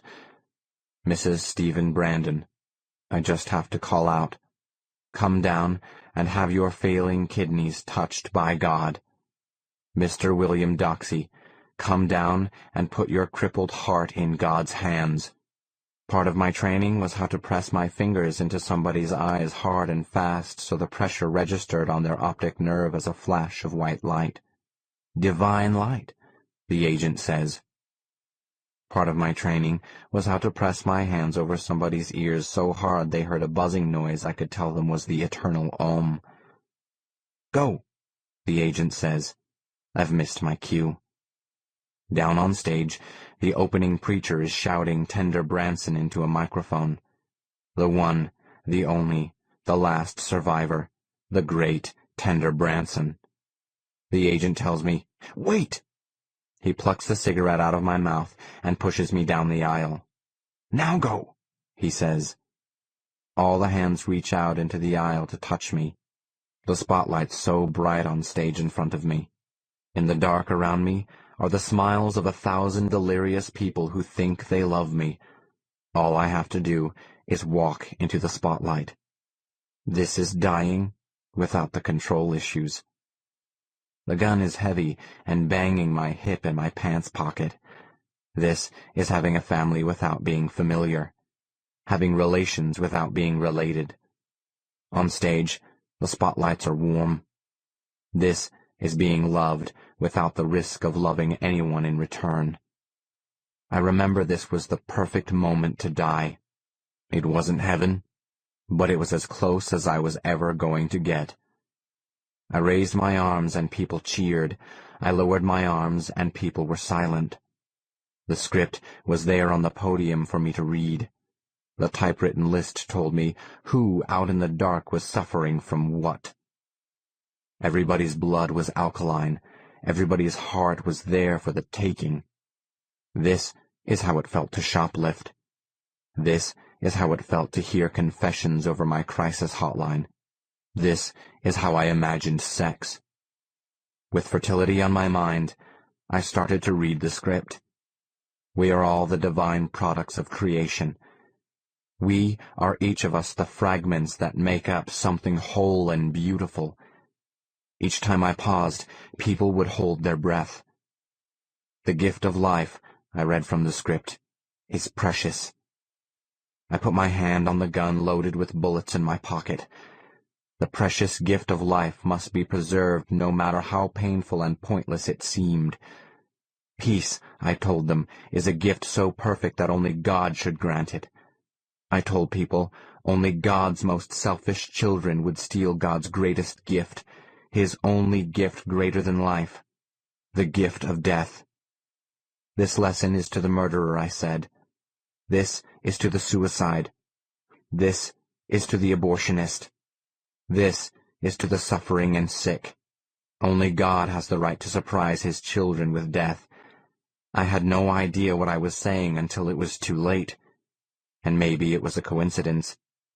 Or maybe the agent knew what I had in my mind when I asked him to get me some bullets and a gun. But what happened is the script really screwed up my whole plan. There was no way I could read this and then kill myself. It would just look so stupid. So I never did kill myself. The rest of the evening went as planned. People went home feeling saved, and I told myself I'd kill myself some other time. The moment was all wrong. I procrastinated, and timing was everything. Besides, eternity was going to seem like forever. With the crowds of smiling people smiling at me in the dark, me, who spent my life cleaning bathrooms and mowing the lawn, I told myself, why rush anything? I'd backslid before. I'd backslide again. Practice makes perfect, if you could call it that. I figured a few more sins would help round out my resume. This is the upside of already being eternally damned. I figured hell could wait. 24. Before this plane goes down, before the flight recorder tape runs out. One of the things I want to apologize for is the Book of Very Common Prayer. People need to know the Book of Very Common Prayer was not my idea. Yes, it sold 200 million copies worldwide. It did. Yes, I let them put my name on it, but the book was the agent's brainchild. Before that, the book was the idea of some nobody on the writing team. Some copywriter trying to break into the big time, I forget. What's important is the book was not my idea. What happened is one day, the agent comes up to me with that dancing light in his brown eyes that means a deal. According to my publicist, I'm booked solid. This is after we did that line of Bibles I was autographing in bookstores. We had 1,000,000+ feet of guaranteed shelf space in bookstores, and I was on tour. Don't expect a book tour to be something fun, the agent tells me. The thing about book signings, the agent says, is they're exactly the same as the last day of high school when everyone wants you to write in their high school annual, only a book tour can go on for the rest of your life. According to my itinerary, I'm in a Denver warehouse signing stock when the agent pitches me on his idea for a weenie book of meditations people can use in their everyday lives. He sees this as a paperback of little prose poems, 50 pages tops, little tributes to the environment, children, safe stuff, mothers, pandas, topics that step on nobody's toes, common problems. We put my name on the spine, say I wrote it, run the product up a flagpole. What else people need to know is I never saw the finished book until after the second press run, after it had sold more than 50,000 copies. Already, people weren't not just a little pissed off, but all the fuss only upped sales. What happened is, one day I'm in the green room waiting to co-host some daytime television project. This is way fast forward, after the autographed Bible book tour. The idea here is, if I co-host and enough people tune in, I'll spin off with a vehicle of my own. So I'm in the green room trading toenail secrets with somebody, the actress Wendy Daniels or somebody, and she asks me to sign her copy of the Book of Very Common Prayer. This is the first time I ever see a copy, I swear. On a stack of my own autographed Bibles, I swear. According to Wendy Daniels, I can smooth out the swelling under my eyes by rubbing in a dab of hemorrhoid cream. Then she hands it to me, the Book of Very Common Prayer, and my name is just so right there on the spine. Me, me, me. There I am. There inside are the prayers people think I wrote. The prayer to delay orgasm. The prayer to lose weight. The feeling, the way it feels when laboratory product testing animals are ground up to make hot dogs, that's how hurt I felt. The prayer to stop smoking. Our most holy Father, take from me the choice you have given. Assume control of my will and habits. Wrest from me power over my own behavior. May it be your decision how I act. May it be by your hands my every failing. Then, if I still smoke, may I accept that my smoking is your will. Amen. The prayer to remove mildew stains. The prayer to prevent hair loss. God of ultimate stewardship, shepherd of thine flock, as you would succor the least of your charges, as you would rescue the most lost of your lambs, restore to me the full measure of my glory. Preserve in me the remainder of my youth. All of creation is yours to provide. All of creation is yours to withhold. God of limitless bounty, consider my suffering. Amen. The prayer to induce erection. The prayer to maintain an erection. The prayer to silence barking dogs. The prayer to silence car alarms. The way all this felt, I looked terrible on television. My spin-off television show, well, I had to kiss that goodbye. 1 minute after we were off the air, I was being all over the telephone long distance to the agent in New York. Everything on my end of the conversation was furious. All he cared about was the money. "What's a prayer?" he said. "It's an incantation," he says. And he's yelling back at me over the phone. "It's a way for people to focus their energy around a specific need.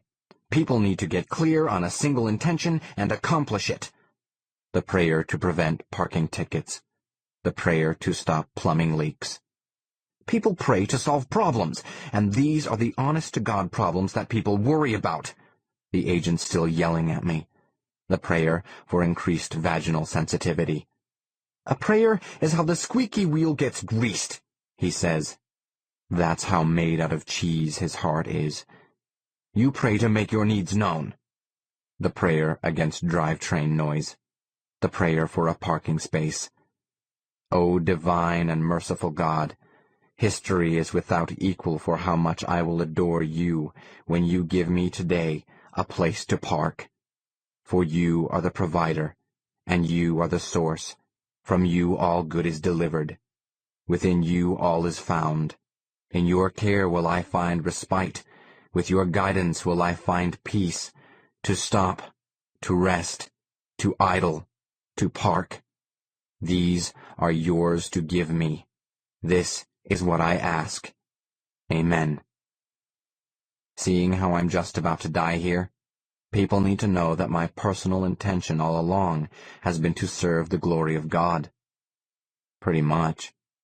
Not that you can find this in our mission statement, but that's the general overall plan. I want at least to make an effort. This new book just looked so not at all pious, so not even a little devout. The prayer against excessive underarm wetness, the prayer for a second interview, the prayer to locate a lost contact lens. Still, even Fertility says I'm way off base about the book. Fertility wanted a second volume. It's Fertility who says, some stadiums when I'm up front praising God, I'm the same as people wearing clothes printed with Mickey Mouse or Coca-Cola. I mean, it's so easy. It's not even a real choice. You can't go wrong. Fertility says, praising God is just such a safe thing to do. You don't even have to give it any thought. Be fruitful and multiply, Fertility says to me. Praise God. There's no real risk. This is just our default setting. What saved the book A Very Common Prayer was people were using every prayer. Some people were pissed off, mostly religious people who resented the competition, but by this point, our cash flow was down. Our total revenues were leveling off. It was market saturation. People had the prayers committed to memory. People were stuck in traffic reciting the prayer to make traffic move. Men were reciting the prayer to delay orgasm. And it worked, at least as well as multiplication tables. My best option seemed to be to just keep my mouth shut and smile.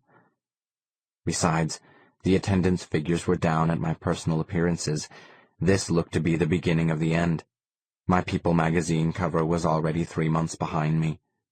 And there's no such thing as celebrity outplacement. You don't see faded movie stars or whoever going back to community college for retraining. The only field left to me was doing the game show circuit, and I'm not that smart. I'd peaked. And timing-wise, this looked like another good window to do my suicide, and I almost did. The pills were in my hand. That's how close I came.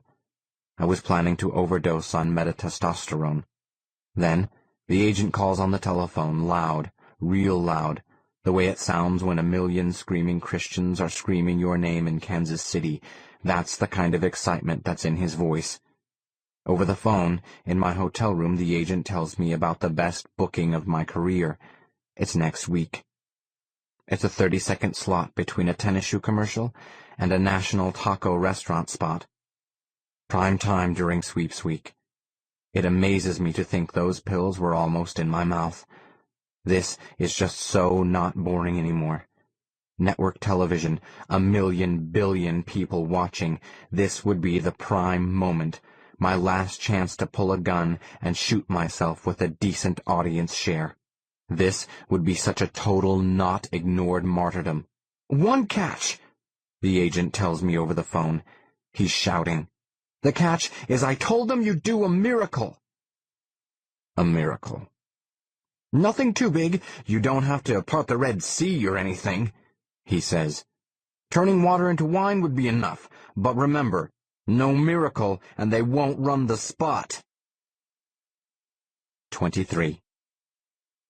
Enter Fertility Hollis back into my life in Spokane, Washington, where I'm eating pie and coffee incognito in a Sherry's restaurant, when she comes in the front door and heads straight for my table. You can't call Fertility Hollis anybody's fairy godmother, but you might be surprised where she turns up. But most times you wouldn't. Fertility, with her old-colored gray eyes as bored as the ocean. Fertility, with her every exhale an exhausted sigh.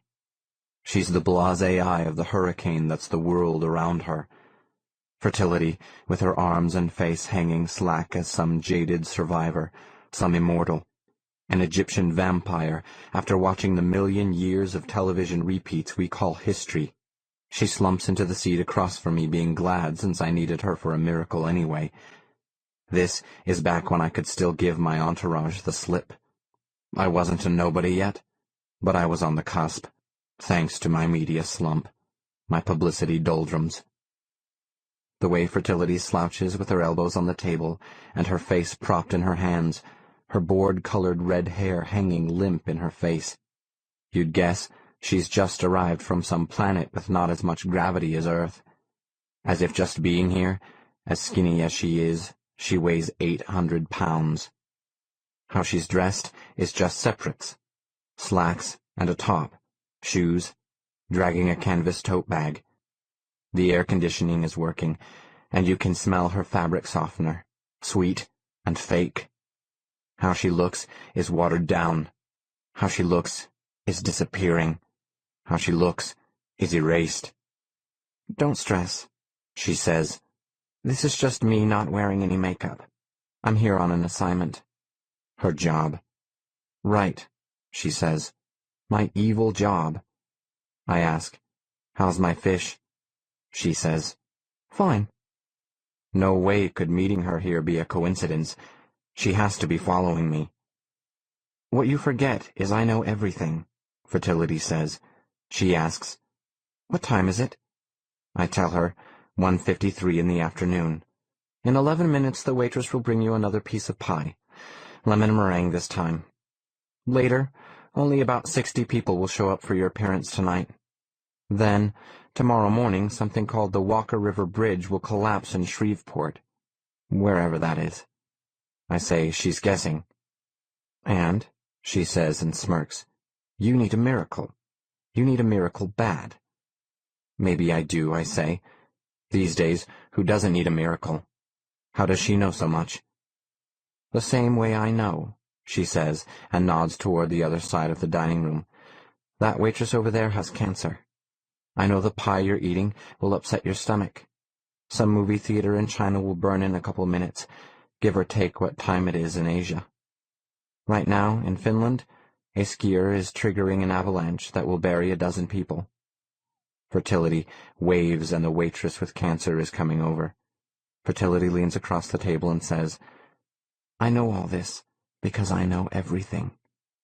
The waitress is young, and with her hair and teeth and everything, meaning nothing about her looks wrong or sick, and Fertility orders a chicken stir-fry with vegetables and sesame seeds. She asks, "Does it come with rice?" Spokane is still outside the windows. The buildings, the Spokane River, the sun we all have to share, a parking lot, cigarette butts. I ask, "So why didn't she warn the waitress?" "How would you react if a stranger told you that kind of news? It would just wreck her day," Fertility says. "And all her personal drama would just hold up my order." It's cherry pie I'm eating that's going to upset my stomach. The power of suggestion. "All you have to do is pay attention to the patterns," Fertility says. "After you see all the patterns, you can extrapolate the future." According to Fertility Hollis, there is no chaos. There are only patterns, patterns on top of patterns, patterns that affect other patterns, patterns hidden by patterns, patterns within patterns. If you watch close, history does nothing but repeat itself. What we call chaos is just patterns we haven't recognized. What we call random is just patterns we can't decipher. What we can't understand, we call nonsense. What we can't read, we call gibberish. There is no free will. There are no variables. There is only the inevitable, fertility says. There's only one future. You don't have a choice. The bad news is we don't have any control. The good news is you can't make any mistakes. The waitress across the dining room looks young and pretty and doomed. I pay attention to the patterns, fertility says. She says she can't not pay attention. They're in my dreams more and more every night, she says. Everything. It's the same as reading a history book about the future, every night. So she knows everything. So I know you need a miracle to go on television with. What I need is a good prediction. That's why I'm here, she says, and takes a fat daily planner book out of her tote bag. Give me a time window. Give me a date for your prediction. I tell her, any time during the week after next. How about a multiple car accident? She says, reading from her book. I ask how many cars. 16 cars, she says. 10 dead, 8 injured. Does she have anything flashier? How about a casino fire in Las Vegas? She says. Topless showgirls in big feather headdresses on fire, stuff like that. Any dead? No, minor injuries. A lot of smoke damage, though. Something bigger. A tanning salon explosion? Something dazzling. Rabies in a national park. Boring. Subway collision. She's putting me to sleep. A fur activist strapped with bombs in Paris. Skip it. Oil tanker capsizes. Who cares about that stuff? Movie star miscarries. Great, I say. My public will think I'm a real monster when that comes true. Fertility pages around in her daily planner. Geez, it's summer, she says. We don't have a lot of choices in disasters. I tell her to keep looking. Next week, Ho-Ho the giant panda the National Zoo is trying to breed will pick up a venereal disease from a visiting panda. No way I'm going to say that on television. How about a tuberculosis outbreak? Yawn. Freeway sniper? Yawn. Shark attack. She must really be scraping the bottom of the barrel. A broken racehorse leg. A slashed painting in the Louvre. A ruptured prime minister. A fallen meteorite. Infected frozen turkeys. A forest fire. No, I tell her. Too sad. Too artsy. Too political. Too esoteric. Too gross. No appeal. A lava flow? Fertility asks. Too slow. No real drama. Mostly just property damage. The problem is disaster movies have everybody expecting too much from nature. The waitress brings the chicken stir-fry and my lemon meringue pie, and fills our coffee cups. Then she smiles, and goes off to die. Fertility pages back and forth in her book. In my guts, the cherry pie is putting up a fight. Spokane is outside. The air conditioning is inside. Nothing even looks like a pattern. Fertility Hollis says, How about killer bees? I ask where. Arriving in Dallas, Texas. When? Next Sunday morning at 8:10. A few. A swarm. How many? Zillions. I tell her perfect. Fertility lets out a sigh and digs into her chicken stir-fry. Shit, she says. That's the one I knew you'd pick all along. 22. So, a zillion killer bees buzz into Dallas, Texas at 8:10 on Sunday morning, right on schedule. This is despite the fact I only had a crummy 15% market share of the television audience for my spot. The next week, the network slots me for a full minute, and some heavy hitters, the drug companies, the car makers, the oil and tobacco conglomerates, are lining up as definite maybe sponsors if I can come up with an even bigger miracle. For all the wrong reasons, the insurance companies are very interested. Between now and next week, I'm on the road making weeknight appearances in Florida. It's the Jacksonville, Tampa, Orlando, Miami circuit. It's the Tender Branson Miracle Crusade. One night each. My miracle minute. That's what the agent and the network want to call it. Well, it takes about 0 effort to produce. Someone points a camera at you with your hair combed and a tie around your neck, and you look somber and talk straight into the lens. The Ipswich Point Lighthouse will topple tomorrow. Next week, the Mannington Glacier in Alaska will collapse and capsize a cruise ship that's sightseeing too close. The week after that, mice carrying a deadly virus will turn up in Chicago, Tacoma, and Green Bay. This is exactly the same as being a television newscaster, only before the fact. The way I see the process happening is I'll get fertility to give me a couple dozen predictions at a time, and I'll just tape a season's worth of miracle minutes. With a year in the can, I'll be free to make personal appearances, endorse products, sign books, maybe do some consulting, do cameo walk-ons in movies and television. Don't ask me when, because I don't remember. But somewhere along the way, I keep forgetting to commit suicide. If the publicist ever put killing myself on my schedule, I'd be dead. 7 p.m., Thursday, drink drain cleaner. No problem. But what with the killer bees and the demands on my time, I keep stressing about what if I can't find fertility again. This and my entourage is with me every step of the way. The team's always dogging me, the publicist, the schedulers, the personal fitness trainer, the orthodontist, the dermatologist, the dietitian. The killer bees got less accomplished than you'd expect. They didn't kill anybody, but they got a lot of attention. Now I needed an encore. A collapsing stadium, a mining cave-in, a train derailment. The only moment I'm ever alone is when I go sit on the toilet, and even then, I'm surrounded. Fertility is nowhere. In almost every public men's room, there's a hole chipped in the wall between one toilet stall and the next.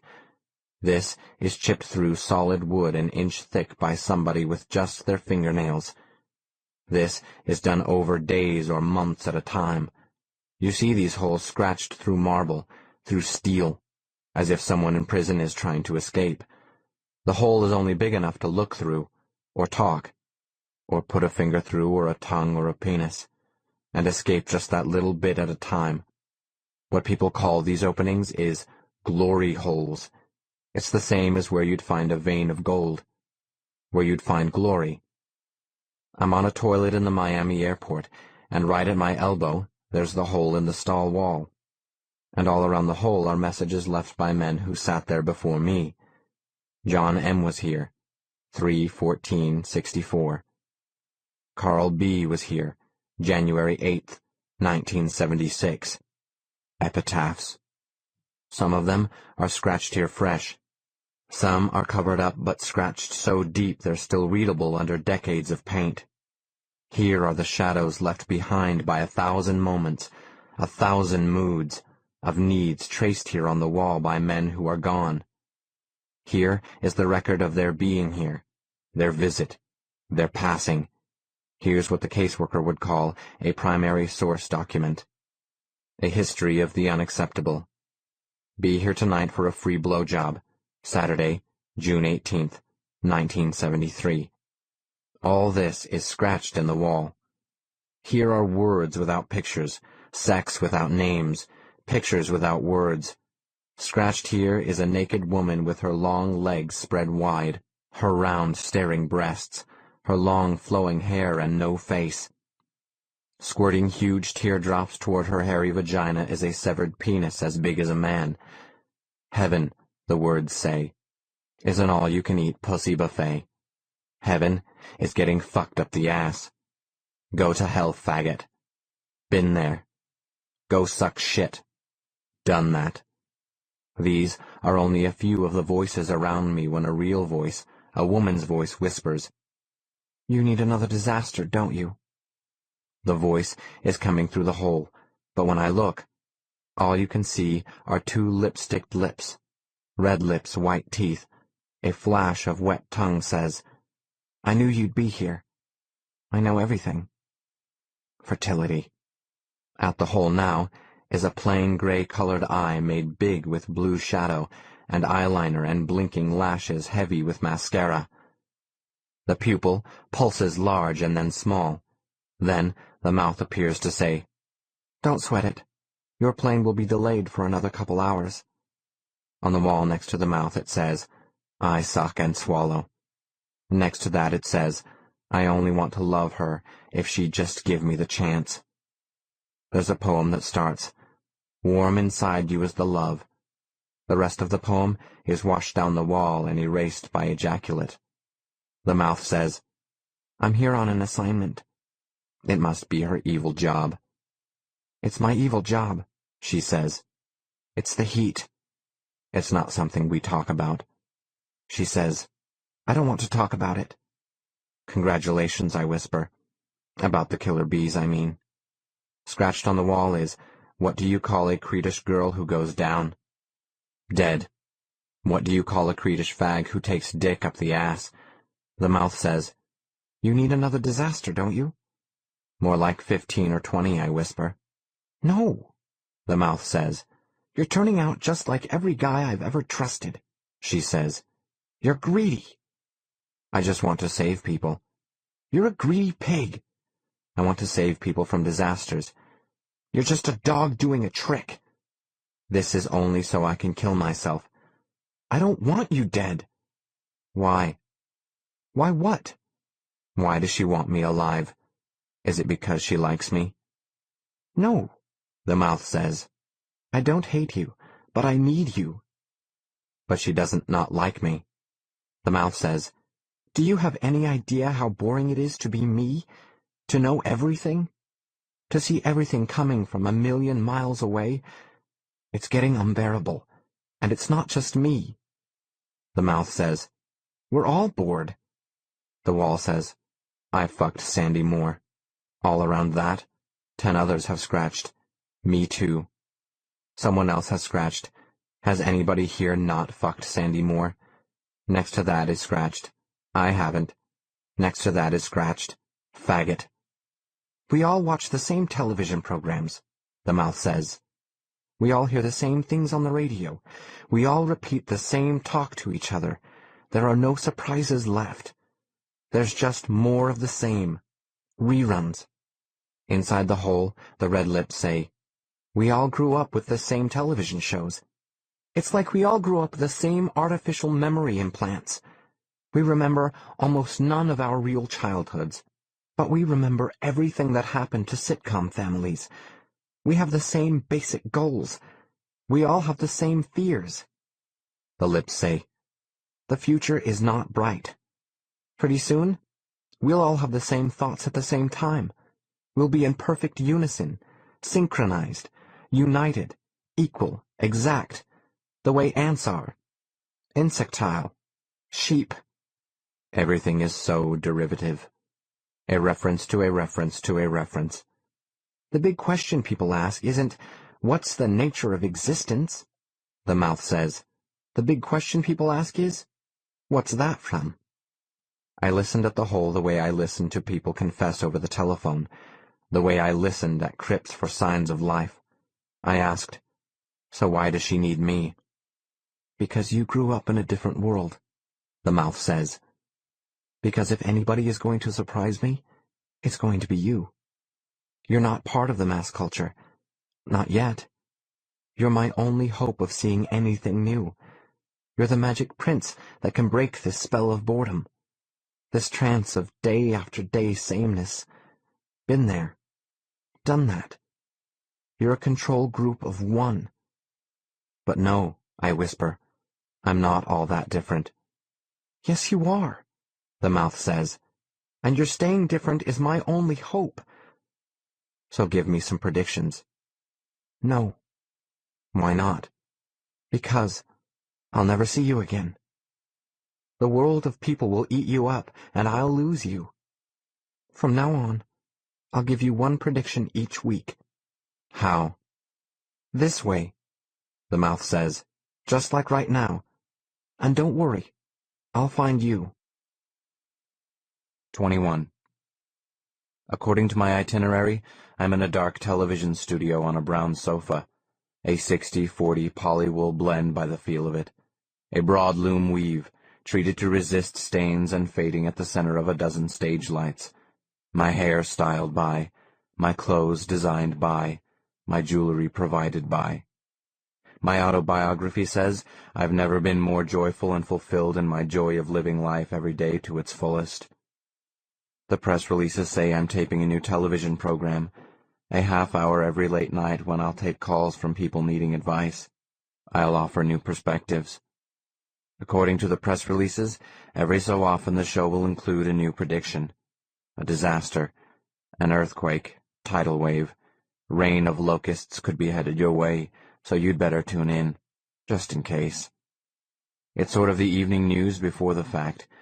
The press release calls the new show Peace of Mind, if you could call it that. It's Fertility who said I'd be famous someday. She said I'd be telling the whole world about her, so I'd better get my facts straight. Fertility said, after I was famous, to describe her eyes as cat-like. Her hair, she said, was storm-tossed. Those were her exact words. Yeah, and her lips were bee-stung. She said her arms are as smooth as a skinless chicken breast. According to Fertility, the way she walked was fun-loving. After you're famous, she told me, don't make me look like a monster or a victim or anything. Fertility said, you're going to sell out your entire religion and everything you believe in. Just don't lie about me. Okay? Please. So part of my being famous is I do this weekly sit-down program with a famous television journalist to introduce me. She segues to commercial break. She feeds me the people calling in with questions. The teleprompter feeds me the answers. People call in on the toll-free line. Help me, heal me, feed me, hear me. It's what I used to do in my doggy apartment at night, only broadcast nationwide. Messiah, Savior, deliver us, save us. The confessions to me in my apartment, the confessions to me on national television, they're all just the same as my story right now into the cockpit flight recorder. My confessional. With the kinds of drugs I was taking at that point in my career, if you want to sleep at night, you don't want to read the package insert. The side effects include nothing you do on national television. Vomiting, flatulence, diarrhea. The side effects include headache, fever, dizziness, rashes, sweating. I could take them all off. Dyspepsia, constipation, malaise, somnolence, taste perversions. According to my personal trainer, it's the primobolan that's making my head buzz. My hands shake.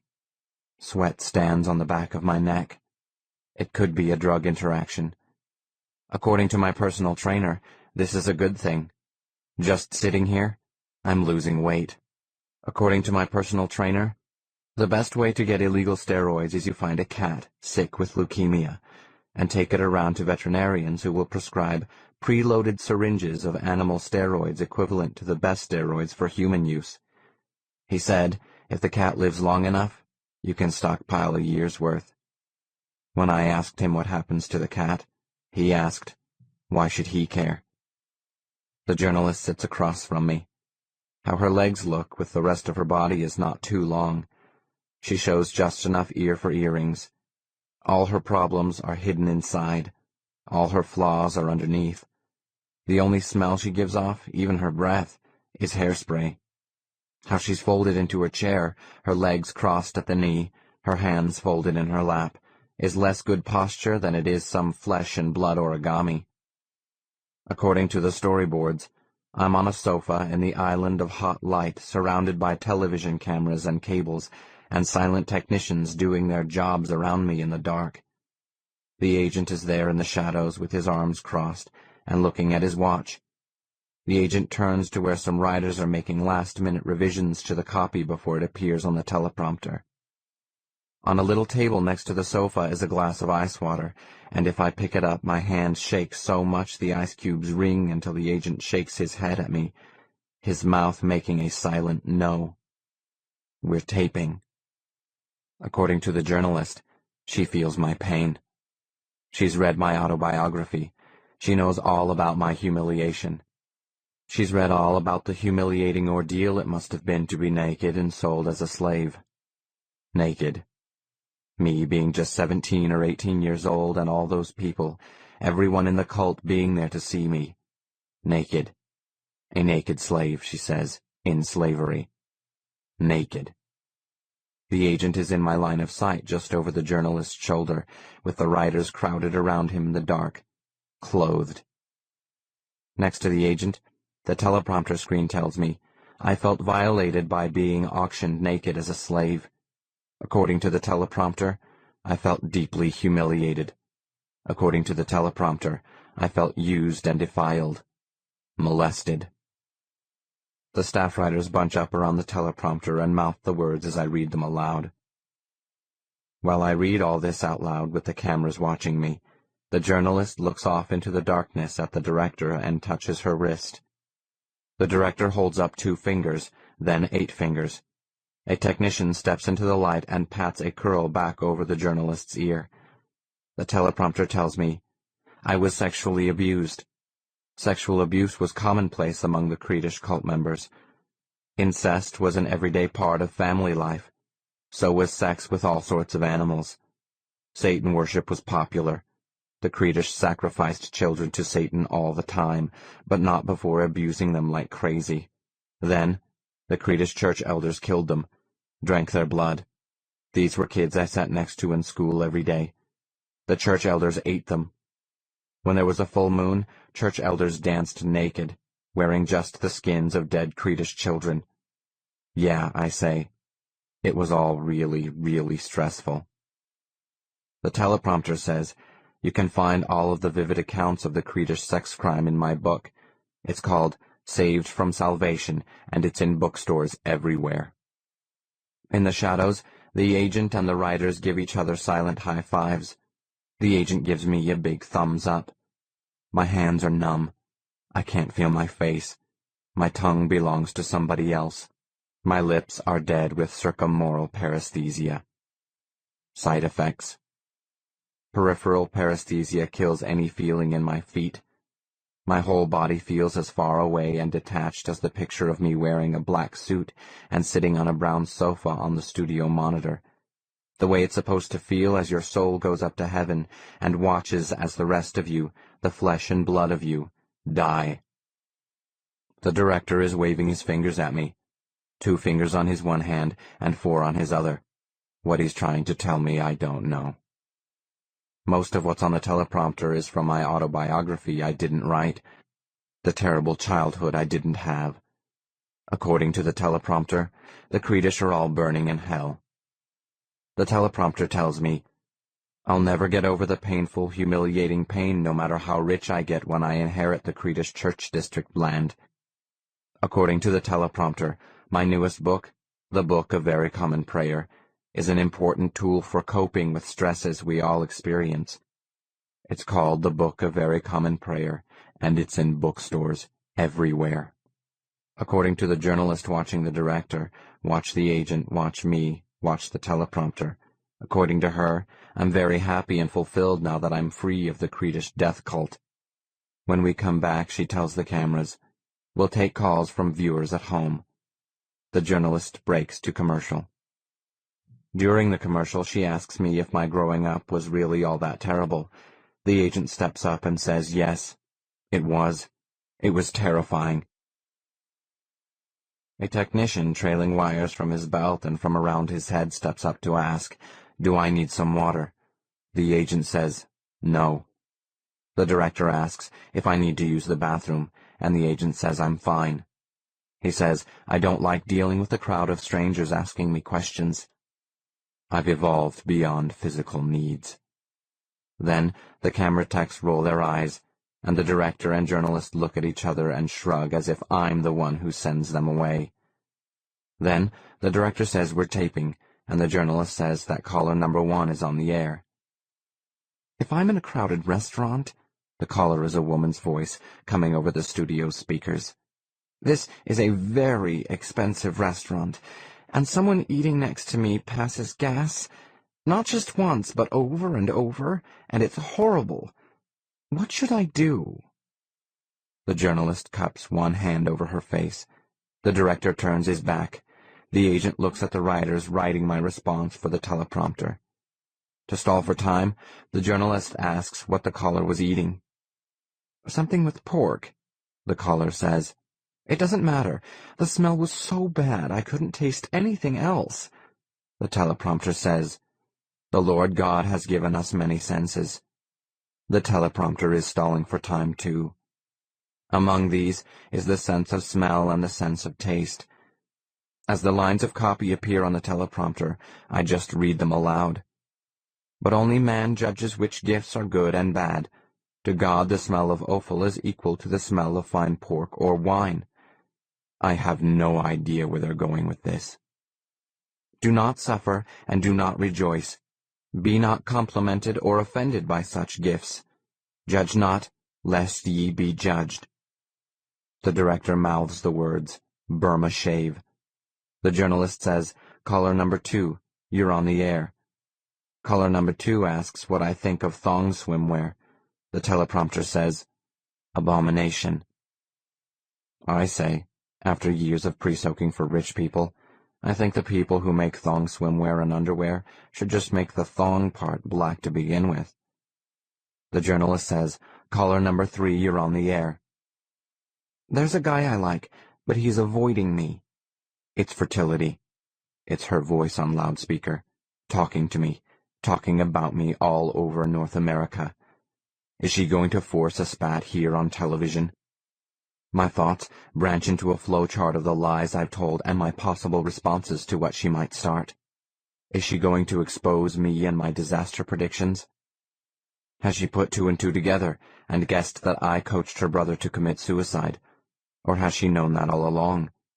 And if she knows I killed her brother, then what? "This guy who won't call me, I told him about what I do," she says. "My job, and he disapproves, but he pretends he's okay with it." The journalist asks, "What exactly is Fertility's job?" The teleprompter is blank. Then, all of America is about to know a big secret about either Fertility or me. Her evil job, my murderous suicide hotline, her disaster dreams, my borrowed predictions. "I have an agent named Dr. Ambrose," Fertility says, "except he's not a real doctor." Fertility told me one time that everyone in the world, even garbage haulers and dishwashers, will be signed by an agent someday. Her Dr. Ambrose would find couples with money looking for someone to have their baby, a surrogate mother. Dr. Ambrose calls it the procedure. It's conducted in utero with the birth father in bed with Fertility and his wife waiting outside the door. The wife will be in the hallway, knitting or listing baby names, Fertility says. And the husband will be carefully emptying the teeny-weeny contents of his testicles into me. The first time she told me about her job, back when I was a nobody doing crisis intervention at home, she told me Fertility Hollis is a stage name. She said her real name was Gwen, but she hated that.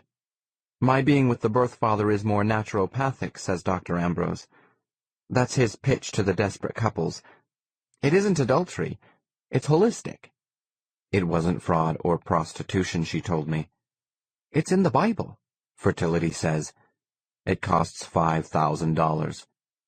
You know Genesis chapter 30, Rachel and Bilhah, Leah and Zilpah. Bilhah didn't use birth control, I want to tell her. Zilpah didn't make $5,000 tax-free. They were real slaves.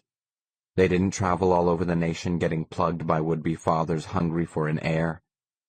Fertility will live with a couple for up to 1 full week, but every time they conduct the procedure, it's another $5,000. With some men, this can mean $15,000 in one night. Plus, the couple has to pay her airfare. Dr. Ambrose is just a voice on the telephone that arranges the arrangement, Fertility says. It's not as if he's a real person. The couple pays him, and he sends me half the money in cash. There's never a return address. He's such a coward. I know that feeling. The teleprompter says, "Slut." All I have to do is not conceive, and I'm a big success. It's her vocation, she told me, being barren. The teleprompter says, "Harlot." Over the speakers, she says it. I'm sterile. The teleprompter says, whore. It's her one marketable job skill. It's her calling. Here's the job she was born to do. She pays no taxes. She loves to travel. She lives on the road in rich places, and the hours are flexible. She told me some nights she falls asleep during the procedure. With some birth fathers, she dreams of arson, of falling bridges and landslides. I don't think I'm doing anything wrong, she says. I think I'm making lemons into lemonade. The teleprompter says, burn in the hot, eternal fires of hell, you heathen devil slattern. Fertility says, so what do you think? The journalist is staring at me so hard, she hasn't noticed some hair that slipped down over her forehead. The director is staring at me. The agent is staring. The journalist gulps. The writers are feeding copy into the teleprompter. Pray to die, adulterous devil whore. All of America is tuned in. You are beyond forgiveness, evil devil girl. The agent shakes his head no. The teleprompter screen goes blank for a moment. The writers write. The copy reappears. You are beyond forgiveness, evil devil woman. Says Fertility's voice. So what do you think? Harlot. The agent points at me, points at the teleprompter screen, points at me, over and over, fast. Trollop. You're not going to pass some big judgment on me, are you? Jezebel. There's just dead air going out to the satellite. Somebody has to say something. With my numb mouth, I read the words on the teleprompter. With no feeling in my lips, I just say what they tell me to say. The journalist asks, Caller number 3, are you still there? The director is flashing his fingers at us. 5, 4, 3, 2, 1. Then he pulls his index finger across his throat. 20. What else I want people to know before my plane crash is I didn't dream up the idea for the porn fill. The agent is always pushing paper in front of me and saying, sign this. He tells me, sign here, and here, here, and here. The agent tells me to just initial next to each paragraph. He tells me, don't bother reading this bit. I won't understand. That's how the porn fill happened. It was not my idea to take all 20,000 acres of the Creedish Church District and turn it into the repository for this nation's outdated pornography. Magazines, playing cards, video cassettes, compact discs, worn-out dildos, punctured blow-up dolls, artificial vaginas. The bulldozers are out there 24 hours a day pushing mountains of that around. This is 20,000 acres.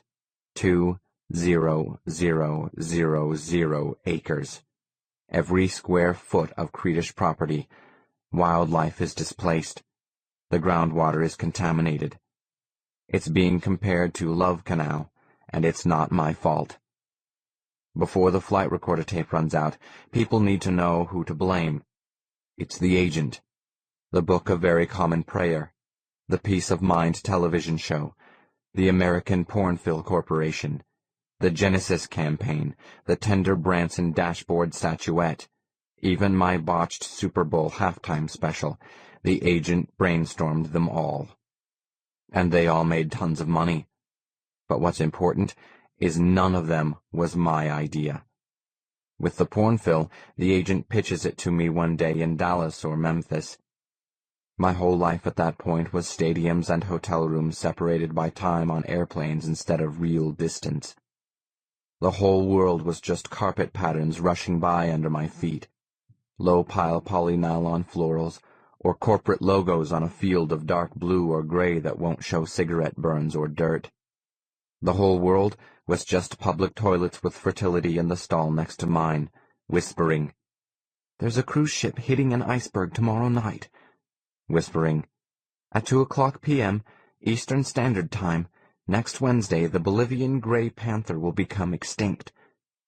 The agent is saying a major problem for most Americans is disposing of pornographic material in a safe, private manner.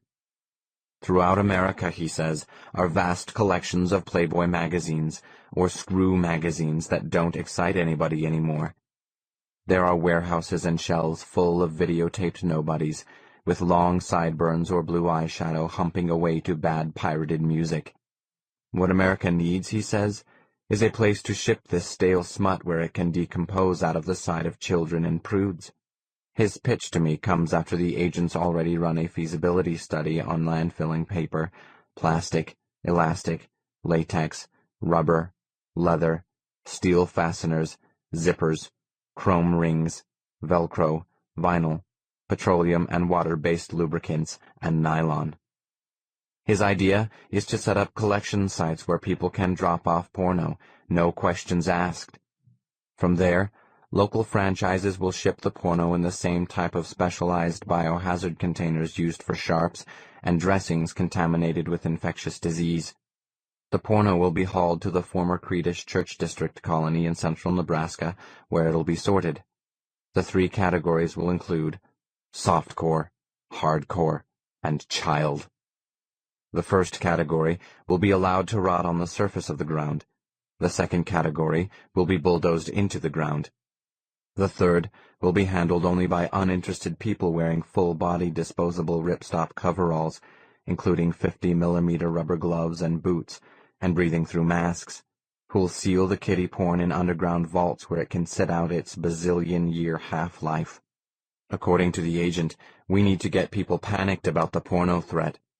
We're going to push for government action that makes it mandatory to dispose of porno in safe, clean ways. Our ways. The same as used motor oil or asbestos. If people want to get rid of it, they'll have to pay. We'll show people discarded porno filling the streets, corrupting children, inspiring sex crimes. We'll charge by the ton to accept the stuff. The local collection franchises will pass the cost on to their customers, plus an extra margin for profit. We make money. The local franchises make money. Joe Blow is free to shop for fresh porno.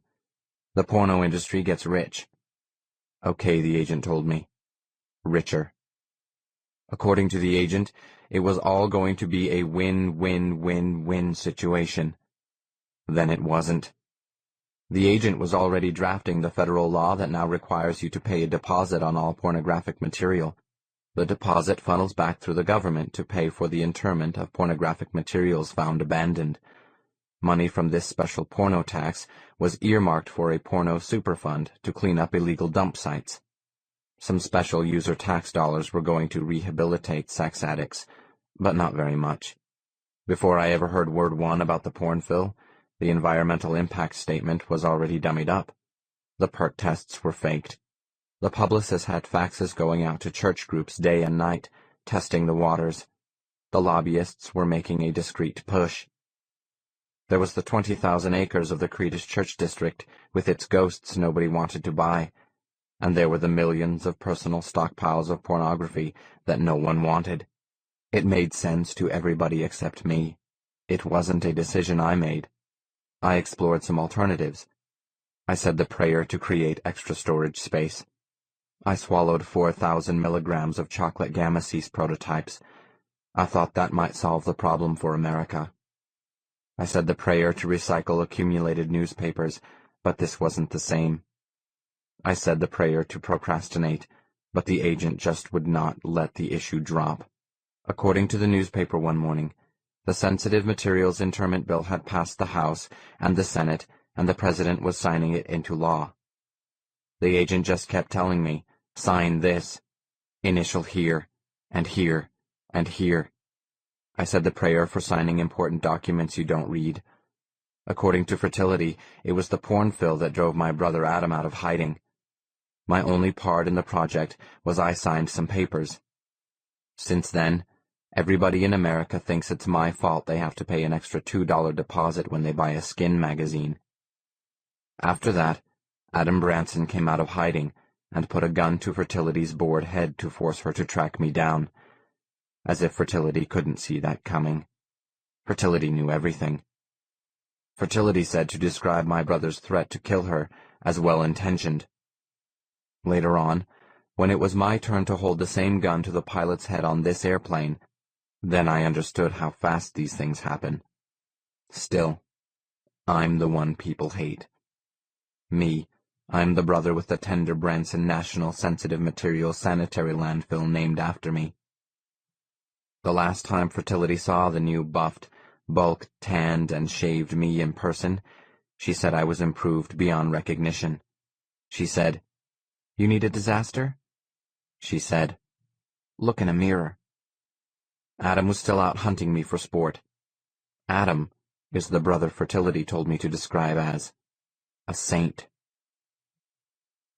19.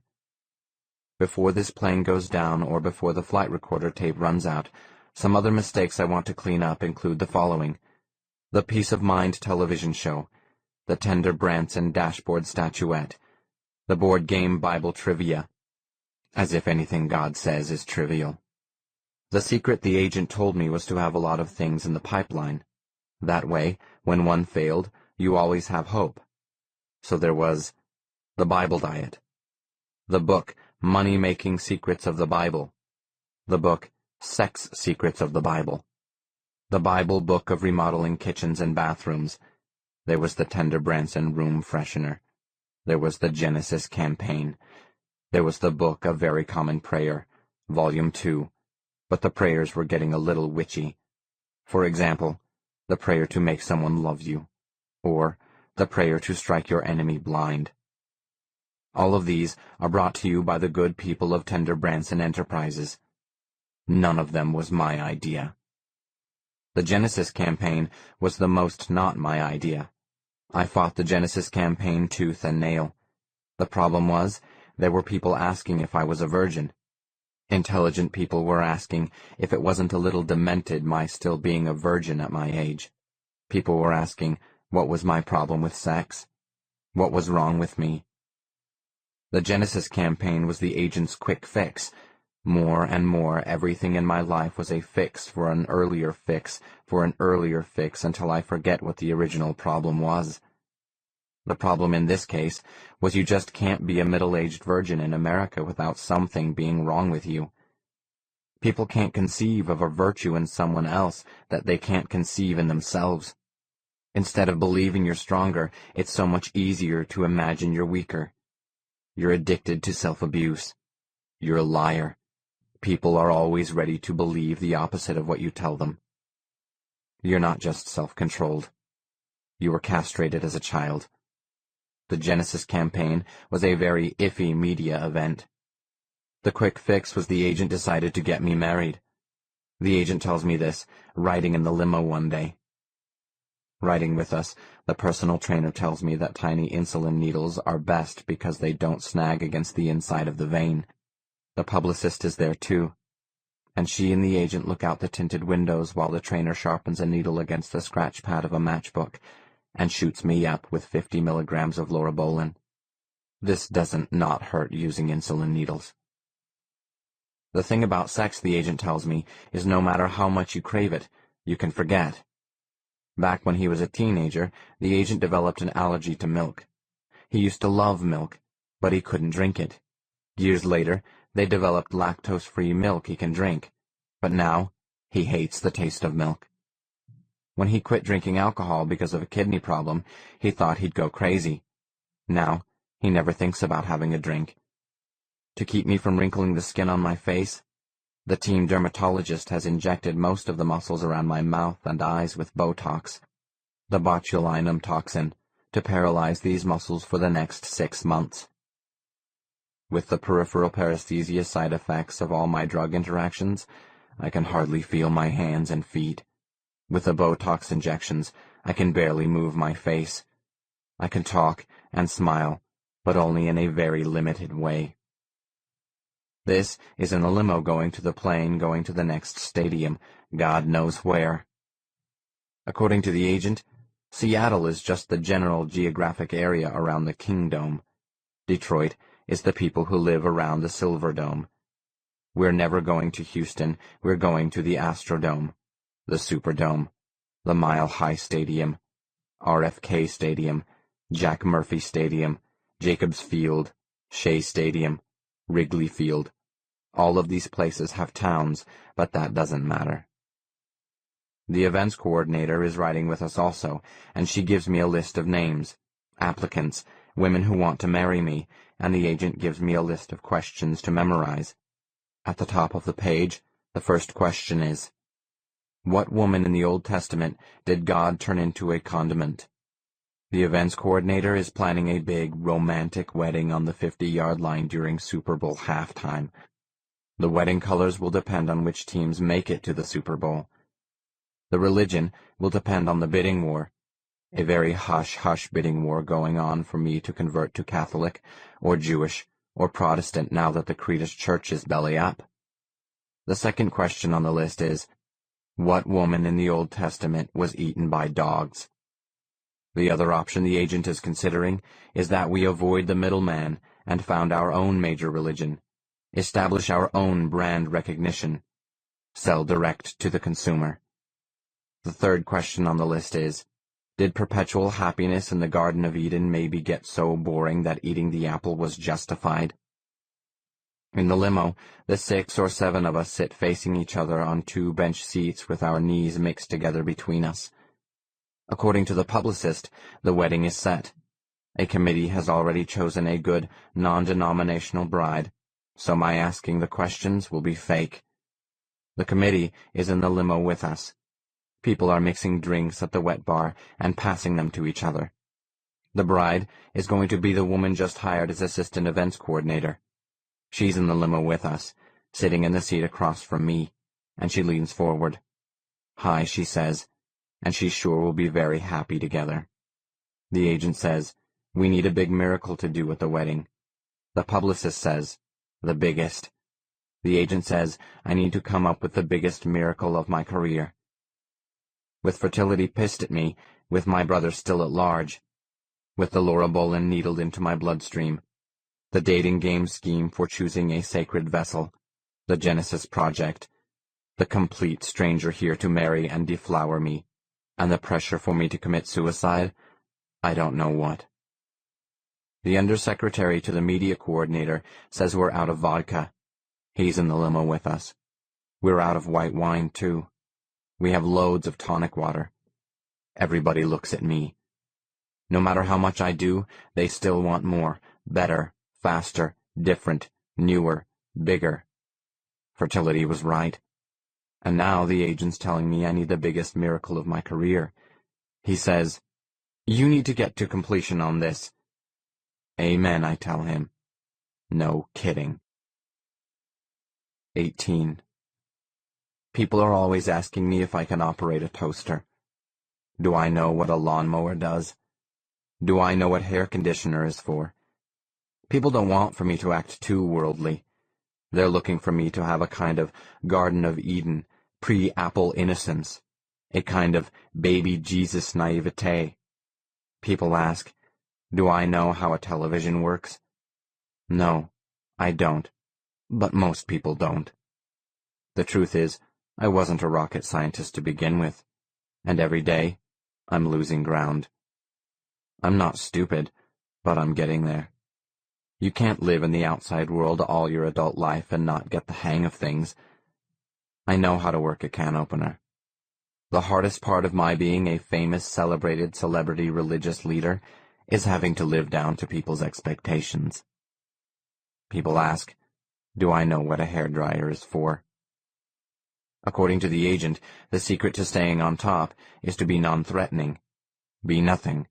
Be a blank space people can fill in. Be a mirror. I'm the religious version of a lottery winner. America is full of rich and famous people, but I'm supposed to be that rare combination. Celebrated and stupid. Famous and humble. Innocent and rich. You just live your humble life, people think. Your Joan of Arc everyday life.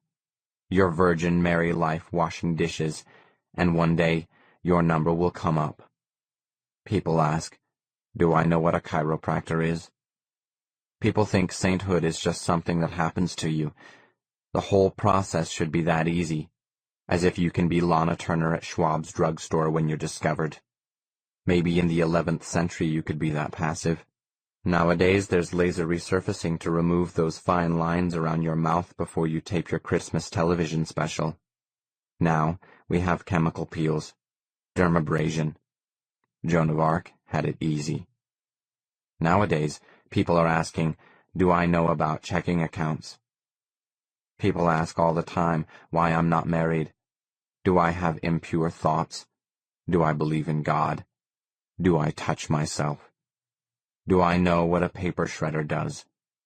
I don't know. I don't know. I have my doubts. I won't tell, and I have the agent to tell me all about paper shredders. Around this part of the story, a copy of the Diagnostic and Statistical Manual of Mental Disorders shows up in the mail. Some clerk on the incoming mail team directs it to an assistant media interface director, who hands it off to a low-level publicist, who routes it to the daytime scheduler, who slips it onto my breakfast tray in the hotel suite. Alongside my morning's 430 grams of complex carbohydrates and 600 grams of egg albumin protein, here's the dead caseworker's missing DSM. The mail comes in 10 sacks at a time. I have my own zip code. Help me, heal me, save me, feed me, the letters say. Messiah, Savior, Leader they call me. Heretic, blasphemer, Antichrist, Devil they call me. So I'm sitting up in bed with my breakfast tray across my lap, and I'm reading the manual. There's no return address on the package it came in, but inside the cover is the signature of the caseworker. It's weird how the name outlives the person. The signifier outlasts the signified, the symbol the symbolized. The same as the name carved into stone on each crypt at the Columbia Memorial Mausoleum, only the caseworker's name is left. We feel so superior to the dead. For example, if Michelangelo was so damn smart, why'd he die? How I feel reading the DSM is, I may be a fat, stupid dummy, but I'm still alive. The caseworker's still dead, and here's proof that everything she studied and believed in all her life is already wrong. In the back of this edition of the DSM are the revisions from the last edition. Already, the rules have changed.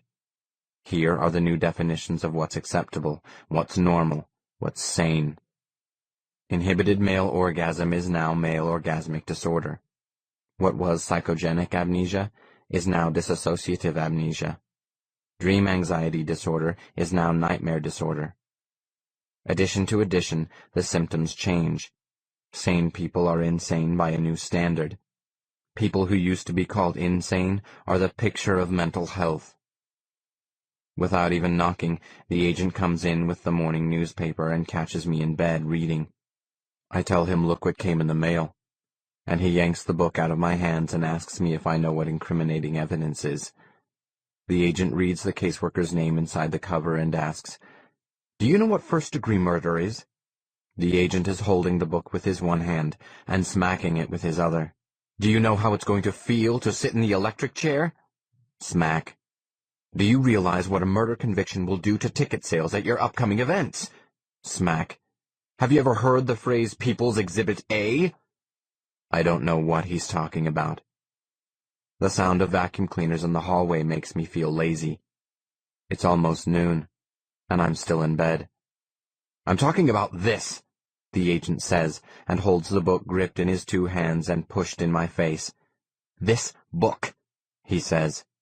"It's what the police would call a souvenir of the kill." The agent says the police detectives are every day asking to talk to me about the caseworkers being found dead. The FBI is every day asking the agent what happened to the DSM that disappeared with her case history records the week before she choked to death on chlorine gas. The government isn't happy I fled the scene. The agent asks me, "Do you know how close you are to having a warrant out for your arrest?" Do I know what a prime murder suspect is? Do I know how me having this book will look? I'm still sitting in bed eating toast, no butter, and oatmeal, no brown sugar. I'm stretching my arms and saying, "Forget it. Relax. The book came in the mail." The agent asks me if that seems more than a little convenient. His point is it's possible I sent the book to myself. The DSM makes a good reminder of my old life. As rough as being me can feel, what with the drugs and schedule and zero personal integrity, it feels better than me cleaning toilets over and over. And it's not as if I've never stolen anything before. Another good way to shoplift is you find an item and cut off the price tag. This works best in really big stores with too many departments and clerks for any one person to know everything. Find a hat or gloves or an umbrella, cut off the price tag, and turn it in at the lost and found department. You don't even have to leave the store with it. If the store finds out the item is stock, it just goes back on the sales floor. Most times, the item just goes into a lost and found bin or a rack, and if no one claims it in 30 days, it's yours. And since nobody lost it, nobody will come looking. No big department store puts a genius in charge of the lost and found department. The agent asks, "Do you know what money laundering is?" This could be the same scam, as if I killed the caseworker and then mailed the book to myself, laundered it so to speak, as if I sent it to myself so I could act innocent about sitting here propped on my 200 thread-count Egyptian cotton pillows, gloating over my kill, eating breakfast until noon. The idea of laundering anything makes me homesick for the sound of clothes with zippers going around and around in a clothes dryer. Here in my hotel suite, you don't have to look very far to find a motive. The caseworker's file on me had all the records of how she cured me. Me, the exhibitionist. Me, the pedophile. Me, the shoplifter. The agent asks, do I know what an FBI interrogation is like? He asks, do I really think the police are that stupid? Assuming you're not the murderer, the agent asks, do you know who sent the book? Who might try to set you up to take this fall? Maybe. Probably, yes, I do. The agent's thinking it's someone from an enemy religion. A Catholic, Baptist, Taoist, Jewish, Anglican jealous rival. It's my brother, I tell him. I have an older brother who might still be alive, and it's easy to picture Adam Branson out murdering survivors in ways the police would think was suicide. The caseworker was doing my job for me. It's easy to imagine her falling into a trap meant to kill me. A bottle of ammonia mixed with bleach, and just waiting under the sink for me to unscrew the cap and drop dead from the smell. The book drops out of the agent's one hand and lands open on the rug. The agent's other hand goes up to claw through his hair. Mother of God, he says. He says, you'd better not be telling me you have a brother still alive. Maybe, I say. Probably, maybe, yes, I do. I saw him on a bus one time. This was maybe 2 weeks before the caseworker died. The agent pins his eyes on me in bed, covered with toast crumbs, and says, no, you didn't. You never saw anybody. His name is Adam Branson. The agent shakes his head. No, it isn't. Adam called me at home and threatened to kill me. The agent says, nobody threatened to kill you. Yes, he did. Adam Branson is roaming the country, killing survivors to take us all to heaven, or to show the world Creedish unity, or to seek revenge on whoever blew the whistle on the labor missionary movement. I don't know. The agent asks, do you understand the phrase public backlash? The agent asks, do you know what your career will be worth when people find out you're not the sole survivor of the legendary evil Creedish death cult? The agent asks, what if this brother of yours is arrested and tells the truth about the cult? He'll blast everything the team of writers has been telling the world about your life growing up. The agent asks, what then? I don't know. Then you're nothing, he says. Then you're just another famous liar, he says. The whole world will hate you, he says. He's yelling, do you know what the prison sentencing guidelines are for conducting a public hoax? For misrepresentation? For false advertising? For libel? Then he comes in close enough to whisper, Do I need to tell you that prison makes Sodom and Gomorrah look like Minneapolis and St. Paul by comparison? He'll tell me what I know, the agent says. He picks up the DSM off the floor and wraps it in today's newspaper. He says I don't have a brother. He says I never saw the DSM. I never saw any brother. I regret the death of the caseworker. I miss my all-dead family. I deeply loved the caseworker. I'm forever grateful for her help and guidance, and I pray every minute my dead family isn't burning in hell. He says I resent the police always attacking me because they're too lazy to go out and find the caseworker's real killer. He says I just want closure on all this tragic, sad death stuff. He says I just want to get on with my life. He says I trust and cherish the guidance I get every day from my wonderful agent. He tells me I'm deeply grateful. Quick, before the maid comes in to clean the room, the agent says he's taking the DSM straight to the paper shredder. He says, "Now get your ass out of bed, you lazy sack of shit, and remember what I just told you, because someday soon you'll be telling it all to the police." 17. From the toilet stalls on either side of my stall come moans and breathing. Sex or bowel movements, I can't tell the difference. The stall I'm in has a hole in the partitions on each side of me, but I can't look. If fertility is here yet, I don't know. If fertility is here and sitting next to me, quiet until we're alone, I'll beg for my big miracle. Next to the hole on my right is written, "Here I sit, all downhearted. Tried to shit, and only farted." Next to that is written, "Story of my life."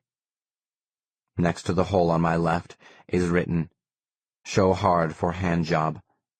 Next to that is written, "Kiss my ass." Next to that is written, "With pleasure." This is in the New Orleans airport, which is the airport closest to the Superdome, where tomorrow there's the Super Bowl, where at halftime I'm getting married. And time is running out. Outside in the hallway, my entourage and my new bride have been waiting more than 2 hours for me. While I've been sitting here so long, my insides are ready to drop out of my ass. My pants are crushed around my ankles. The paper toilet seat liner is wicking water up from the toilet bowl to wet my bare skin. The smell of people's business is thick in every breath I take. Toilet after toilet flushes, but every time the last man leaves, another arrives. On the wall is scratched, "You know how both life and porno movies end. The only difference is life starts with the orgasm." Next to that is scratched, "It's getting to the end that's the exciting part." Next to that is scratched, "How tantric." Next to that is scratched, "It smells like shit in here." The last toilet flushes, the last man washes his hands, the last footsteps go out the door. Into the hole on my left I whisper, "Fertility, are you there?" In the hole on my right I whisper, "Fertility, is that you?" There's nothing but my fear another man will walk in to read his newspaper and let loose with another spectacular 6-course bowel movement. Then, from the hole on my right comes, "I hate that you called me a harlot on television." I whisper back, "I'm sorry. I was only reading the script they gave me." I know that. I know she knows that.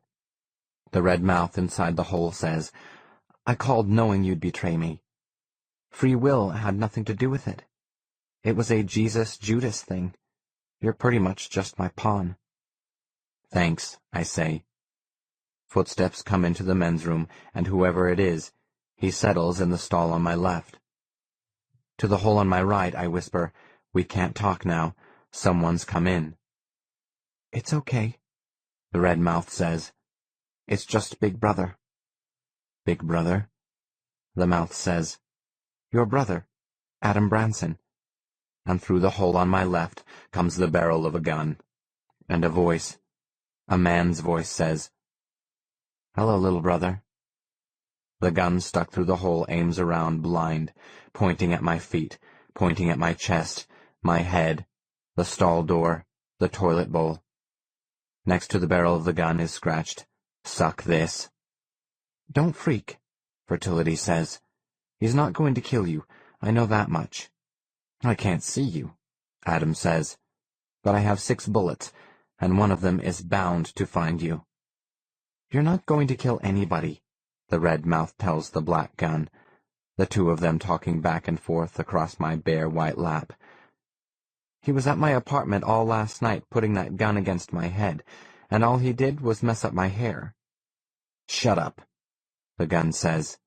The mouth says, he doesn't have any bullets in it. The gun says, shut up. The mouth says, I had another dream about you last night. I know what they did to you as a child. I know what happened to you was terrible. I understand why you're terrified of having sex. I whisper, nothing happened to me. The gun says, I tried to stop it, but just the idea of what the elders were doing to you kids made me sick. I whisper, it wasn't that bad. In my dream, the mouth says, you were crying. You were just a little boy the first time, and you had no idea what was about to happen. I whisper, I've put all that behind me. I'm a famous, celebrated religious celebrity. The gun says, no, you haven't. Yes, I have. Then why are you still a virgin? The mouth says, I'm getting married tomorrow. The mouth says, but you won't have sex with her. I say, she's a very lovely and charming girl. The mouth says, but you won't have sex with her. You won't consummate the marriage. The gun says to the mouth, that's how the church worked it with the tenders and biddies, so they never wanted sex in the outside world. The mouth says to the gun, well, the whole practice was just sadistic. Speaking of marriages, I say, I could use the biggest miracle you've got. You need more than that, the mouth says. Tomorrow morning, while you're getting married, your agent is going to drop dead. You're going to need a good miracle and a good lawyer. The idea of my agent being dead isn't so bad. The police, the mouth says, are going to suspect you. But why? There's a bottle of that new cologne of yours, Truth, the fragrance, the mouth says, and he chokes to death breathing it. It's really bleach mixed with ammonia, the gun says. I ask, just like the caseworker. That's why the police will come after you, the mouth says. But my brother killed the caseworker, I say. Guilty as charged, the gun says, and I stole the DSM and your case history files. The mouth says, and he's the one who set things up for your agent to choke to death. Tell him the best part, the gun says to the mouth. More and more in my dreams, the mouth says. The police have been suspecting you of murdering all the Creedish survivors whose suicides looked fake. All the Creedish that Adam killed. Those are the ones, the gun says. The mouth says, the police think maybe you did all the killings to make yourself famous. Overnight, you went from being a fat, ugly house cleaner to being a religious leader, and tomorrow you'll be accused of being the country's most successful serial killer. The gun says, successful probably isn't the right word. I say, I wasn't all that fat. What did you weigh? The gun says. And be honest. On the wall it says, today is the worst day of the rest of your life. The mouth says, you were fat. You are fat. I ask, so why don't you just kill me now? Why don't you put some bullets in your gun and just shoot me? I have bullets loaded, the gun says, and the barrel swivels around to point at my face, my knees, my feet, Fertility's mouth. The mouth says, no, you don't have any bullets. Yes, I do, the gun says. Then prove it, the mouth says. Shoot him. Right now. Shoot him. Shoot. I say, don't shoot me. The gun says, I don't feel like it. The mouth says, liar. Well, maybe I wanted to shoot him a long time ago, the gun says. But now the more famous he gets, the better. That's why I killed the caseworker and destroyed his mental health records. That's why I've set up the stupid, phony bottle of chlorine gas for the agent to sniff. I was only a pretend insane pervert with the caseworker, I say. Scratched on the wall it says, "Shit, or get off the pot." It doesn't matter who kills the agent, the mouth says. The police will be right on the 50-yard line to arrest you for mass murder the second you step off camera. But don't worry, the gun says. We'll be there to rescue you. Rescue me? Just give them this miracle, the mouth says, and there should be a few minutes of chaos so you can get out of the stadium. I ask, chaos? The gun says, look for us in a car. The mouth says, a red car. The gun says, how do you know? We haven't stolen it yet. I know everything, the mouth says. We'll steal a red car with an automatic transmission because I can't drive a stick. Okay, the gun says. A red car. Okay, the mouth says. I couldn't be more not excited. I say just give me the miracle, and fertility gives me the miracle. The biggest miracle of my career. And she's right. And there will be chaos. There will be complete pandemonium. 16. At 11 o'clock the next morning, the agent is still alive. The agent's alive at 11:10 and at 11:15. The agent's alive at 11:30 and 11:45. At 11:50, the events coordinator chauffeurs me from the hotel to the stadium. With everyone always around us, the coordinators and reps and managers, I can't ask the agent if he's brought a bottle of truth, the fragrance, and when he plans to sniff it next. I can't just tell him not to sniff any cologne today, that it's poison, that the brother I don't have and that I've never seen has got into the agent's luggage and set a trap. Every time I see the agent, every time he disappears into the bathroom, or I have to turn my back for a minute, it could be the last time I see him. It's not that I love the agent that much. I can easily enough picture myself at his funeral, what I'd wear, what I'd say in eulogy, giggling. Then I see fertility and me doing the Argentine tango on his grave. I just don't want to be on trial for mass murder. It's what the caseworker would call an approach avoidance situation. Whatever I say about Cologne, the entourage will repeat to the police if he turns up choked to death. At 4:30, we're backstage at the stadium with the folding tables and catered food and the rented wardrobe, the tuxes and the wedding dress hanging on racks. And the agent is still alive and asking me what I plan to proclaim as my big halftime miracle. I'm not telling. But is it big? The agent wants to know. It's big. It's big enough to make every man in this stadium want to kick my ass. The agent looks at me, one eyebrow raised, frowning. The miracle I have is so big, it will take every policeman in this city to keep the crowds from killing me. I don't tell the agent that. I don't say how that's the idea. The police will have their hands so full keeping me alive, they won't be able to arrest me for murder. I don't tell the agent that part. At 5 o'clock, the agent is still alive, and I'm getting strapped into a white tuxedo with a white bow tie. The justice of the peace comes up and tells me everything is under control. All I have to do is breathe in and out. The bride comes over in her wedding dress, rubbing petroleum jelly up and down her ring finger, and says, "My name's Laura." This isn't the girl who was in the limo from the day before. "That was Trisha," the bride says. Trisha got sick, so Laura is being her understudy. It's okay. I'll still be married to Trisha even though she's not here. Trisha is the one the agent still wants. Laura says, "The cameras won't know." She's wearing a veil. People are eating the food brought in by the caterer. Near the steel doors that open onto the sidelines, people from the florist are ready to hustle the altar out onto the football field. The candelabras, the bowers covered with white silk flowers, roses and peonies and white sweet peas, and stock, all of them brittle and sticky with hairspray to keep them stiff. The armload of silk bouquet for the bride to carry is silk gladioli, and white polysilk dahlias, and tulips trailing yards of white silk honeysuckle. All of it looks beautiful and real if you're far enough away. The field lights are bright, the makeup artist says, and gives me a huge red mouth. At 6 o'clock, the Super Bowl begins. It's football. It's the Cardinals against the Colts. 5 minutes into the first quarter, it's Colts 6, Cardinals 0, and the agent is still alive.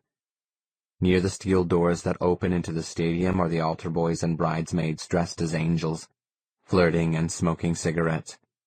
With the Colts on their 40-yard line, it's their second down and 6, and the post-event scheduler is briefing me how I'll spend my honeymoon on a 17-city tour to promote the books, the games, the dashboard statuette. Founding my own major world religion isn't out of the picture. A world tour is in the works now that the pesky question about my having sex is covered. The plan includes goodwill tours to Europe, Japan, China, Australia, Singapore, South Africa, Argentina, the British Virgin Islands, and New Guinea, with me getting back to the United States in time to see my first child born. Just so there's nothing left to guesswork, the coordinator tells me the agent has taken certain liberties to make sure my wife will have our first child at the end of my 9-month tour. Long-range planning calls for my wife to have 6, maybe 7 children, a model Creedish family. The events coordinator says I won't have to lift a finger. This will be immaculate conception as far as I'm involved. The field lights are way too bright, the makeup artist says, and smears my cheeks with red. At the end of the first quarter, the agent comes by to make me sign some papers. Profit-sharing documents, the agent tells me. The party known as Tender Branson, to be hereafter known as the victim, grants the party hereafter known as the agent the power to receive and distribute all monies payable to the Tender Branson Media and Merchandising Syndicate, including, but not limited to, book sales, broadcast programming, artwork, live performances, and cosmetics, namely, men's cologne. Sign here, the agent says, and here, and here. Someone is pinning a white rose to my lapel. Someone is on his knees shining my shoes. The makeup artist is still blending. The agent now owns the copyright to my image and my name. It's the end of the first quarter with the game tied 7-7, and the agent still alive. The personal fitness trainer needles me with 10 cc's of adrenaline to put some sparkle in my eyes. The senior events coordinator says all I have to do is walk the 50-yard line out to where the wedding party is standing in the center of the stadium. The bride will walk in from the opposite side. We'll all of us be standing on a platform of wooden boxes with 5,000 white doves hidden underneath. The audio for the ceremony was all pre-recorded in a studio. So that's what the audience will hear. I don't have to say a word until my prediction. When I step on a switch hidden by my foot, that will release the doves. Walk, talk, doves. It's a cinch. The wardrobe supervisor announces that we need to use the corset to get the silhouette we're after, and tells me to hurry and strip in front of everybody. The angels, the staff, the caterers, the florist people, the agent. Now. Everything except my shorts and socks. Now. The wardrobe supervisor stands with the rubber and wire torture of the corset ready for me to step into, and says, here's my last chance to take a leak for the next 3 hours. You wouldn't have to wear that monster, the agent tells me, if you could keep the weight off. It's 4 minutes into the second quarter, and nobody can find the wedding ring. The agent blames the events coordinator, blames the wardrobe supervisor, blames the properties manager, blames the jeweler, who was supposed to donate a ring in return for advertising time on the blimp circling the stadium. Outside, the blimp is going around the sky, flashing the jeweler's name. Inside, the agent is threatening to sue for breach of contract and trying to radio the blimp. The events coordinator is telling me, fake the ring. They'll have the cameras do a head and shoulders on me and the bride. Just fake putting a ring on Trisha's finger. The bride says she's not Trisha. And remember, the coordinator says. Just mouth the words. It's all pre-recorded. It's 9 minutes into the second quarter, and the agent is still alive and yelling into his phone. "Shoot it down!" he's yelling. "Pull the plug. Give me a gun and I'll do it," he's yelling. "Just get that damn blimp out of the air." "No can do," the events coordinator says. The minute the wedding party comes out of the stadium, the crew in the blimp will dump 15,000 pounds of rice over the parking lot. "If you'll come with me," the senior scheduler says. "It's time for us to take our places." The Colts and Cardinals go chugging off the field, the score 20-17. The crowd is screaming for more football. The Angels and property staff rush out with the altar and silk flowers, the candelabras flaming and the platform full of doves. The corset is squeezing all my internal organs up into my throat. The clock is ticking down to the start of the second half, and the agent is still alive. I can only inhale in little half-breaths. The personal fitness trainer sidesteps up next to me and says, "Here, this will put some color in your cheeks." He puts a little bottle under my nose and says for me to sniff hard. The crowd is stomping their feet, the clock ticks, the score is so close, and I sniff. "Now the other nostril," the trainer says, and I sniff. And everything's disappeared, except for the hum of my blood chugging through veins in my ears, and my heart pumping against the squeeze of my corset. I'm not aware of anything. Feel no evil, see no evil, hear no evil, fear no evil. In the distance, the coordinator is waving me out onto the artificial grass. He's pointing down at the line chalked into the field, then pointing out at a group of people standing on the wedding platform covered with white flowers in the center of the field. The hum of my blood is fading until I hear music. I'm walking past the coordinator out into the stadium with the thousands screaming in their seats. The music blares out of nowhere. The blimp circles outside, flashing, "Congratulations from the many fine products of the Philip Morris family of products." The bride, Laura, Tricia, whoever, arrives from the opposite side. Without opening his mouth, the justice of the peace says, "Do you, Tender Branson, take Tricia Connors to be yours, to have and to hold and to be fruitful and multiply with as many times as possible as long as you both shall live?" You can feel the reverb from 100 speakers. Without opening my mouth, I say, "I do." Without opening his mouth, the justice of the peace says, "Will you, Tricia Connors, take Tender Branson as long as you both shall live?" And Laura lip syncs, "I do." With the television camera zooming in, we fake the rings. We fake the kiss. The veil stays pretty much in place. Laura stays Tricia. From a distance, everything looks perfect. Outside the shot, the police are starting out onto the field. The agent must be dead. The cologne. Chlorine gas. The police are at the 10-yard line. I ask the justice of the peace for a microphone to make my big prediction, my miracle. The police are at the 20-yard line. I get the microphone, but it's dead. The police are at the 25-yard line. I say testing, testing, 1, 2, 3. Testing, 1, 2, 3. The police are at the 30-yard line, their handcuffs open and ready to snap on me. The microphone comes to life, and my voice blares from the sound system. The police are at the 40-yard line saying, "You have the right to remain silent. If you choose to give up that right, anything you say can and will be used against you." And I give up my right. I give my prediction. The police are at the 45-yard line. My voice blaring throughout the stadium, I say, "The final score of today's game will be Colts 27, Cardinals 24. The Colts will win today's Super Bowl by 3 points, and all hell breaks loose." What's worse than that? Engine number 2 has just flamed out. Up here alone in Flight 2039, I only have 2 engines left. 15. To do the job right, you take 1 sheet of goldenrod paper and fold it around a sheet of white paper. Slip a coupon inside the folded papers. Hold a sheet of merchandise stamps alongside the folded papers. Then fold a sheet of the letterhead paper around all of it, and stuff this into an envelope.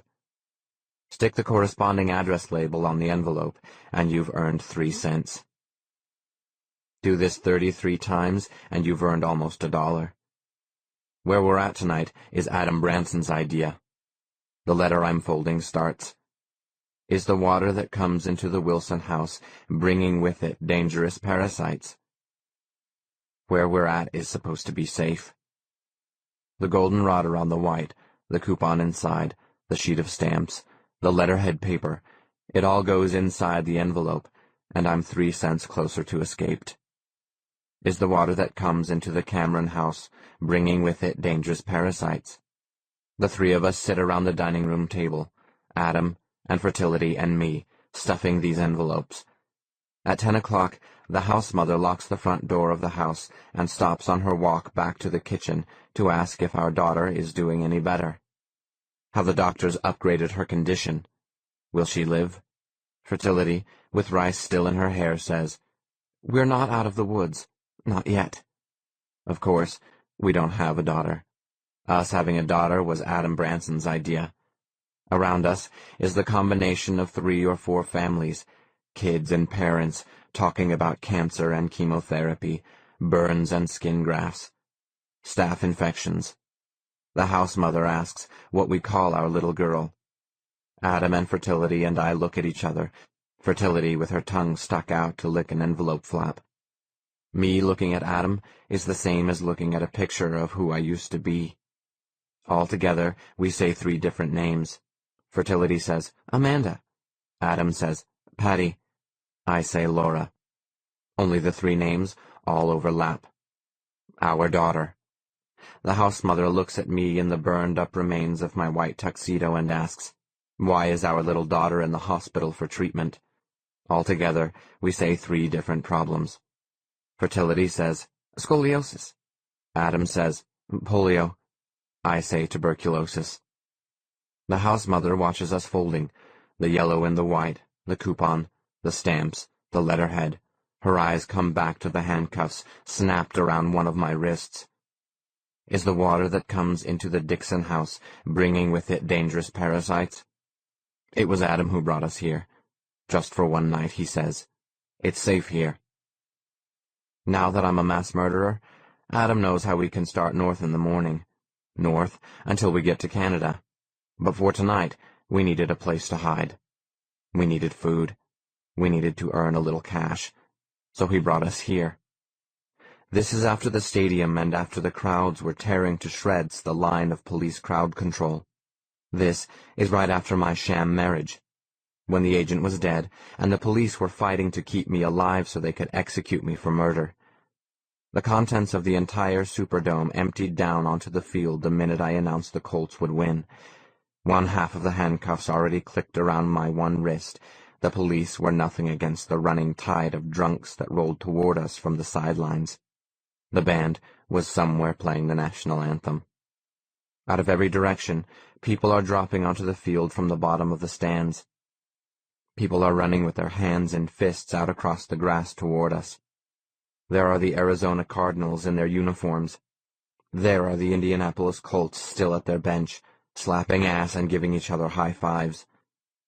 The moment the police get to the edge of the wedding platform, I kick the switch and 5,000 white doves fly up in a solid wall around me.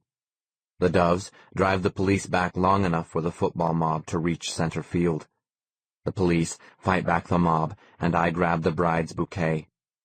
Sitting here, stuffing envelopes, I want to tell everybody how I made my great escape, how the crowd control cylinders of tear gas jet trailed back and forth overhead, how the crowd roar echoed under the dome, how I grabbed the polysilk white armload of silk flowers from the bride, tears streaming down her face, how I just touched the hairspray bouquet to a burning candle, and I had a torch to hold back any attacker.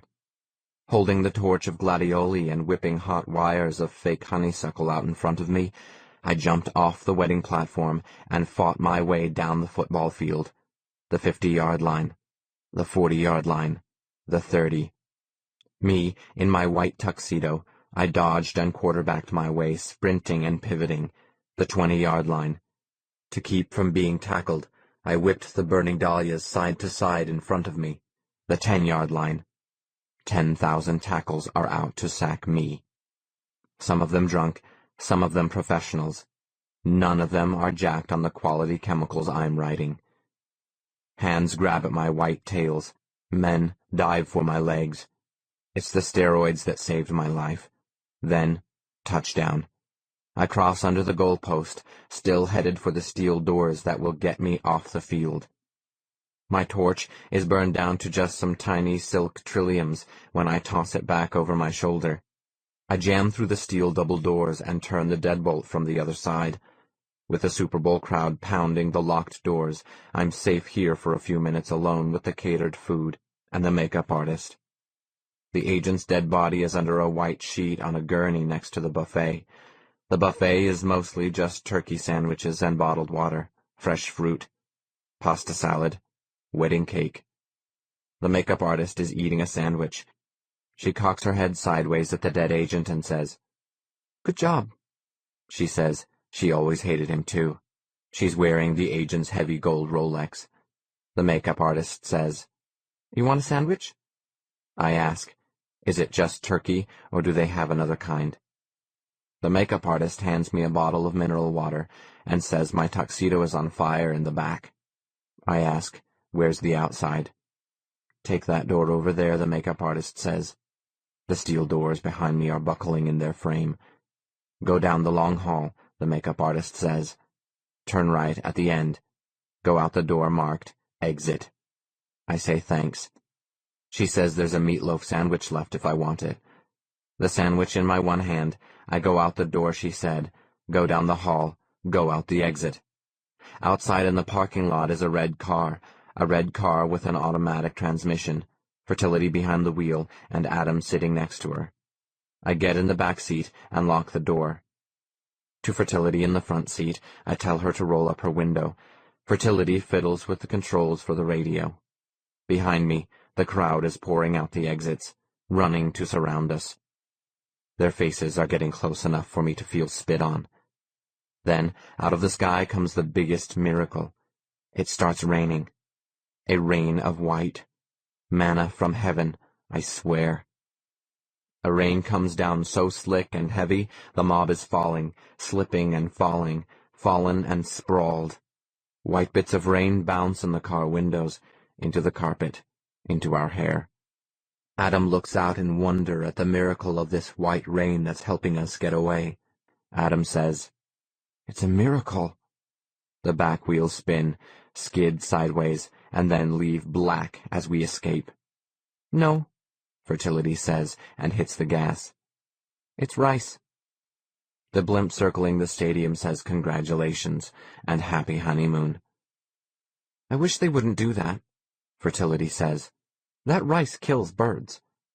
I tell her that rice that kills birds saved our lives. We were on the street, then we were on a freeway. Adam twisted around in the front seat to ask me, "Are you going to eat all that sandwich?" I say, "It's meatloaf." We needed a ride north, Adam said. He knew about a ride, but it wasn't leaving New Orleans until the next morning. He had almost 10 years of doing this, traveling back and forth across the country with no money, in secret. "Killing people," I say. "Delivering people to God," he says. Fertility says, "Shut up." We need some cash, Adam tells us. We need some sleep, food. And he knew where we could find some. He knew a place where people would have bigger problems than we did. We only had to lie a little. "From now on," Adam tells us, "you two have a child." We do not. "Your child is deathly ill," Adam says. Our child is not. "You're in New Orleans, so your child can go to a hospital," Adam says. "That's all you need to say." Adam says he'll handle the rest. Adam tells Fertility, "Turn here." He says, "Now turn right here." He says, "Go up 2 more blocks and turn left." Where he's taking us, we can stay overnight for free. We can get food donated for us to eat. We can do piecework, collating documents, or stuffing envelopes to earn a little cash. We can get showered. Watch ourselves on television making our escape on the evening news. Adam tells me I'm too much of a mess to be recognized as an escaped mass murderer who ruined the Super Bowl. Where we're going, he says, people will have their own big problems to worry about. Fertility says, like, how many people do you have to kill to make the jump from serial killer to mass murderer? Adam tells us, sit tight in the car, and I'll go inside to grease the skids. Just remember, your child is very sick. Then he says, we're here. Fertility looks at the house and at Adam and says, you're the one who's very sick. Adam says, I'm your poor child's godfather. The sign in the front yard says, Ronald McDonald House. 14. Imagine you live in a house, only every day your house is in a different town. Only every day your house is in a different town. We had 3 ways out of New Orleans Adam knew about. Adam took Fertility and me to a truck stop on the edge of the city and said to take our pick. The airports were being watched. The train and bus stations were staked out. We couldn't all 3 of us hitchhike, and Fertility refused to drive all the way to Canada. I flat out don't like driving, Fertility says. Besides, your brother's way to travel is just a lot more fun. The day after the Ronald McDonald House, we're the 3 of us standing in the acres of gravel parking lot outside a truck stop cafe, when Adam pulls a linoleum knife out of his back pocket and slips the blade open. What will it be, people? He says. Nothing here is going due north. Adam's been inside talking up all the truck drivers. What we have to choose from is the following, Adam says, pointing at each. There's a Westbury estate going west on Highway 10 to Houston. There's a plantation manor headed northeast on Highway 55 to Jackson.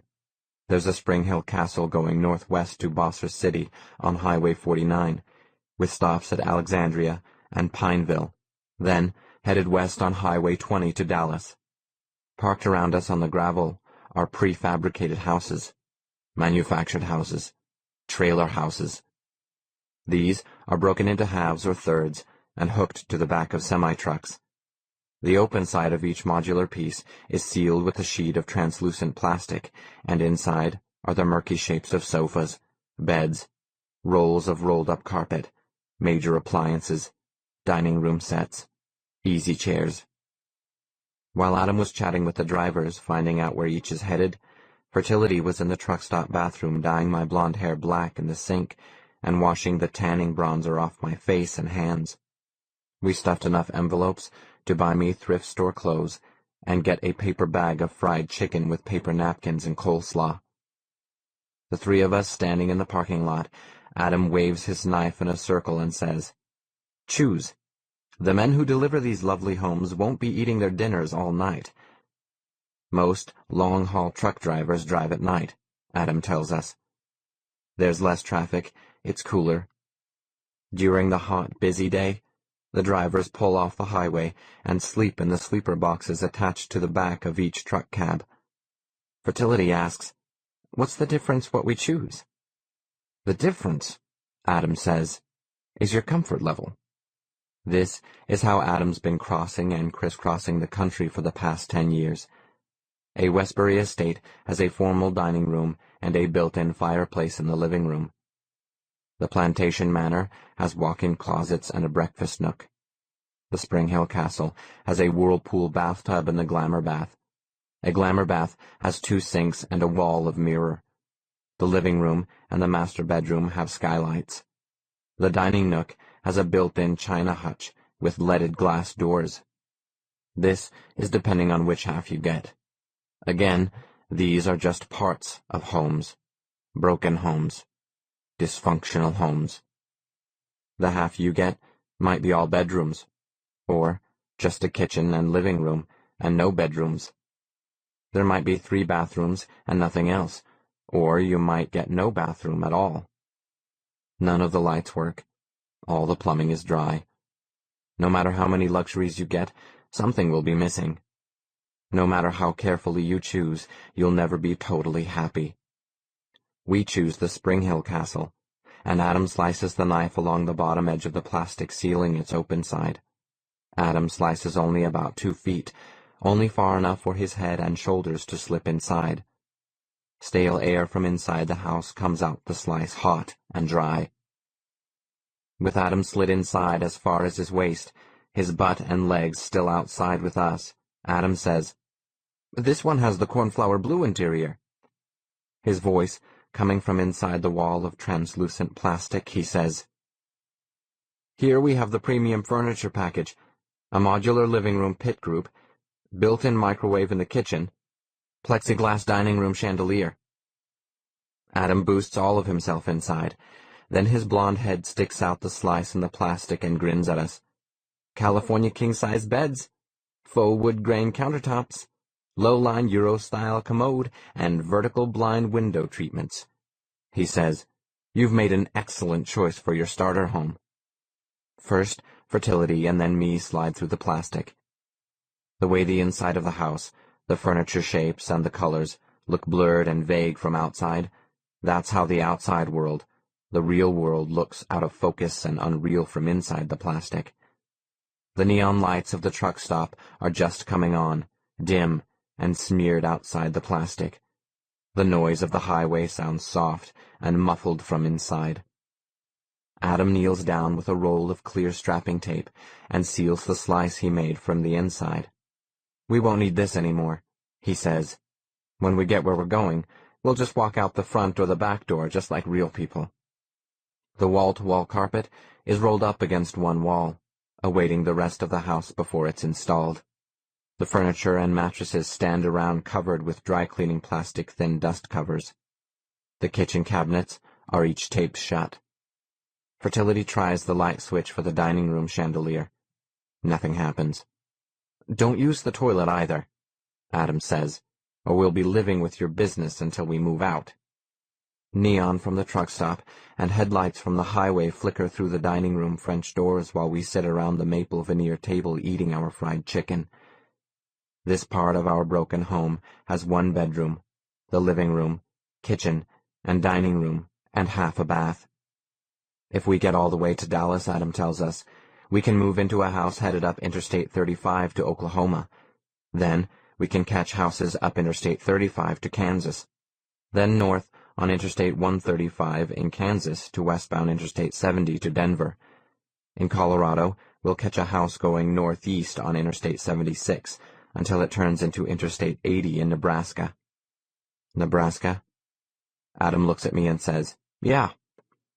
Our old stomping grounds. Yours and mine," he says with his mouth full of chewed-up fried chicken. "Why Nebraska?" "To get to Canada," Adam says, and looks at Fertility, who looks at her food. "We'll follow Interstate 80 to Interstate 29 across the state line in Iowa. Then we just cruise north up 29 through South Dakota and North Dakota, all the way to Canada." "Right straight to Canada," Fertility says, and gives me a smile that looks fake because Fertility never smiles. When we say goodnight, Fertility takes the mattress in the bedroom. Adam falls asleep on one length of the blue velvet sectional pit group. Pillowed in the blue velvet, he looks dead in a casket. For a long time, I lay awake on the other length of the sectional and wonder about the lives I left behind. Fertility's brother Trevor, the caseworker, the agent, my all-dead family. Almost all dead. Adam snores, and a nearby diesel truck engine rumbles to life. I wonder about Canada, if running is going to resolve anything. Lying here in the cornflower blue darkness, I wonder if running is just another fix to a fix, to a fix, to a fix, to a fix to a problem I can't remember. The whole house shudders. The chandelier swings. The leaves of the silk ferns in their wicker baskets vibrate. The window treatments sway. Quiet.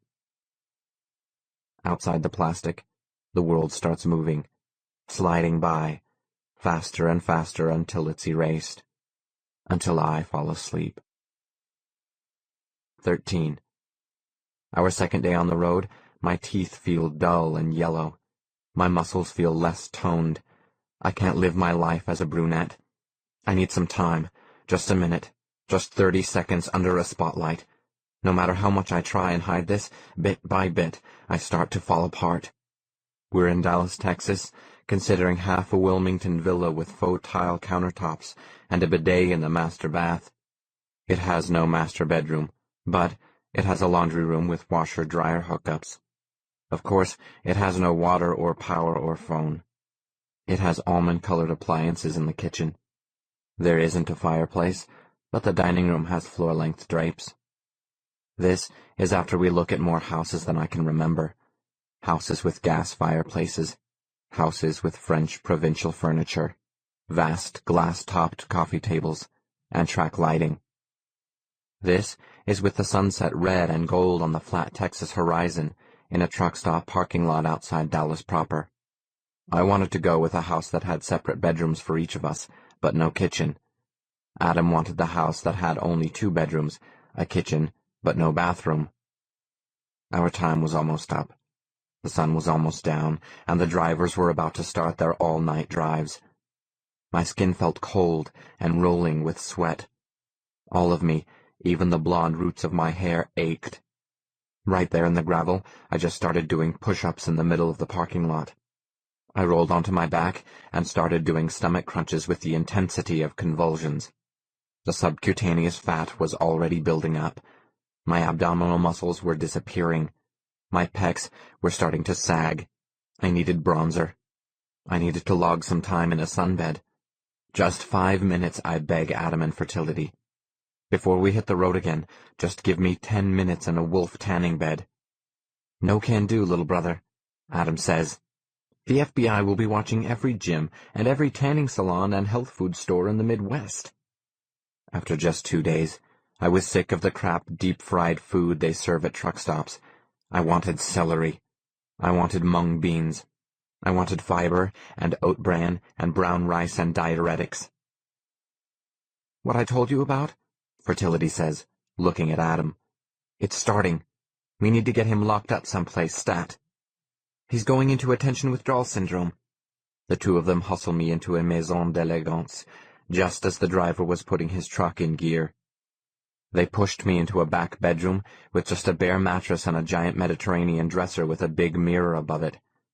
Outside the bedroom door, I could hear them piling Mediterranean furniture, sofa groups, and end tables, lamps made to look like old wine bottles, entertainment centers, and bar stools against the outside of the bedroom door. Texas is speeding past the bedroom window outside. In the twilight, a sign goes by the window saying, Oklahoma City, 250 miles. The whole room shakes. The walls are papered with tiny yellow flowers, vibrating so fast they make me travel sick. Anywhere I go in this bedroom, I can still see myself in the mirror. My skin is going regular white without the ultraviolet light I need. Maybe it's just my imagination, but one of my caps feels loose. I try not to panic. I tear off my shirt and study myself for damage. I stand sideways and suck in my stomach. I could really use a preloaded syringe of Duratestin right about now. Or Anavar. Or Decadurabolin. My new hair color makes me look washed out. My last eyelid surgery didn't take, and already my eye bags show. My hair plugs feel loose.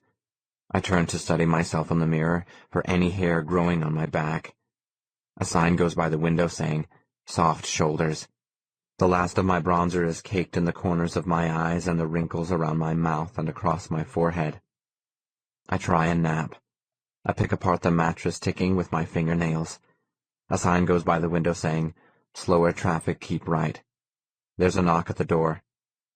I have a cheeseburger if you want it, Fertility says through the door and all the piled-up furniture. I don't want a greasy, damned, fatty, damned cheeseburger, I yell back. You need to eat sugar and fat and salt until you get back to normal, Fertility says. This is for your own good. I need a full body wax, I yell. I need hair mousse. I'm pounding on the door. I need 2 hours in a good weight room.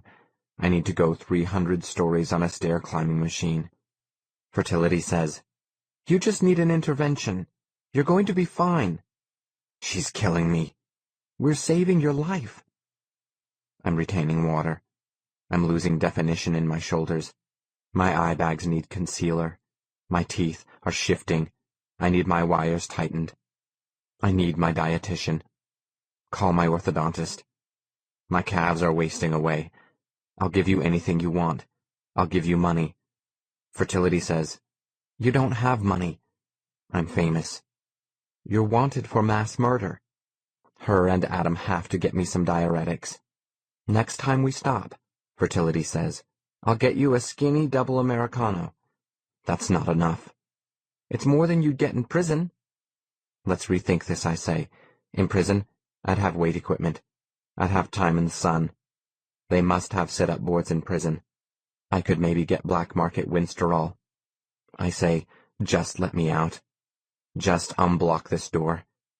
Not until you're making sense. I want to go to prison. In prison, they'll have the electric chair. I'll take that risk. But they might kill you. Good enough. I just need to be the center of a lot of attention, just one more time.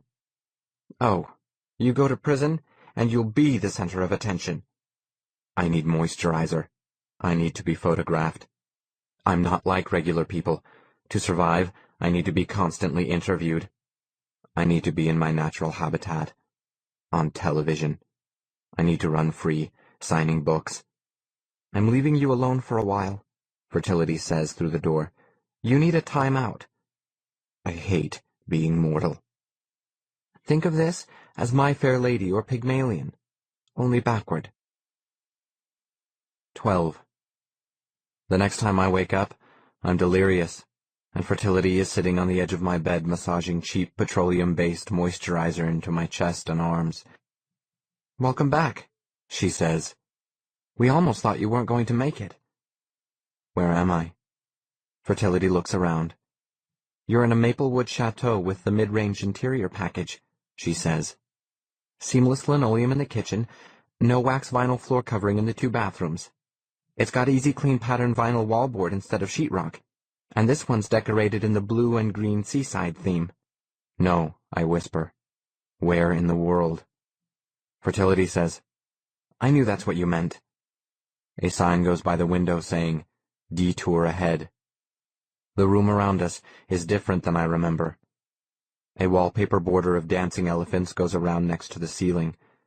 The bed I'm in has a canopy and white machine-made lace curtains hanging around it and tied back with pink satin ribbons. White louvered shutters flank the windows. The reflection of Fertility in me is framed in a heart-shaped mirror on the wall. I ask, what happened to the maison? That was 2 houses ago, Fertility says. We're in Kansas now, in half a 4-bedroom Maplewood chateau. It's the top of the line in manufactured houses. So it's really nice? Adam says it's the best, she says, smoothing the covers over me. It comes with color-coordinated bed linens, and there are dishes in the dining room cabinets that match the mauve of the velvet sofa and loveseat in the living room. There's even color-coordinated mauve towels in the bathroom.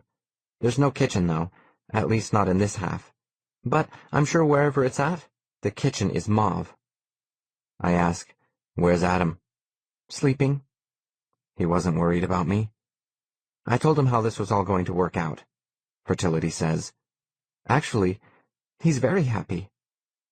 The bed curtains dance and swing with the movement of the house. A sign goes by the window saying, Caution. I hate that Fertility knows everything. Fertility says, I know that you hate that I know everything. I ask if she knows I killed her brother. As easy as that, the truth comes out. My whole deathbed confession. I know you talked to him the night he died, she says, but Trevor killed himself. And I wasn't his homosexual lover. I knew that too. And I was the voice on the crisis hotline she talked dirty to. I know. She rubs a handful of moisturizer between her palms and then smooths it into my shoulders. Trevor called your fake crisis hotline because he was looking for a surprise. I've been after you for the same thing. With my eyes closed, I ask if she knows how this will all turn out. Long-term or short-term? She asks. Both. Long-term, she says. We're all going to die. Then, our bodies will rot. No surprise there. Short-term, we're going to live happily ever after. Really? Really, she says. So don't sweat it. I look at myself getting older in the heart-shaped mirror. A sign goes by the window saying, "Drive to stay alive." A sign goes by the window saying, "Speed checked by radar." A sign goes by the window saying, "Lights on for safety." Fertility says, "Can you relax and let things happen?" I ask, does she mean like disasters? Like pain? Like misery? Can I just let all that happen? And joy, she says. And serenity, and happiness, and contentment. She says, all the wings of the Columbia Memorial Mausoleum. You don't have to control everything, she says. You can't control everything. But you can be ready for disaster. A sign goes by saying, "Buckle up." If you worry about disaster all the time, that's what you're going to get, Fertility says. A sign goes by saying, "Watch out for falling rocks." A sign goes by saying, "Dangerous curves ahead." A sign goes by saying, "Slippery when wet." Outside the window, Nebraska is getting closer by the minute. The whole world is a disaster waiting to happen. I want you to know I won't always be here, Fertility says, but I'll always find you. A sign goes by the window saying, "Oklahoma, 25 miles.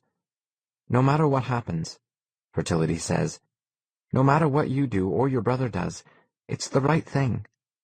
She says, You have to trust me. I ask, can I just have some chapstick? For my lips.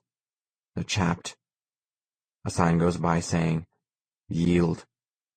Okay, she says. I've forgiven your sins. If it helps you relax a little, I guess I can get you some chapstick. 11. Of course, we lose Fertility at a truck stop outside Denver, Colorado. Even I could see that coming.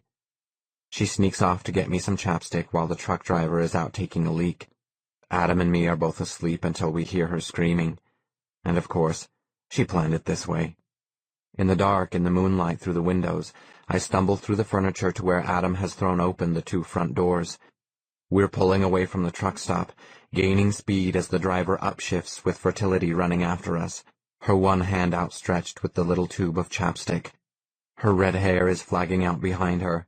Her shoes slap the pavement. Adam is stretching his one hand out to save her. His other hand is gripping the door frame. With the shaking of the house, a marble-topped little occasional table falls over and rolls past Adam out the doors. Fertility dodges as the table smashes in the street. Adam is saying, "Take my hand! You can reach it!" A dining room chair shakes out of the house and smashes, almost hitting Fertility, and she says, "No!" Her words almost lost in the roar of the truck engine. She says, "Take the chapstick!" Adam says, "No! If I can't reach you, we'll jump. We have to stay together." "No," Fertility says. "Take the chapstick. He needs it." Adam says, "He needs you more." The windows we left open suck air inside, and the easy living open floor plan channels this airstream out through the front doors. Embroidered throw pillows blow off the sofa and bounce out the front doors around Adam. They fly at Fertility, hitting her in the face and almost tripping her. Framed decorative art, botanical print reproductions mostly, and tasteful racehorse prints flap off the walls and sail out to explode into shards of glass and wood slivers and art. The way I feel, I want to help, but I'm weak. I've lost too much attention in the last few days. I can hardly stand. My blood sugar levels are all over the map. I can only watch as Fertility falls behind, and Adam risks leaning out farther and farther.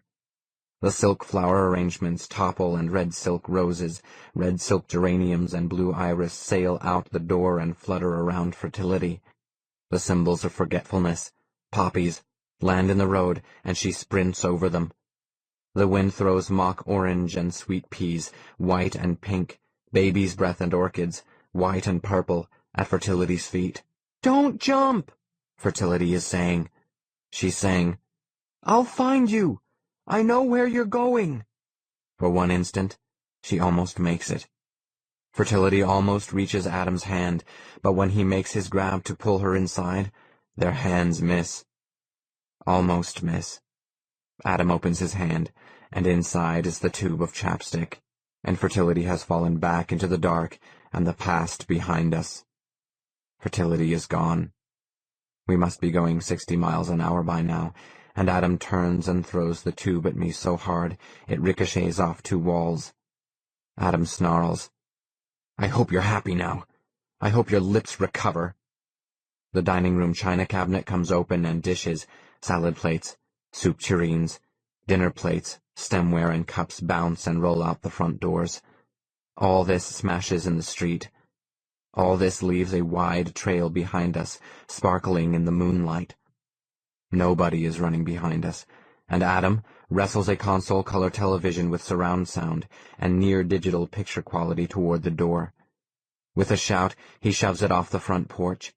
Then he shoves a velvet love seat off the porch. Then the spinet piano. Everything explodes when it hits the road. Then he looks at me. Stupid, weak, desperate me. I'm groveling on the floor trying to find the chapstick. His teeth bared, his hair hanging in his face, Adam says, "I should throw you out that door." Then a sign goes by saying, "Nebraska, 98 miles." And a smile, slow and creepy, cuts across Adam's face.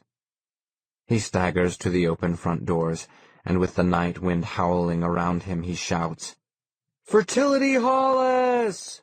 he shouts. "Thank you!" he shouts. Into the darkness behind us, all the darkness and scraps and glass and wreckage behind us, Adam shouts, "I won't forget everything you told me must happen." 10.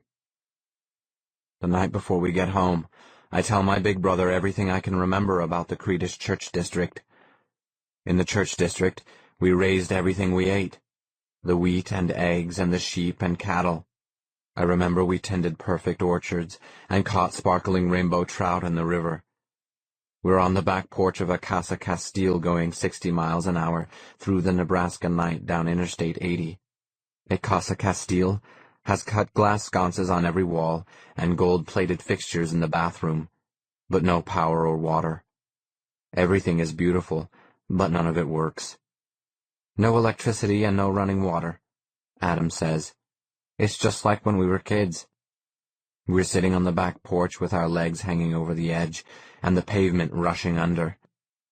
The stinking diesel exhaust from the truck eddies around us. In the Creedish Church District, I tell Adam, people lived simple, fulfilled lives. We were a steadfast and proud people. Our air and water were clean. Our days were useful. Our nights were absolute. That's what I remember. That's why I don't want to go back.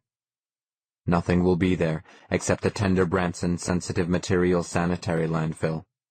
How it will look, the stored-up years of pornography from all over the country sent here to rot, I don't want to see firsthand.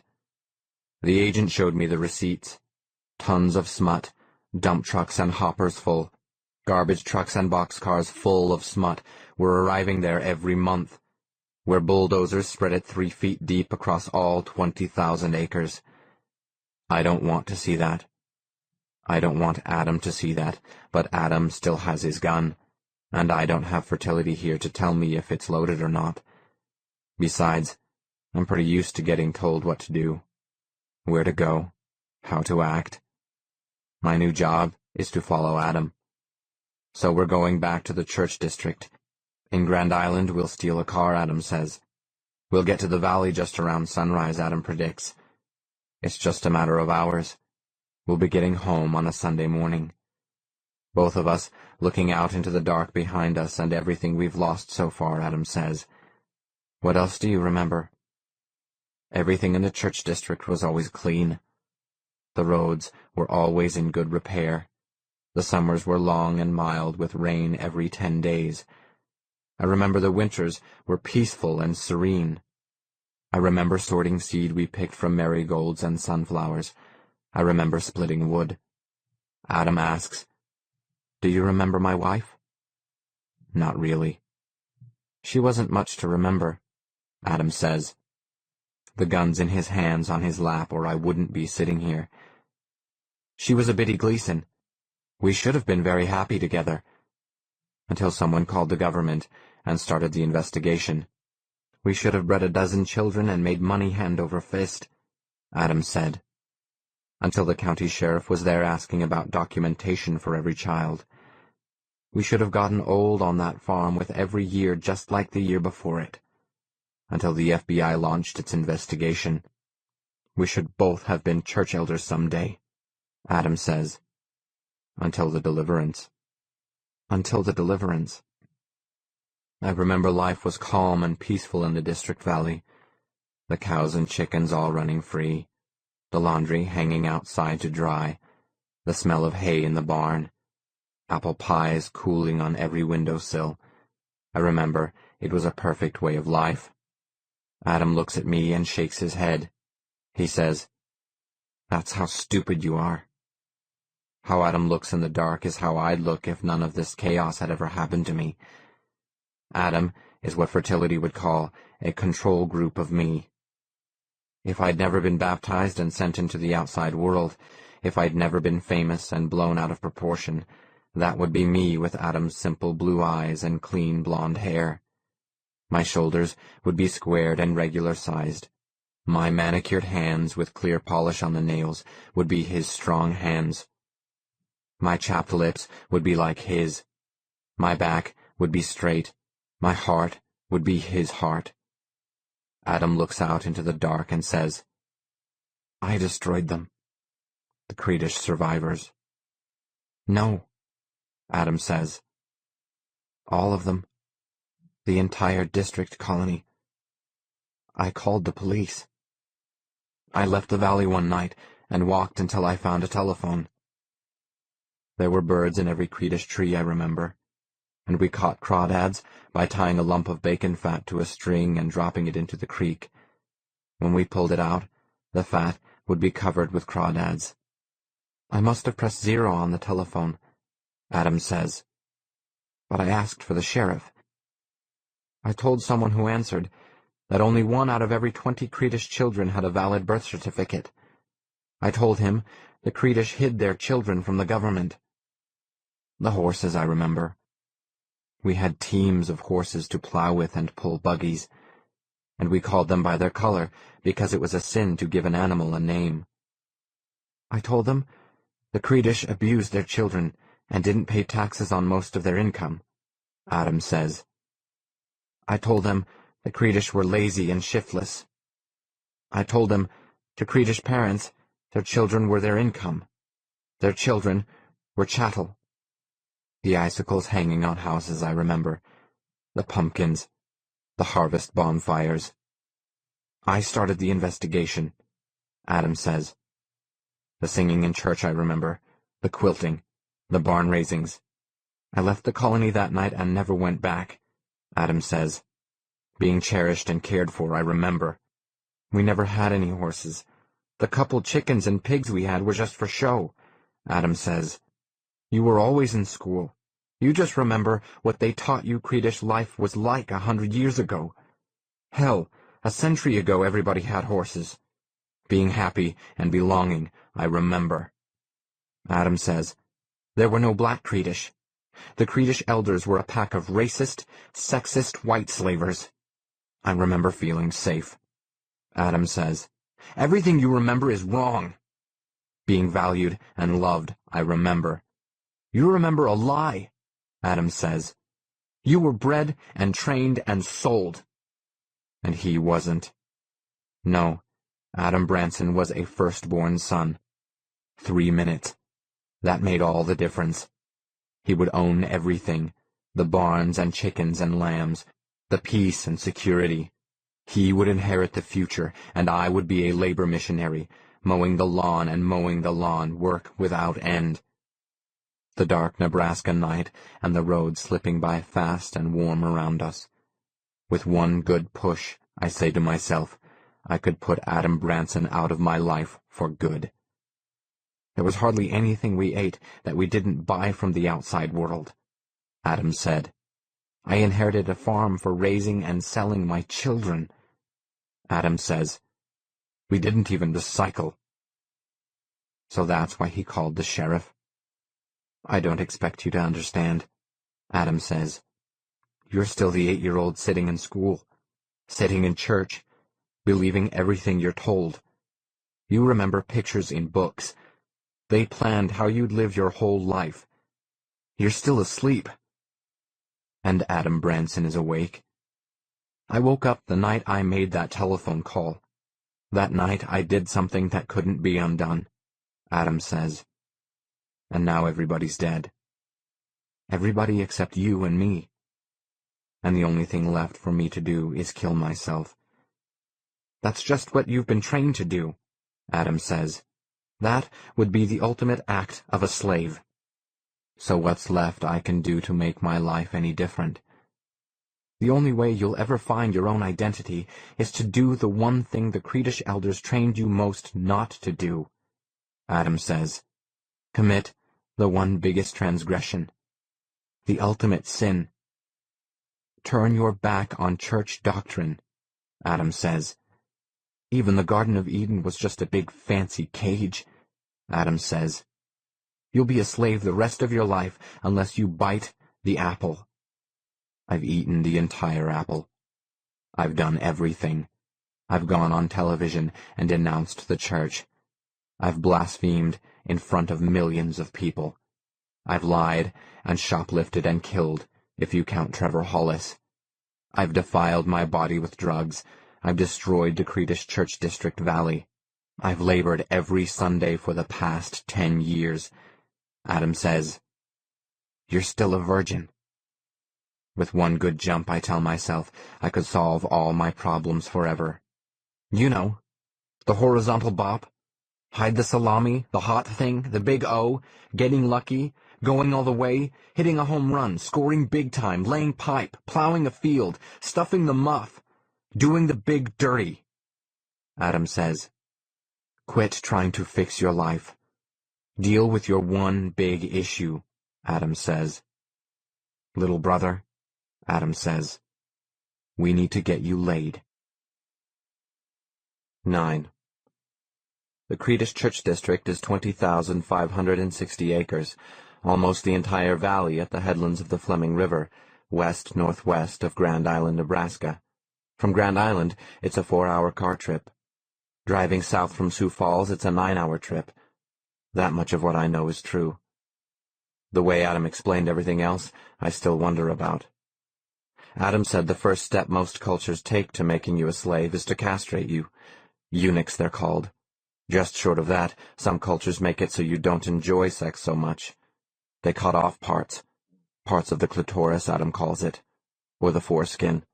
Then, the sensitive parts of you, the parts that you'd enjoy the most, you feel less and less with those parts. That's the whole idea, Adam says.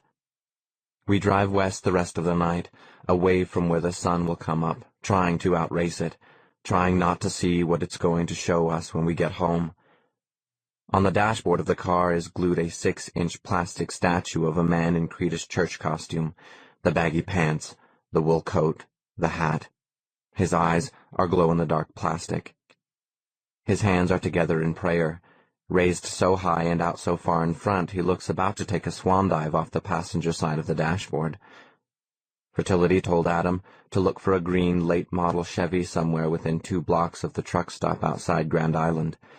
She said the keys would be left in it, and the tank would be full of gas. After we left the Casa Castile, it took us about 5 minutes to find the car. Looking at the dashboard statuette in front of him, Adam says, "What the hell is that supposed to be?" "It's supposed to be me." "It doesn't look a thing like you. It's supposed to look really pious." "It looks like a devil," Adam says. I drive, Adam talks. Adam says the cultures that don't castrate you to make you a slave, they castrate your mind. They make sex so filthy and evil and dangerous that no matter how good you know it would feel to have sexual relations, you won't. That's how most religions in the outside world do, Adam says.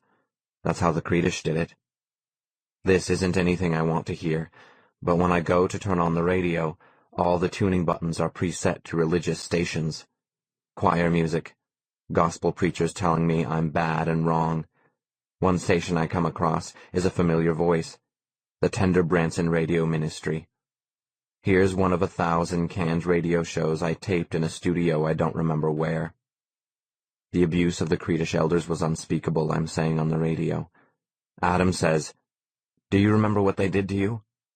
From the radio I'm saying, the abuse was never ending. "When you were a kid, I mean," Adam says. Outside, the sun was catching up, making shapes out of the total darkness. On the radio I'm saying, the complete way our minds were controlled, we never had a chance. None of us in the outside world would ever want sex. We'd never betray the church. We'd spend our entire lives at work. And if you never have sex, Adam's saying, you never gain a sense of power. You never gain a voice or an identity of your own. Sex is the act that separates us from our parents, children from adults. It's by having sex that adolescents first rebel. And if you never have sex, Adam tells me, you never grow beyond everything else your parents taught you. If you never break the rule against sex, you won't break any other rule. On the radio, I say, it's hard for someone in the outside world to imagine how completely trained we were. The Vietnam War didn't cause the mess of the 1960s, Adam says.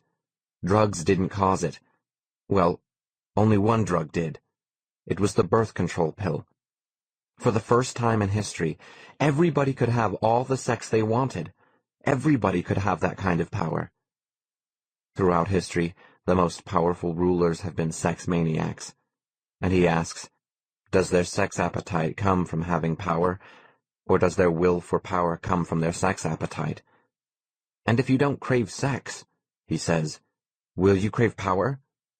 No, he says. And instead of electing decent, boring, sexually repressed officials, he says, maybe we should find the horniest candidates, and maybe they could get some good work done. A sign goes by saying, Tender Branson Sensitive Materials Sanitary Landfill 10 miles. Adam says, do you see what I'm getting at? Home is just 10 minutes away. Adam says, you must remember what happened. Nothing happened. On the radio I say, it's impossible to describe how terrible the abuse was. More and more along the side of the road are bits of smut magazines blown off on covered trucks. Fading full-frontal nude shots of beautiful women wrap themselves around each tree trunk. Rain-soaked men with long purple erections hang limp in the branches. The black boxes of video movies lie in the gravel along the road. A punctured woman made of pink vinyl lies in the weeds with the wind waving her hair and hands after us as we drive past. Sex is not a fearsome and terrible thing, Adam says. On the radio I say, it's best if I just put the past behind me and move on with my life. Up ahead, there's a point where the trees lining the road stop, and there's nothing beyond them. The sun is up and overtaking us, and ahead in the distance is nothing but a wasteland. A sign goes by saying, welcome to the Tender Branson Sensitive Material Sanitary Landfill. And we're home. Beyond the sign, the valley stretches out to the horizon, bare, littered and gray except for the bright yellow of a few bulldozers parked and silent because it's Sunday. There's not a tree. There's not a bird. The only landmark is at the center of the valley, a towering concrete pylon. Just a square gray column of concrete rises from the spot where the Creedish meeting house stood, with everyone dead inside, 10 years ago. Spreading out on the ground, all around us are pictures of men with women, women with women, men with men, men and women with animals and appliances. Adam doesn't say a word. From the radio I say, my life is full of joy and love now. From the radio I say, I look forward to marrying the woman chosen for me as part of the Genesis campaign. From the radio I say, with the help of my followers, I will stem the sex craving that has taken control of the world. The road is long and rutted from the rim of the valley toward the concrete pylon at the center. Along both sides as we drive, dildos and magazines and latex vaginas and French ticklers cling together in smoldering heaps, and the smoke from those heaps drifts in a choking haze of dirty white across the road. Up ahead, the pylon is larger and larger, sometimes lost behind the smoke of burning pornography only to reappear looming. From the radio I say, my whole life is for sale at a bookstore near you. From the radio I say, with God's help, I will turn the world away from ever wanting sex. Adam turns off the radio. Adam says, I left the valley the night I found out what the elders did to you, to tenders and biddies. The smoke settles over the road. It comes into the car and our lungs, acrid and burning our eyes. With tears running down each cheek, I say, they didn't do anything. Adam coughs. Admit it. The pylon reappears closer. There's nothing to admit. The smoke obscures everything. Then Adam says it. Adam says, they made you watch. I can't see anything, but I just keep driving. The night my wife had our first child, Adam says, with the smoke leaving his tears traced down his face in black, the elders took all the tenders and biddies in the district and made them watch. My wife screamed just the way they told her. She screamed, and the elders preached and wailed how the wages of sex was death. She screamed, and they made childbirth as painful as they could. She screamed, and the baby died. Our child. She screamed, and then she died. The first two victims of the deliverance. It was that night Adam walked out of the Creedish church district and made his phone call. The elders made you watch every time anyone in the church district had a child, Adam says. We're only going 20 or 30 miles an hour, but somewhere lost in the smoke just ahead is the giant concrete pylon of the church memorial. I can't say anything, but I just keep breathing. So of course you'd never want sex.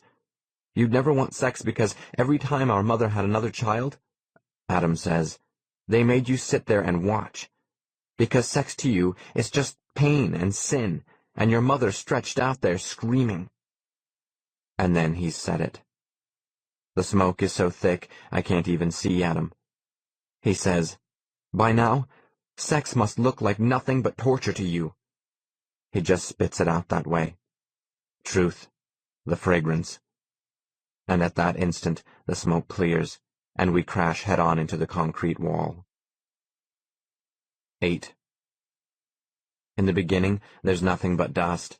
A fine white talcum powder hangs in the car, mixed with smoke. The dust and smoke swirl in the air. The only sound is the car engine dripping something, oil, antifreeze, gasoline, until Adam starts screaming. The dust is from the airbags protecting us at our moment of impact. The airbags are collapsed slack and empty back onto the dashboard now, and as the dust settles, Adam is screaming and clutching his face. The blood coming from between his fingers is black against the talcum white coating everything else. His one hand clutching his face, his other hand yanks the passenger door open, and he stumbles out into the wasteland.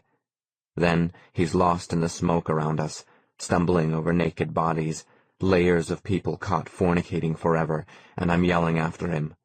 I'm yelling his name. What direction he's in I can't tell. I yell his name. Everywhere I step, the magazines offer horny dream girls. Big dick lovers.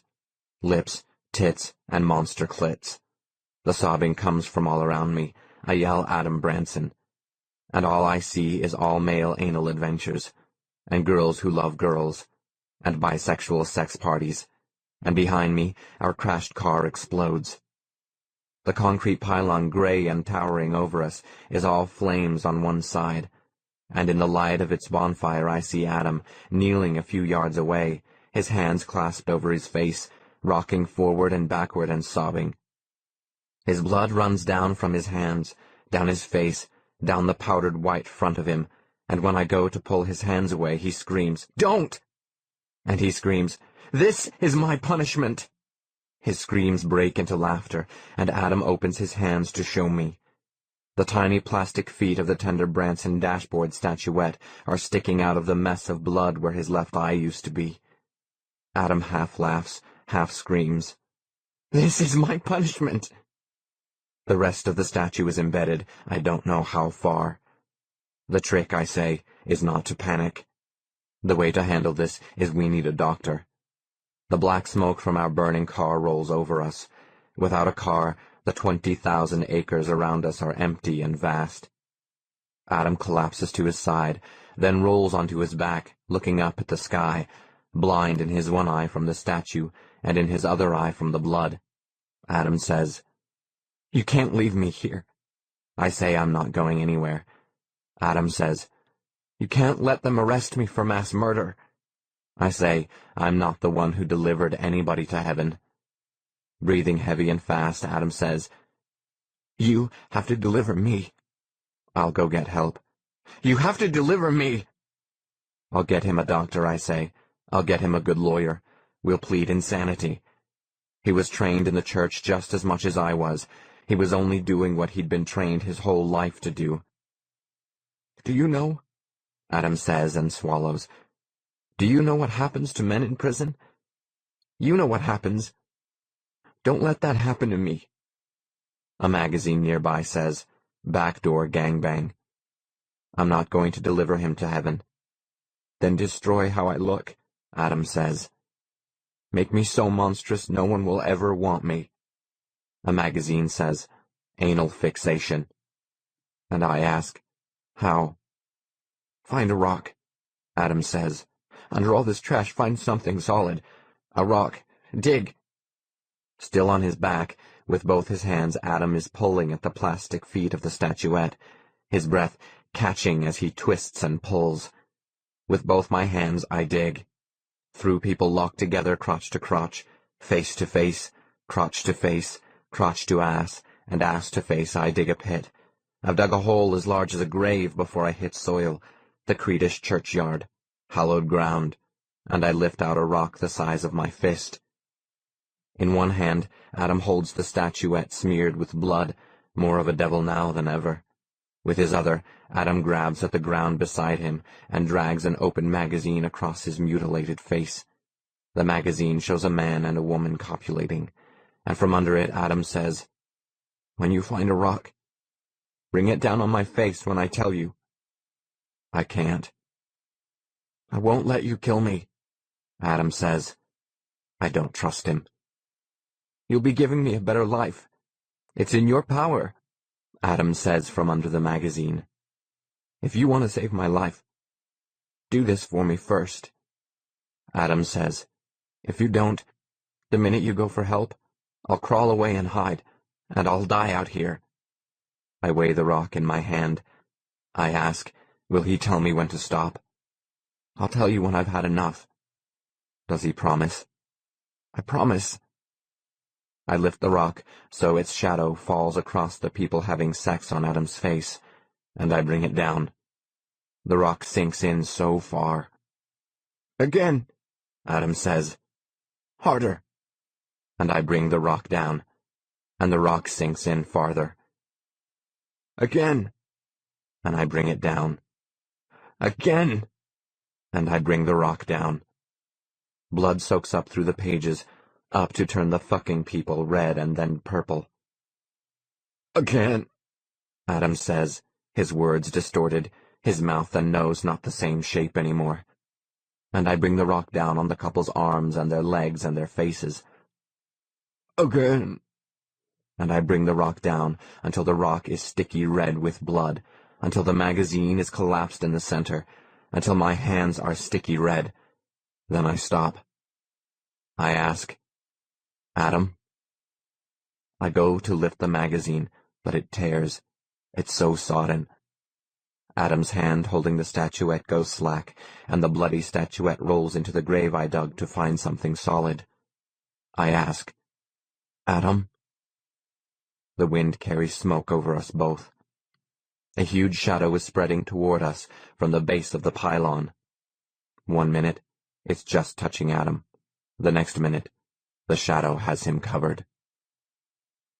Ladies and gentlemen, here on Flight 2039, our third engine has just flamed out. We have just one engine left before we begin our terminal descent. 7. The cold shadow of the Creedish church monument falls over me all morning as I bury Adam Branson. Under the layers of obscenity, under the hungry buttholes, under the ravishing she-males, I dig with my hands into the churchyard dirt.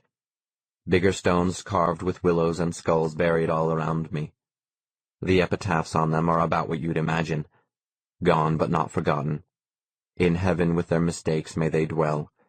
Beloved father, cherished mother, confused family. May whatever God they find grant them forgiveness and peace. Ineffectual caseworker, obnoxious agent, misguided brother. Maybe it's the Botox botulinum toxin injected into me, or the drug interactions, or the lack of sleep, or the long-term effects of attention withdrawal syndrome, but I don't feel a thing. The insides of my mouth taste bitter. I press my lymph nodes in my neck, but I only feel contempt. Maybe after everybody dying around me, I've just developed a skill for losing people. A natural talent. A blessing.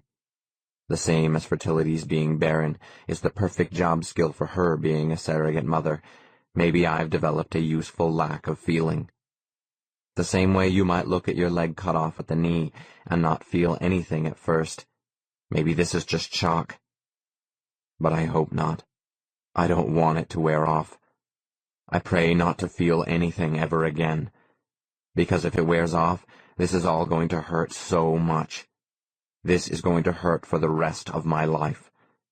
You won't learn this in any charm school, but to keep dogs from digging up something you've buried, sprinkle the grave with ammonia. To keep away ants, sprinkle borax. For roaches, use alum. Peppermint oil will keep away rats. To bleach away bloodstains from under your fingernails, sink your fingertips into half a lemon and wiggle them around. Rinse them under warm water. The wreck of the car is burning down to just the seats smoldering. Just this ribbon of black smoke flutters out across the valley. When I go to lift Adam's body, the gun falls out of his jacket pocket. The only sound comes from a few flies buzzing around the rock still clutched with a print of my hand in blood.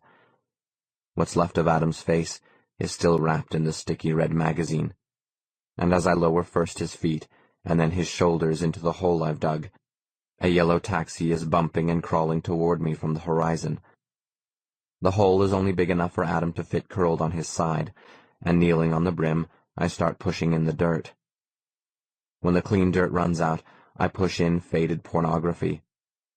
Obscene books with their spines broken, Tracy Lords and John Holmes, Kayla Cleavage, and Dick Rambone, vibrators with dead batteries, dog-eared playing cards, expired condoms, brittle and fragile but never used.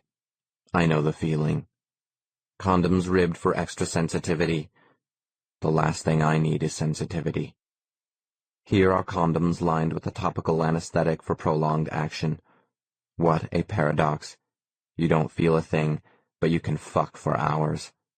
This seems to really miss the point. I want my whole life lined with a topical anesthetic. The yellow taxi humps across the potholes, getting closer. One person is driving, one person is in the back seat. Who this is, I don't know, but I can imagine. I pick up the gun and try to wedge it into my jacket pocket. The barrel tears the pocket lining, and then the whole thing is hidden. If there are bullets inside, I don't know. The taxi rushes to a stop about shouting distance away. Fertility gets out and waves. She leans down by the driver's window, and the breeze carries her words to me. "Wait, please. This is going to take a minute." Then she comes over with her arms raised out at her sides for balance, and her face looking down at every step across the sliding, glossy layers of used magazines. Orgy boys. Cum cravers. "I thought you could use some company about now," she calls over to me. I look around for a tissue or a crotchless underwear to wipe the blood off my hands. Looking up, Fertility says, "Wow! The way the shadow of that Creedish death monument thing is falling across Adam's grave is so symbolic." The 3 hours I've been burying Adam is the longest I've ever been out of a job.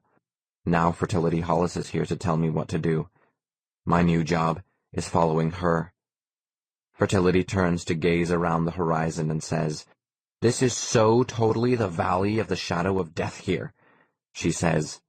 "You sure picked the right place to smash in your brother's skull. It's so totally Cain and Abel, I can't stand it." I killed my brother. I killed her brother. Adam Branson, Trevor Hollis. You can't trust me around anybody's brother with a telephone or a rock. Fertility puts a hand in her shoulder bag and says, "You want some Red Rope's licorice?" I hold out my hand covered with dried blood. She says, "I guess not." She looks back over her shoulder at the taxi idling, and she waves. An arm comes out of the driver's window and waves back. To me, she says, "Let me put this in a nutshell. Adam and Trevor both pretty much killed themselves." She tells me Trevor killed himself because his life had no more surprises, no more adventure. He was terminally ill. He was dying of boredom. The only mystery left was death. Adam wanted to die because he knew the way he'd been trained. He could never be anything but a Creedish. Adam killed off the surviving Creedish because he knew that an old culture of slaves couldn't found a new culture of free men. Like Moses leading the tribes of Israel around in the desert for a generation, Adam wanted me to survive, but not my slave mindset. Fertility says, "You didn't kill my brother." Fertility says, "And you didn't kill your brother either. What you did was more like what they call assisted suicide." Out of her shoulder bag, she takes some flowers, real flowers, a little bunch of fresh roses and carnations, red roses and white carnations all tied together. "Check it out," she says, and crouches down to put them on the magazines where Adam is buried. "Here's another big symbol," she says, still crouched and looking up at me. "These flowers will be rotten in a couple of hours. Birds will crap on them. The smoke here will make them stink, and tomorrow a bulldozer will probably run over them. But for right now, they are so beautiful." She's such a thoughtful and endearing character. "Yeah," she says. "I know." Fertility gets to her feet and grabs me on a clean part of my arm, a part not crusted with dried blood, and she starts walking me toward the cab. "We can be jaded and heartless later, when it's not costing me so much money," she says. On our way back to the taxi, she says the whole nation is in an uproar over how I wrecked the Super Bowl. No way can we take a plane or a bus anywhere. The newspapers are calling me the Antichrist, the Creedish mass murderer. The value of tender Branson merchandise is through the roof, but for all the wrong reasons. All the world's major religions, the Catholics and Jews, and Baptists and what all, are saying, "We told you so." Before we get to the taxi, I hide my bloody hands in my pockets. The gun sticks to my trigger finger. Fertility opens a back door of the taxi and gets me inside. Then she goes around and gets in the other side. She smiles at the driver in the rearview mirror and says, "Back to Grand Island, I guess." The taxi meter says $780. The driver looks at me in the rearview mirror and says, "Your mama throw out your favorite jerk-off magazine?" He says, "This place goes on forever. If you lose something, no way you're going to find it here." Fertility whispers, "Don't let him get to you." The driver is a chronic drunk, she whispers. She plans to pay with her charge card because he'll be dead 2 days from now in an accident. He'll never get the chance to send in the charge. As the sun comes up to noon, the shadow of the concrete pylon is getting smaller by the minute. I ask, "How is my fish doing?"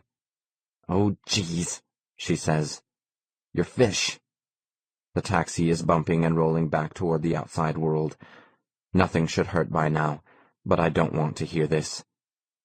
"Your fish, I'm really sorry," Fertility says. "It just died." Fish number 641. I ask, "Did it feel any pain?" Fertility says, "I don't think so." I ask, Did you forget to feed it? No. I ask, then what happened? Fertility says, I don't know. One day it was just dead. There was no reason. It didn't mean anything. This wasn't any big political gesture. It just died. It was just a damn fucking fish is all, but it's everything I had. Beloved fish. And after everything that's happened, this should be easy to hear. Cherished fish. But sitting here in the back of the cab, the gun in my hand, my hands in my pockets, I start to cry. 6. In Grand Island, we had a little son crippled with lupus, so we could stay a couple days in the Ronald McDonald House there. After that, we caught a ride in a half-Parkwood mansion headed west. This was nothing but 4 bedrooms, and we slept apart with 2 of them empty between us. In Denver, we had a little girl with polio, so we could stay at another Ronald McDonald House and eat and not feel the world going by underneath us while we slept at night. In Ronald McDonald's house, we had to share a room, but it would have 2 beds. Out of Denver, we caught a topsail estate manor headed for Cheyenne. We were just drifting. This wasn't costing us any money. We caught half a Sutton Place townhome headed for we didn't know where, and we ended up in Billings, Montana. We started playing house roulette. We didn't wander into the truck stop diners to ask around about which house was headed where. Fertility and me, we just cut our way inside and sealed the way shut behind us. We rode 3 days and nights sealed in half a flamingo lodge, and only woke up when they were setting it on a foundation in Hamilton, Montana. We stepped out the back door just as the happy family who bought it was coming in the front. All we had with us was Fertility's tote bag and Adam's gun. We were lost in the desert. Out of Missoula, Montana, we caught 1/3 of a Craftsman manor going west on Interstate 90. A sign went by saying, Spokane 300 miles. Past Spokane, a sign went by saying, Seattle 200 miles. In Seattle, we had a little boy with a hole in his heart. In Tacoma, we had a little girl with no feeling in her arms and legs. We told people the doctors didn't know what was wrong. People told us to expect a miracle. People with their real kids dead or dying of cancer told us God was good and kind. We lived together as if we were married, but we almost never talked.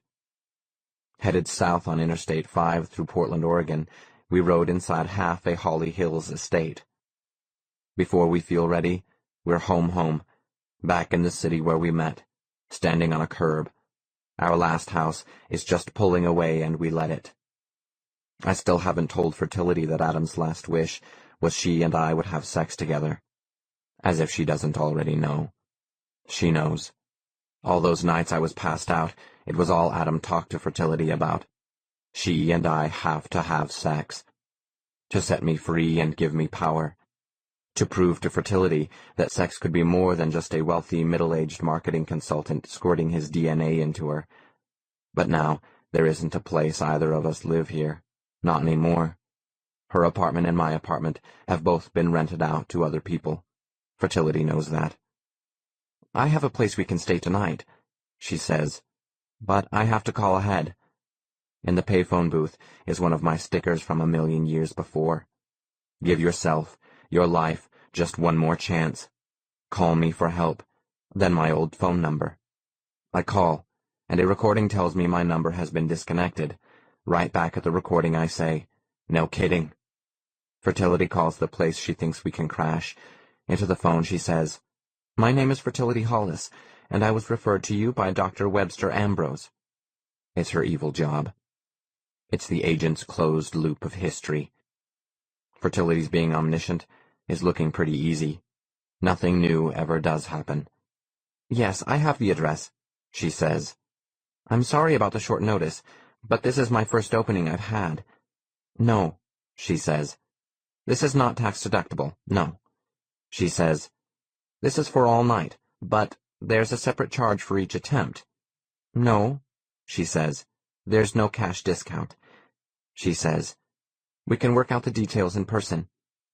Into the phone, she says, no, you don't have to tip me. She snaps her fingers at me and mouths the word, pen. Then, on the sticker for my crisis hotline, she writes an address, repeating the number and street into the phone. "Fine," she says. 7 o'clock then. Goodbye. In the sky overhead is the same sun watching us make the same mistakes over and over. It's the same blue sky after everything we've been through. Nothing new.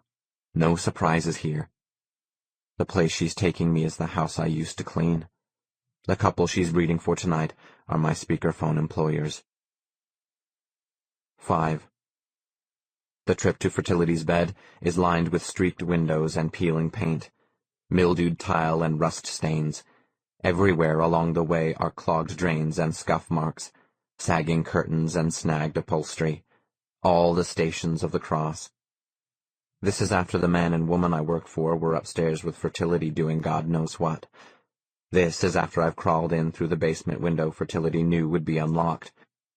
This is after I hid out among the fake flowers in the backyard, each of them stolen from a grave, and after Fertility rang the doorbell at 7 sharp.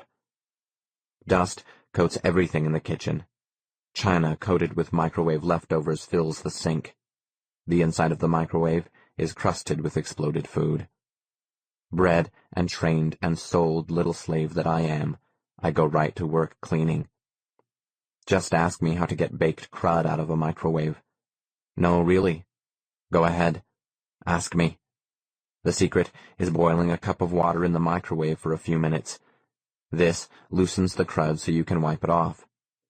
Ask me how to get bloodstains off your hands. The trick is to forget how fast these things can happen. Suicides, accidents, crimes of passion. Fertility, upstairs doing her job. Just concentrate on the stain until your memory is completely erased. Practice really does make perfect, if you could call it that. Ignore how it feels when the only real talent you have is for hiding the truth.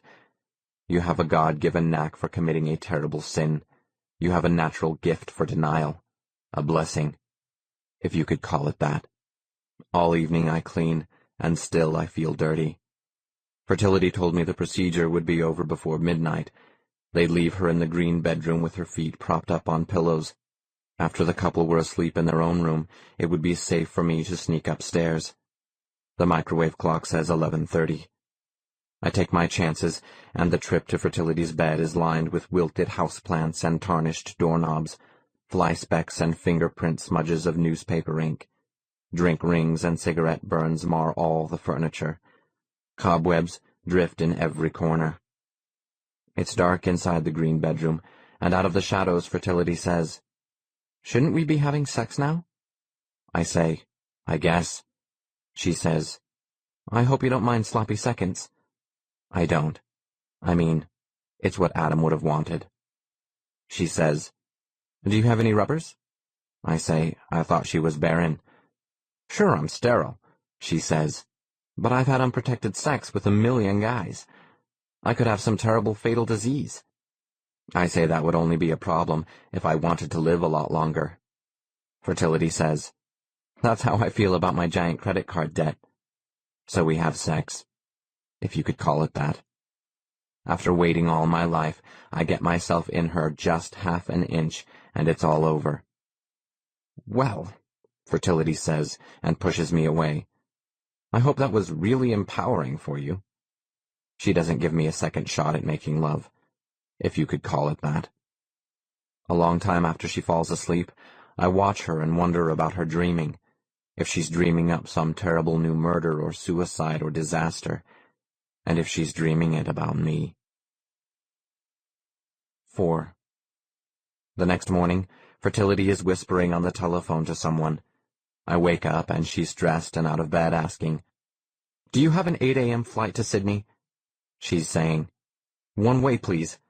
A window seat if you have it. Do you take Visa?" By the time she notices me watching her, she's hung up and putting on her shoes. She starts to put her daily planner into her tote bag, but puts it back down on the dresser. I ask, "Where is she going?" "Sydney." "But why?" "No reason." I say, "Tell me." By now she's started lugging the tote bag toward the bedroom door. "Because I got my surprise," she says. I got the damn surprise I wanted, and damn it, I don't want it. I don't want this. What? I'm pregnant. But how does she know? I know everything! She screams at me. Well, I knew everything. I didn't know this. I didn't know I was going to have to bring a child into this miserable, boring, terrible world. A child who would inherit my gift for seeing the future and living a life of crushing ennui. A child who would never be surprised. I didn't see this coming. So what now? So I'm going to Sydney, Australia. But why? My mother killed herself. My brother killed himself. You figure it out. But why Australia? She's out the bedroom door now and dragging her tote toward the top of the stairs. I'd follow her, but I'm naked. Think of this, she yells back at me, as a very radical abortion procedure. A man steps out of the master bedroom doorway, dressed in a blue suit I've pressed 1,000 times. In a voice I've heard on 1,000 speakerphone calls, he asks me, "Are you Dr. Ambrose?" By the time I've jumped into my clothes, Fertility is down the stairs and out the front door. Through the bedroom window, I watch her cross the lawn to a taxi. Back out in the hallway, a woman wearing a silk blouse I've hand-washed 1,000 times steps up to the man in the blue suit. The two of them frozen in the doorway of the master bedroom. The woman I used to work for shouts, "That's him! Remember? He used to work for us! That's the Antichrist!" I tuck Fertility's daily planner under my arm and make a run for it. Still running, out the front door, down the street toward the bus stop. It takes me another minute to find today's date in the book. And there's the answer. At 1:25 this afternoon, Flight 2039, non-stop from here to Sydney, will be hijacked by a maniac and crash somewhere in the Australian outback. Ladies and gentlemen, as the last person aboard Flight 2039, out here above the huge Australian outback, it's my duty to inform you that our last engine has just flamed out. Please, fasten your seatbelts as we begin our terminal descent into oblivion. 3. The airport is full of FBI agents looking for Tender Branson, mass murderer. Tender Branson, false prophet. Tender Branson, Super Bowl despoiler. Tender Branson, who abandoned his lovely bride at the altar. Tender Branson, Antichrist. I catch up with Fertility at the airline ticket counter. She's saying, "One, please. I have a reservation." The black dye we used was weeks ago, and my blonde roots are showing. The greasy road trip food has me fat again.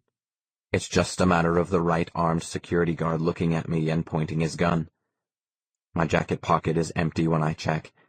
Adam's gun is gone. "If you're looking for your brother's gun, I've got it."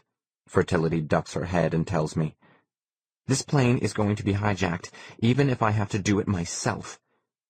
"No bullets," I say. She knows that. "Yes, there are," she says. "I was lying to you so you wouldn't worry." So, Adam could have shot me dead at any time. Out of her tote bag, Fertility hefts a shining brass urn. To the ticket agent, Fertility says, "I'll be taking my brother's cremains in the flight. Will that be a problem?" The ticket agent says no, it's no problem. The urn can't be x-rayed at security, but they'll let her take it on board. Fertility pays for the tickets, and we start toward the gates. She hands me the tote bag and says, "I've been schlepping this for the last half hour. Make yourself useful." Security is too worried about the urn to give me a second look. It's metal, and nobody wants to open it, much less put a hand inside. Here and there along the way, the security people all seem to be in pairs, looking at us and talking into walkie-talkies. The urn rubs against my leg through the tote bag. Fertility looks at her ticket and at the sign for each gate we pass. "Here," she says, when we get to the gate. "Give me my bag and scoot out of here." Around us are people getting in line as the airline makes the first boarding call. People holding tickets for rows 50 through 75. Please board now. Which one of these people is a crazed terrorist hijacker? I don't know. Down the concourse behind us, the pairs of security guards have come together in foursomes and sixsomes. "Give me the bag," Fertility says. She grabs the handle next to my hand and tugs hard. Her taking Trevor with her doesn't make any sense. I need my bag. People holding tickets for rows 30 through 49, please board now. The security guards are moving in, trotting down the concourse, coming our way with every holster unsnapped, every gun with a hand on it. And it hits me, where Adam's gun is. It's in the urn, I say, and try twisting the tote bag away from Fertility. People holding tickets for rows 10 through 29, please board now. One handle of the tote bag breaks, and the urn clunks to the carpeted floor, with Fertility and me chasing it. Fertility plans to hijack the plane. Someone has to, she's saying. It's fate. The urn's in both our hands. People holding tickets for rows 1 through 9, please board now. I say, nobody has to die here. This is the final boarding call for Flight 2039. That plane has to crash into Australia, Fertility says. I'm never wrong. A security guard shouts, Freeze! We repeat, this is the last boarding call for Flight 2039 to Sydney. Security has us surrounded when the urn comes open. The mortal remains of Trevor Hollis going everywhere. Ashes to ashes, into everybody's eyes. Dust to dust, into their lungs. Trevor's ashes spread in a cloud around us. Adam's gun thuds on the carpet. Before Fertility, before the security team, before the plane can leave the jetway, I grab the gun. I grab Fertility. Okay. We'll do this her way, I say with the gun against her head. I walk us backward toward the gate. I yell, nobody make a move. I stop to let the ticket agent tear her ticket, then I nod toward the open urn and the mess of Trevor all over the carpet. Could somebody maybe scoop that stuff up and hand it to this woman here, I say. It's her brother. The security team is all crouched with their guns aimed at my forehead, while the ticket agent gets most of Trevor back into the urn and hands it to Fertility. Thanks, Fertility says. This is so embarrassing. We're getting on this plane, I say, and we're taking off. I walk us backward down the jetway, wondering who on board will be the real crazed hijacker. When I ask Fertility, she laughs. When I ask why, she says, This is just too ironic. You'll guess soon enough who the hijacker is. I say, Tell me. People on the plane are all crowded into the back half of the plane, cowering with their heads down, sobbing. In the aisle near the cockpit is a pile of everybody's wallet and watches and personal laptop computers, cellular phones, mini cassette recorders, personal compact disc stereos, and wedding rings. People are really trained. As if this has anything to do with them. As if this has anything to do with money. I tell the flight crew to secure the cabin doors. It's not as if I haven't been on a lot of planes going stadium to stadium. I say prepare the cabin for takeoff. In the seats closest to us are a fat Pakistani-looking business suit guy, a couple white college-looking guys, a Chinese-looking guy. I ask Fertility, which one? Who's the real hijacker?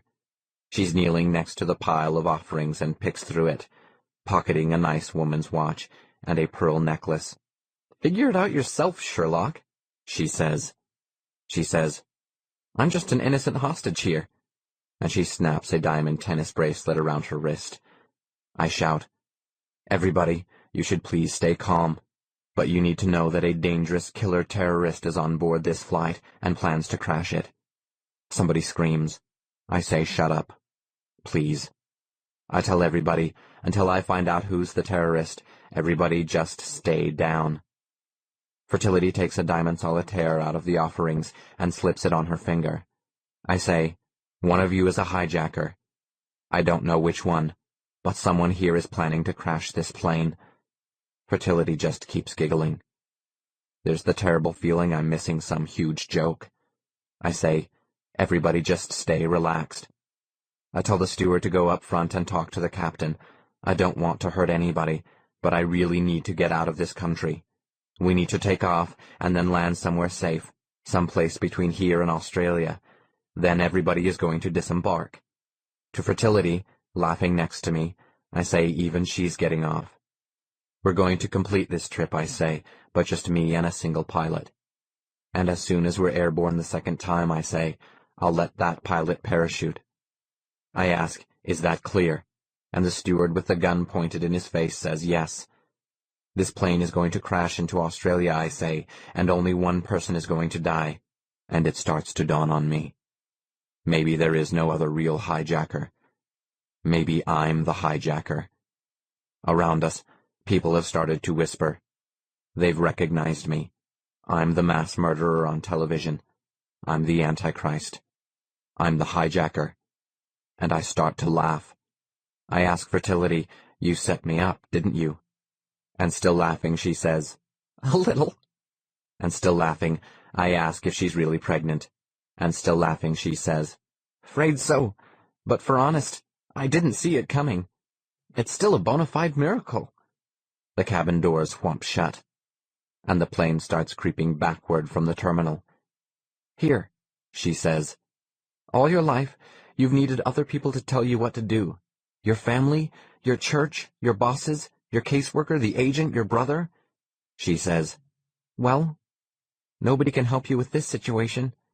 She says, all I know is that you will find a way out of this mess. You'll find a way to leave your whole screwed-up life story behind. You'll be dead to the whole world. The jet engines start their whine, and Fertility hands me a man's gold wedding band. And after you can tell your life story and walk away from it, Fertility says, after that, we'll start a new life together and live happily ever after. 2. Somewhere en route to Port Vila, in the New Hebrides, for my last meal, I serve dinner the way I've always dreamed. Anybody caught buttering their bread before breaking it, I promise to shoot them.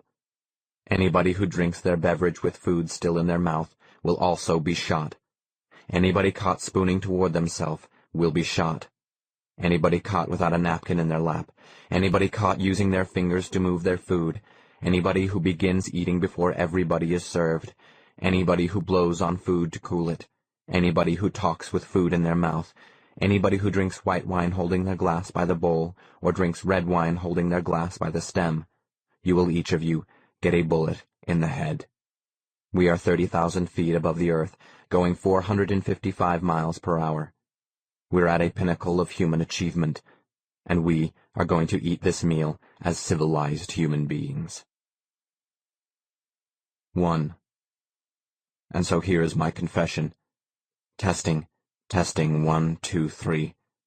And according to Fertility, if I could only figure out how I could escape being up here. I could escape the crash. I could escape being Tender Branson. I could escape the police. I could escape my past, my whole twisted, burning, miserable, snarled story of my life so far.